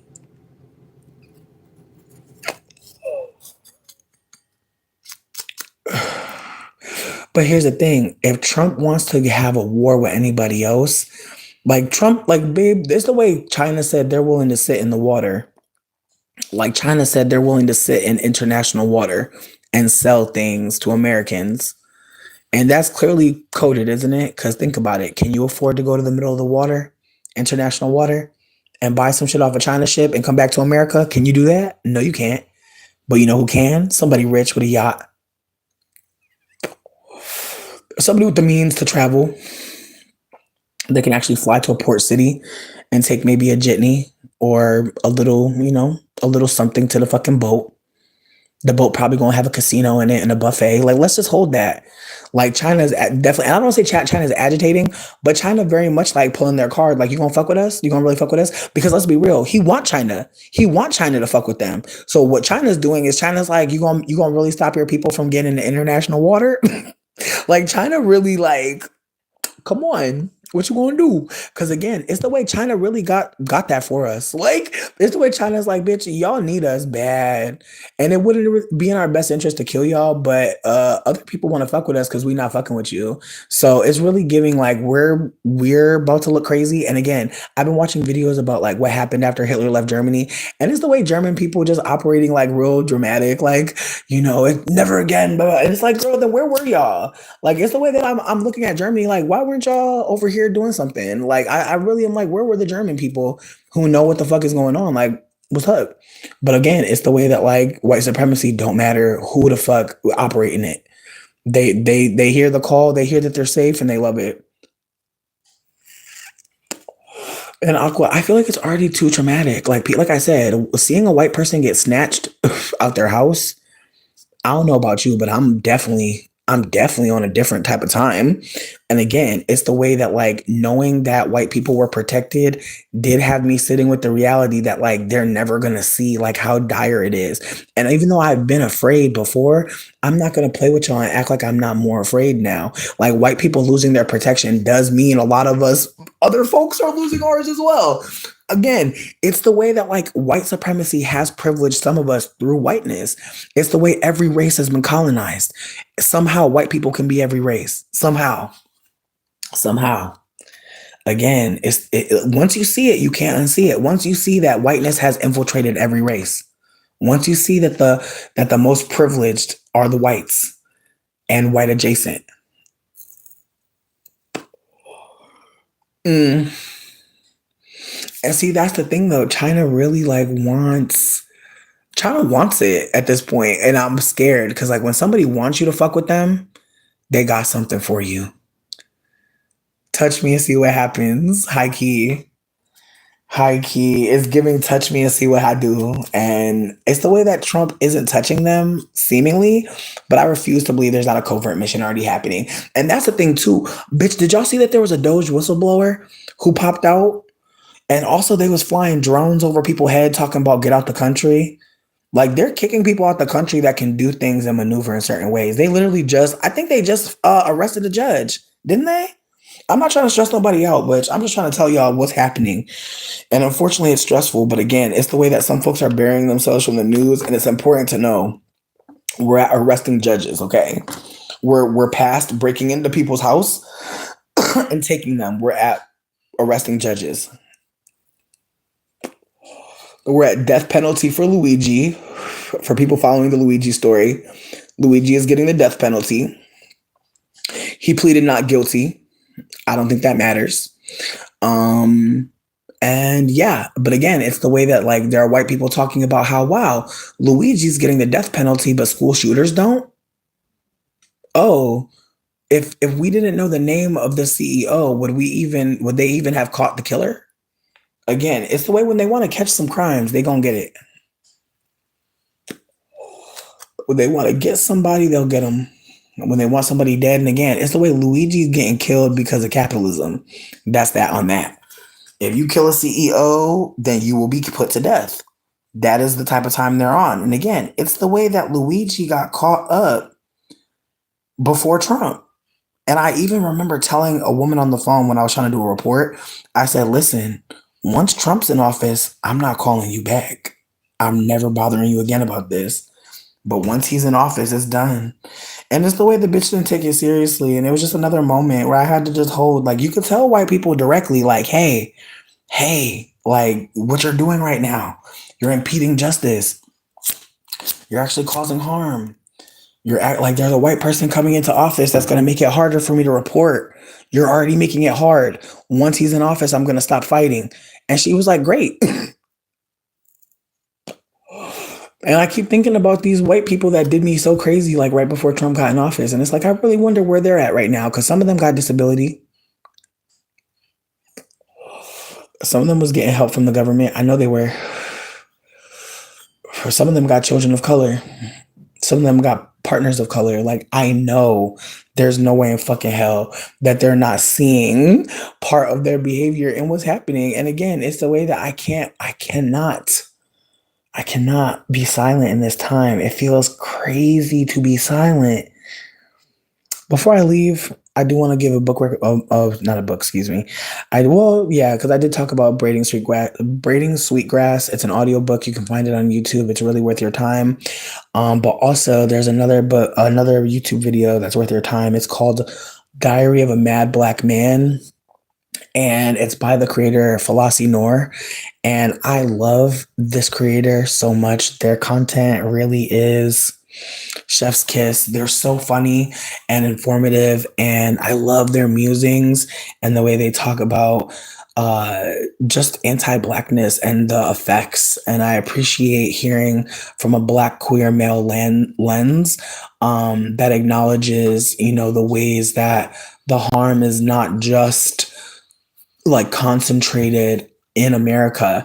Like, his content and the way he presents his arguments are really fascinating. And I appreciate how he communicates about ways that, like, in cultures, we have to be supplied information to feel certain things. Like, in one instance, he was talking about how people with anorexia, like people with anorexia in the West have a more severe case because it's being fueled by seeing thin people and acknowledging that thinness is a way to be seen and loved and appreciated. And again, the ways that, like, when you're outside of the US, anorexia looks completely different because they're not as connected to images of thinness as beauty. And again, we're talking about, like, outside of the Western lens. So when you go to places where they're not constantly seeing supermodels, like remote places where people are anorexic, it's less prevalent, but also the reasoning behind it is different. And so there's ways that, like, we in America are experiencing something very similar to certain things, but very much, again, one of a kind because of what we've been supplied with in terms of information and what we can use to help our mental health or not. So if you live in a world where you see black folk being killed on TV, why wouldn't you as a black person start to not watch TV, start to do different things, maybe even start to go out of your way to let people know where you are, maybe go out of your way to let people go in traffic? What won't you do if you're afraid that, like, it could end in the police? How will you think 3 steps ahead and backwards for your behavior? Again, it's the way that, like, until I was listening to black folks who are unambiguously black folks who are not being projected on as black people, I had to hold that there were times where I didn't think I was in danger, and I was. And again, it's the ways that, like, you don't have information, you lose books, you lose libraries when you don't have black folks sharing information. And again, how do you offer safety to someone black to share with you? And how do you offer information back that lets them, again, hold that, like, they're not crazy? Like, the ways that, like, there are some black folks who feel like they're going crazy, but no, like, you're seeing things accurately. And, like, how do we uphold that, like, black folks aren't crazy? that like our society is crazy, that we're crazy. They're not. How do we hold that? How do we model that reality? And so again, I leave you with Diary of a Mad Black Man. I hope you watch it. I hope you check on it. It's amazing. Do I think those people voted at all or voted for Trump? See, that's the thing. Like being in remote places, being removed from, I'm crying. Not you want to fuck Luigi. You're adorable. I love you. Not well liked and protected in prison. I'm glad to hear that. But again, it's the way that like him being imprisoned and people making the connection that there are people who have killed people and they're out for parole and it just didn't matter as much because they didn't have money. And personally, I don't think the death sentence is necessary. However, I am pro like killing your abuser. Like I want to put that out there. I don't think the state should be killing people. I do think we should live in a world where like the victim decides what happens next. Because there's gonna be some victims who are like, yeah, I want him to actually be locked away. I want him to be kept from society. There are some people that will want them dead. And there will definitely be some people who will say, I want them rehabilitated. I want them to get support and care. Again, I think that you should be at the mercy of your victim. I personally believe. And I think that if your victim wants to beat your ass, I think they should allow it. I think they should let you get a fair one with your abuser. Now he's the only white man. And but see, that's the thing. Like people voting for Trump and like now realizing that they were wrong. Like I hate to say this, but we have to work with those people. Like I know some people don't want to hear that shit. And when I say we, I mean non-black people. Like we really have to. Like we have to work with them. Like we have to because again, they use their power for what? So we have to talk with them about that shit. We have to get on code with them, and we have to not be Marys and act like we can just take their money and move on. We actually have to build connection. And some of them are not going to be able to do that. Like we have to acknowledge like some white people are not going to be in community with us. They're just not. And again, it's the way that I used to think I could be friends with anybody. Why not? But in retrospect, I think that my desire to want to accept everybody is from my lack of acceptance, not because I genuinely believe I can weather every storm and be in every connection. I really can't. But again, the way that abuse will have you thinking, I can handle this. Yeah, I didn't die from that last time somebody beat me up or somebody stole from me. Yeah, I can handle this. So again, some of us are really not holding that we're really not the one that we can't help, that we actually need to lay down. Some of us are really holding that, a little bit far from the body, but holding that closer to you that you deserve rest, that you deserve to say, hey, I don't got it. Because think about it. Think about when you really needed someone to be there for you and they didn't really have it and they tried to give it to you. And you could feel the whole time that they was not paying attention. They weren't invested. Again, I want us just to remember moments where we knew somebody didn't have it, but they still tried, right? Did it make us feel better? No.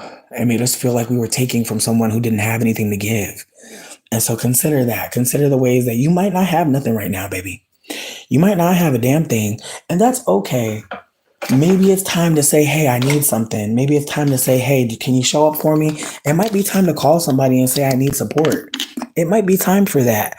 But please don't think that everybody knows what the fuck we're doing. We don't. And please don't think that everybody has the answer. We don't. We're all really trying to figure it out in between making sure we eat enough calories, in between making sure we drink enough water, in between making sure we focus on our mental health, in between remembering to call that person back.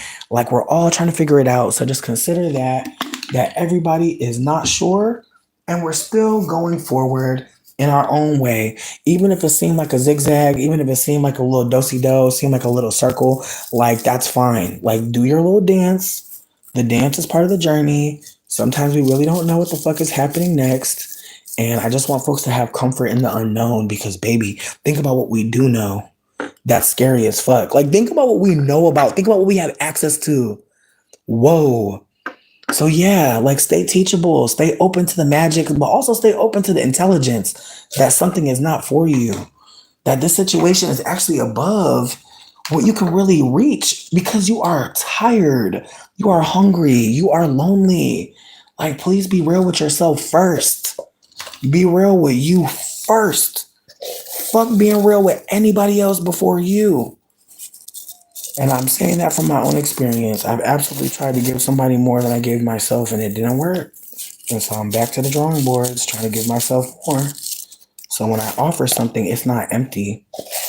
Cause that shit is fucking hard to hold. That you really don't wasted people's time because you ain't fucking ask yourself, do you have this to give? So, as I said, Diary of a Mad Black Man. Sit with your madness. Sit with the craziness of being black in America, being black in the world.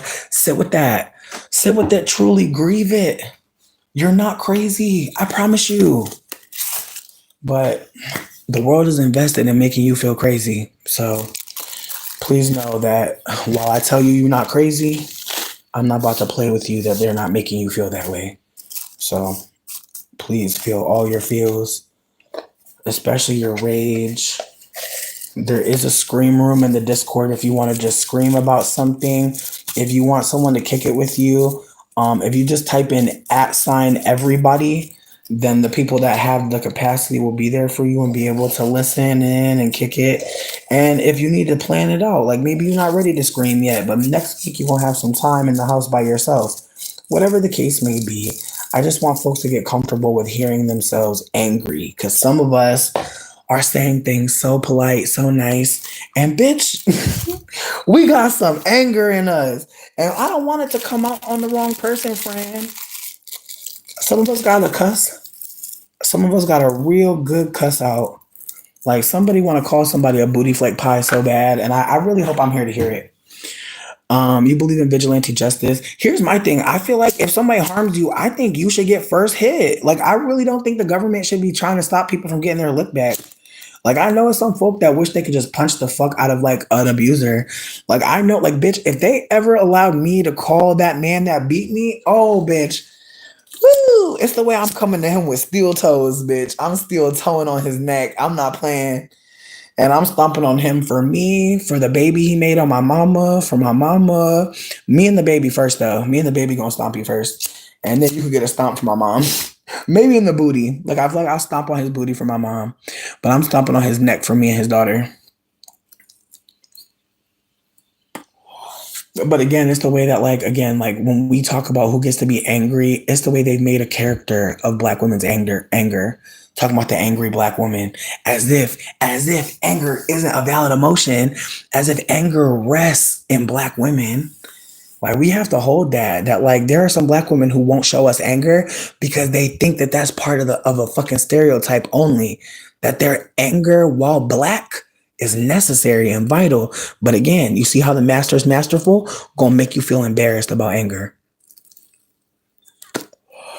Meanwhile, white people angry as fuck. Meanwhile, white people get mad for all types of goofy shit. Let you be standing too long at the mandarin oranges, bitch. Let you be standing too long at the avocados. It's the way white people will body check you. It's the way white people will dead ass body check your ass at a grocery store.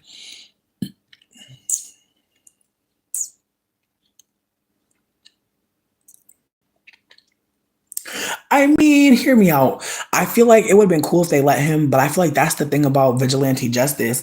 You gotta really like coordinate that because you gotta find him in an alley or some shit. They had to catch him before trial. You feel me? That's what's sick.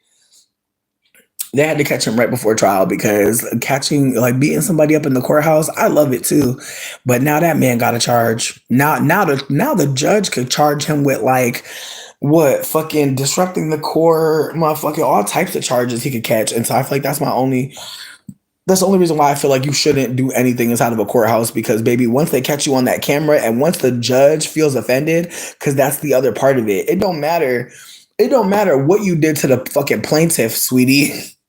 Now the judge in it, and I hate that for us, but the judge will see you pop somebody, and now the judge is like, and now I'm holding you in contempt of court. It's a lot.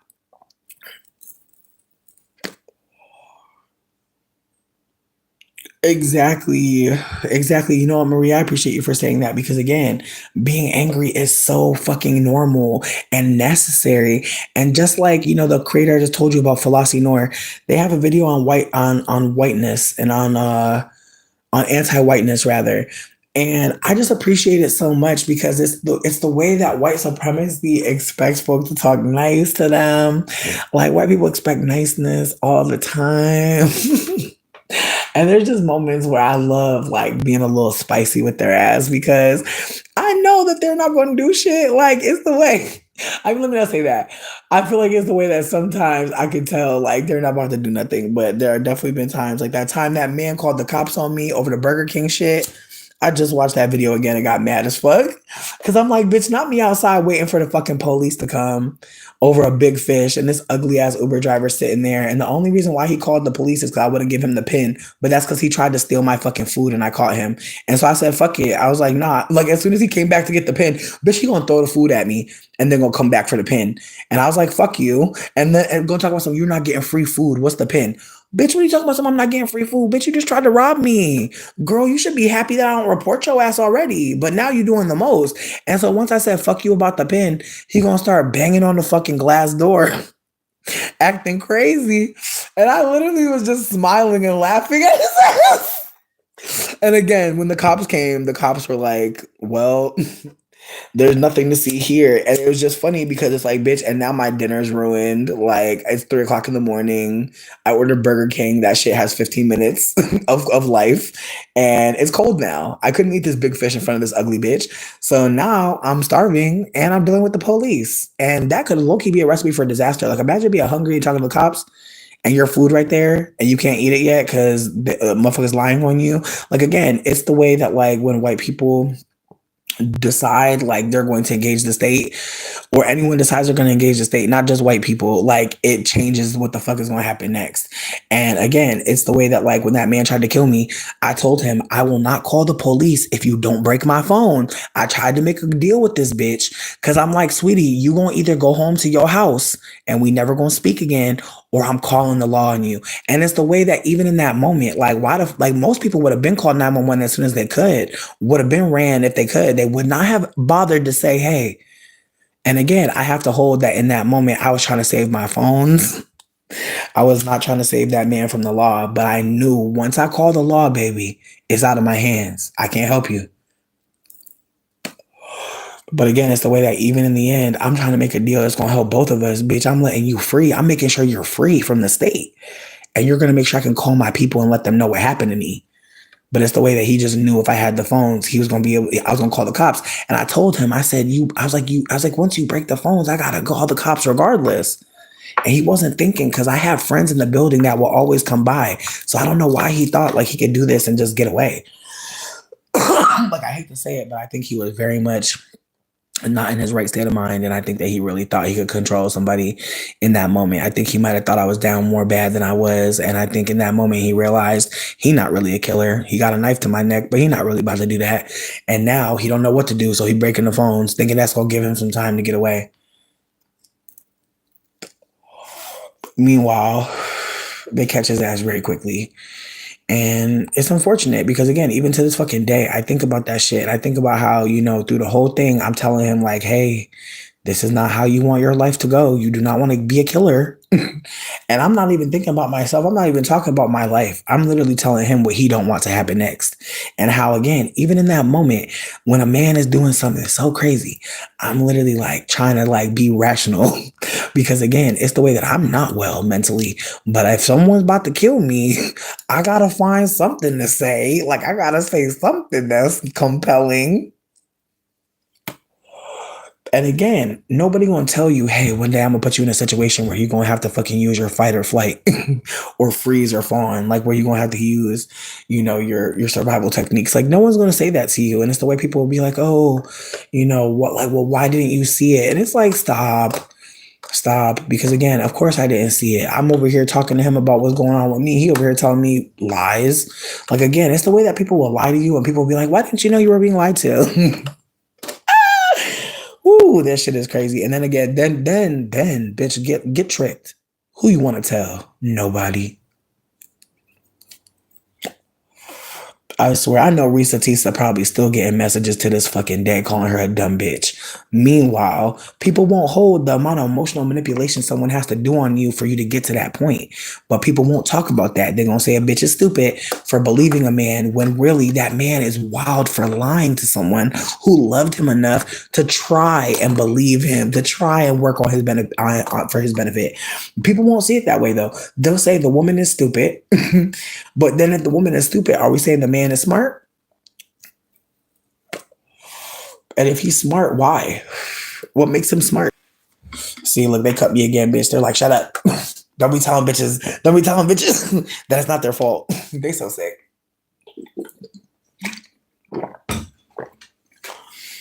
She is. She is.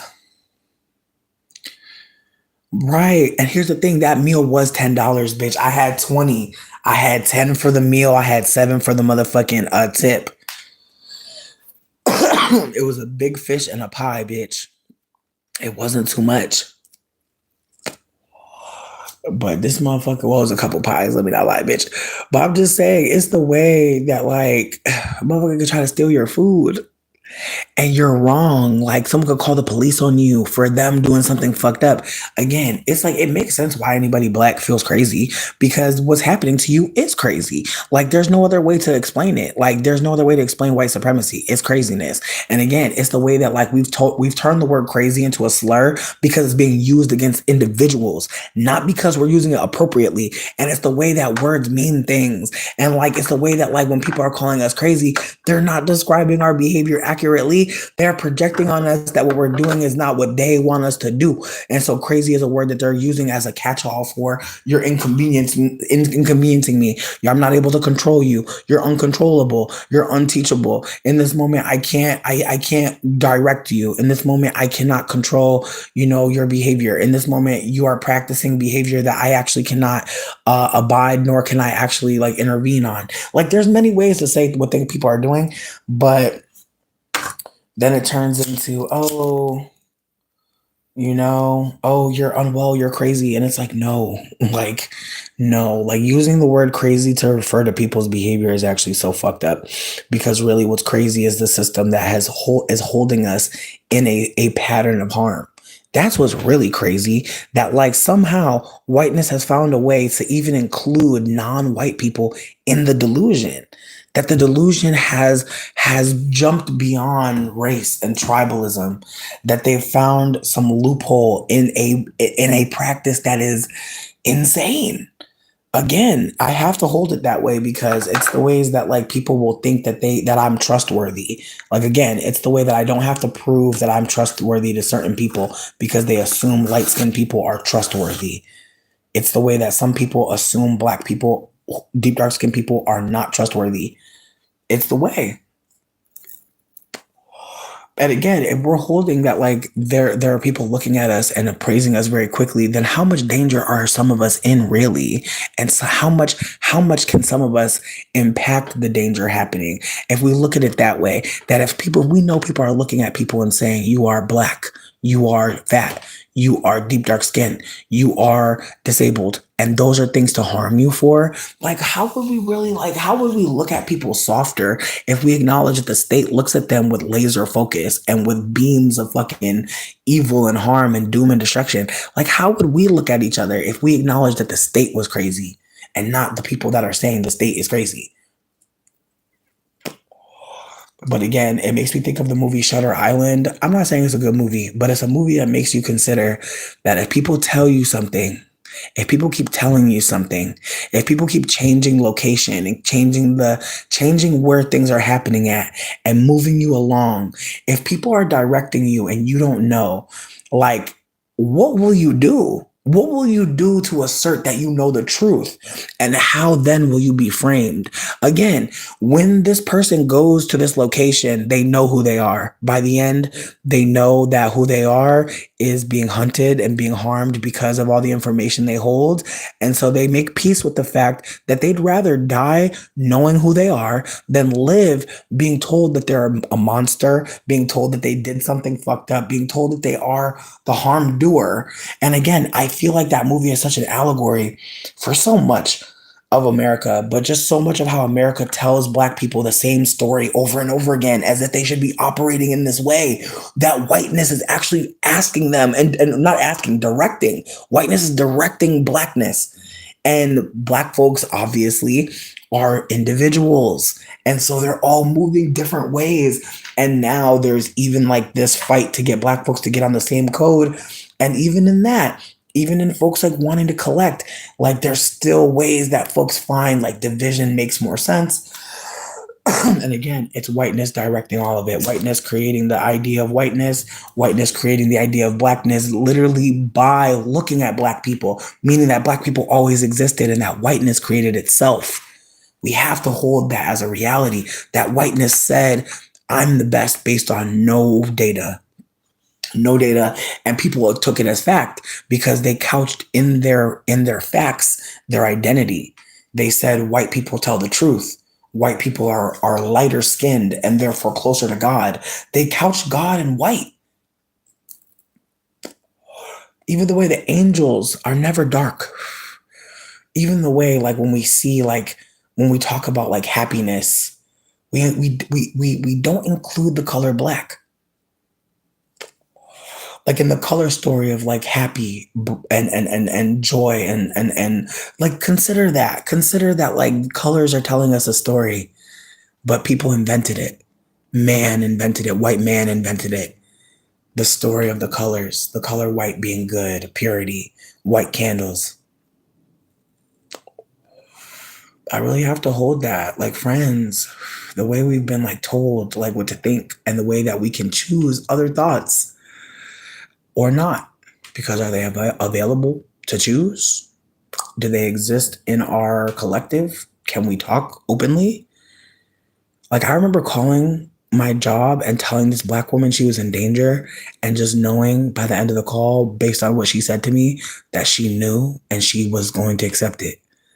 And it was awkward because I had a moment where I thought, like, again, incorrectly, that just because I know something doesn't mean other people are going to care. I know some people don't want to hear that, but there are going to be people who hear, like, there's danger, and they're like, I can weather it. And at that point, it becomes about harm reduction and just knowing if that person thinks they can weather harm, then I have to remove myself, because they shouldn't have to think like that, but they are. And as much as I want to be in community, I have to also hold that they may think that it makes sense to harm me at some point. And so I think that's how I'll really leave you, is like, consider like where you're at might make you think harm is actually okay. And people can weather the storm if I am, and how bad it is at times. And we think that's fine. And how we replicate that to other people, how we tell other people, you'll be okay. And they won't.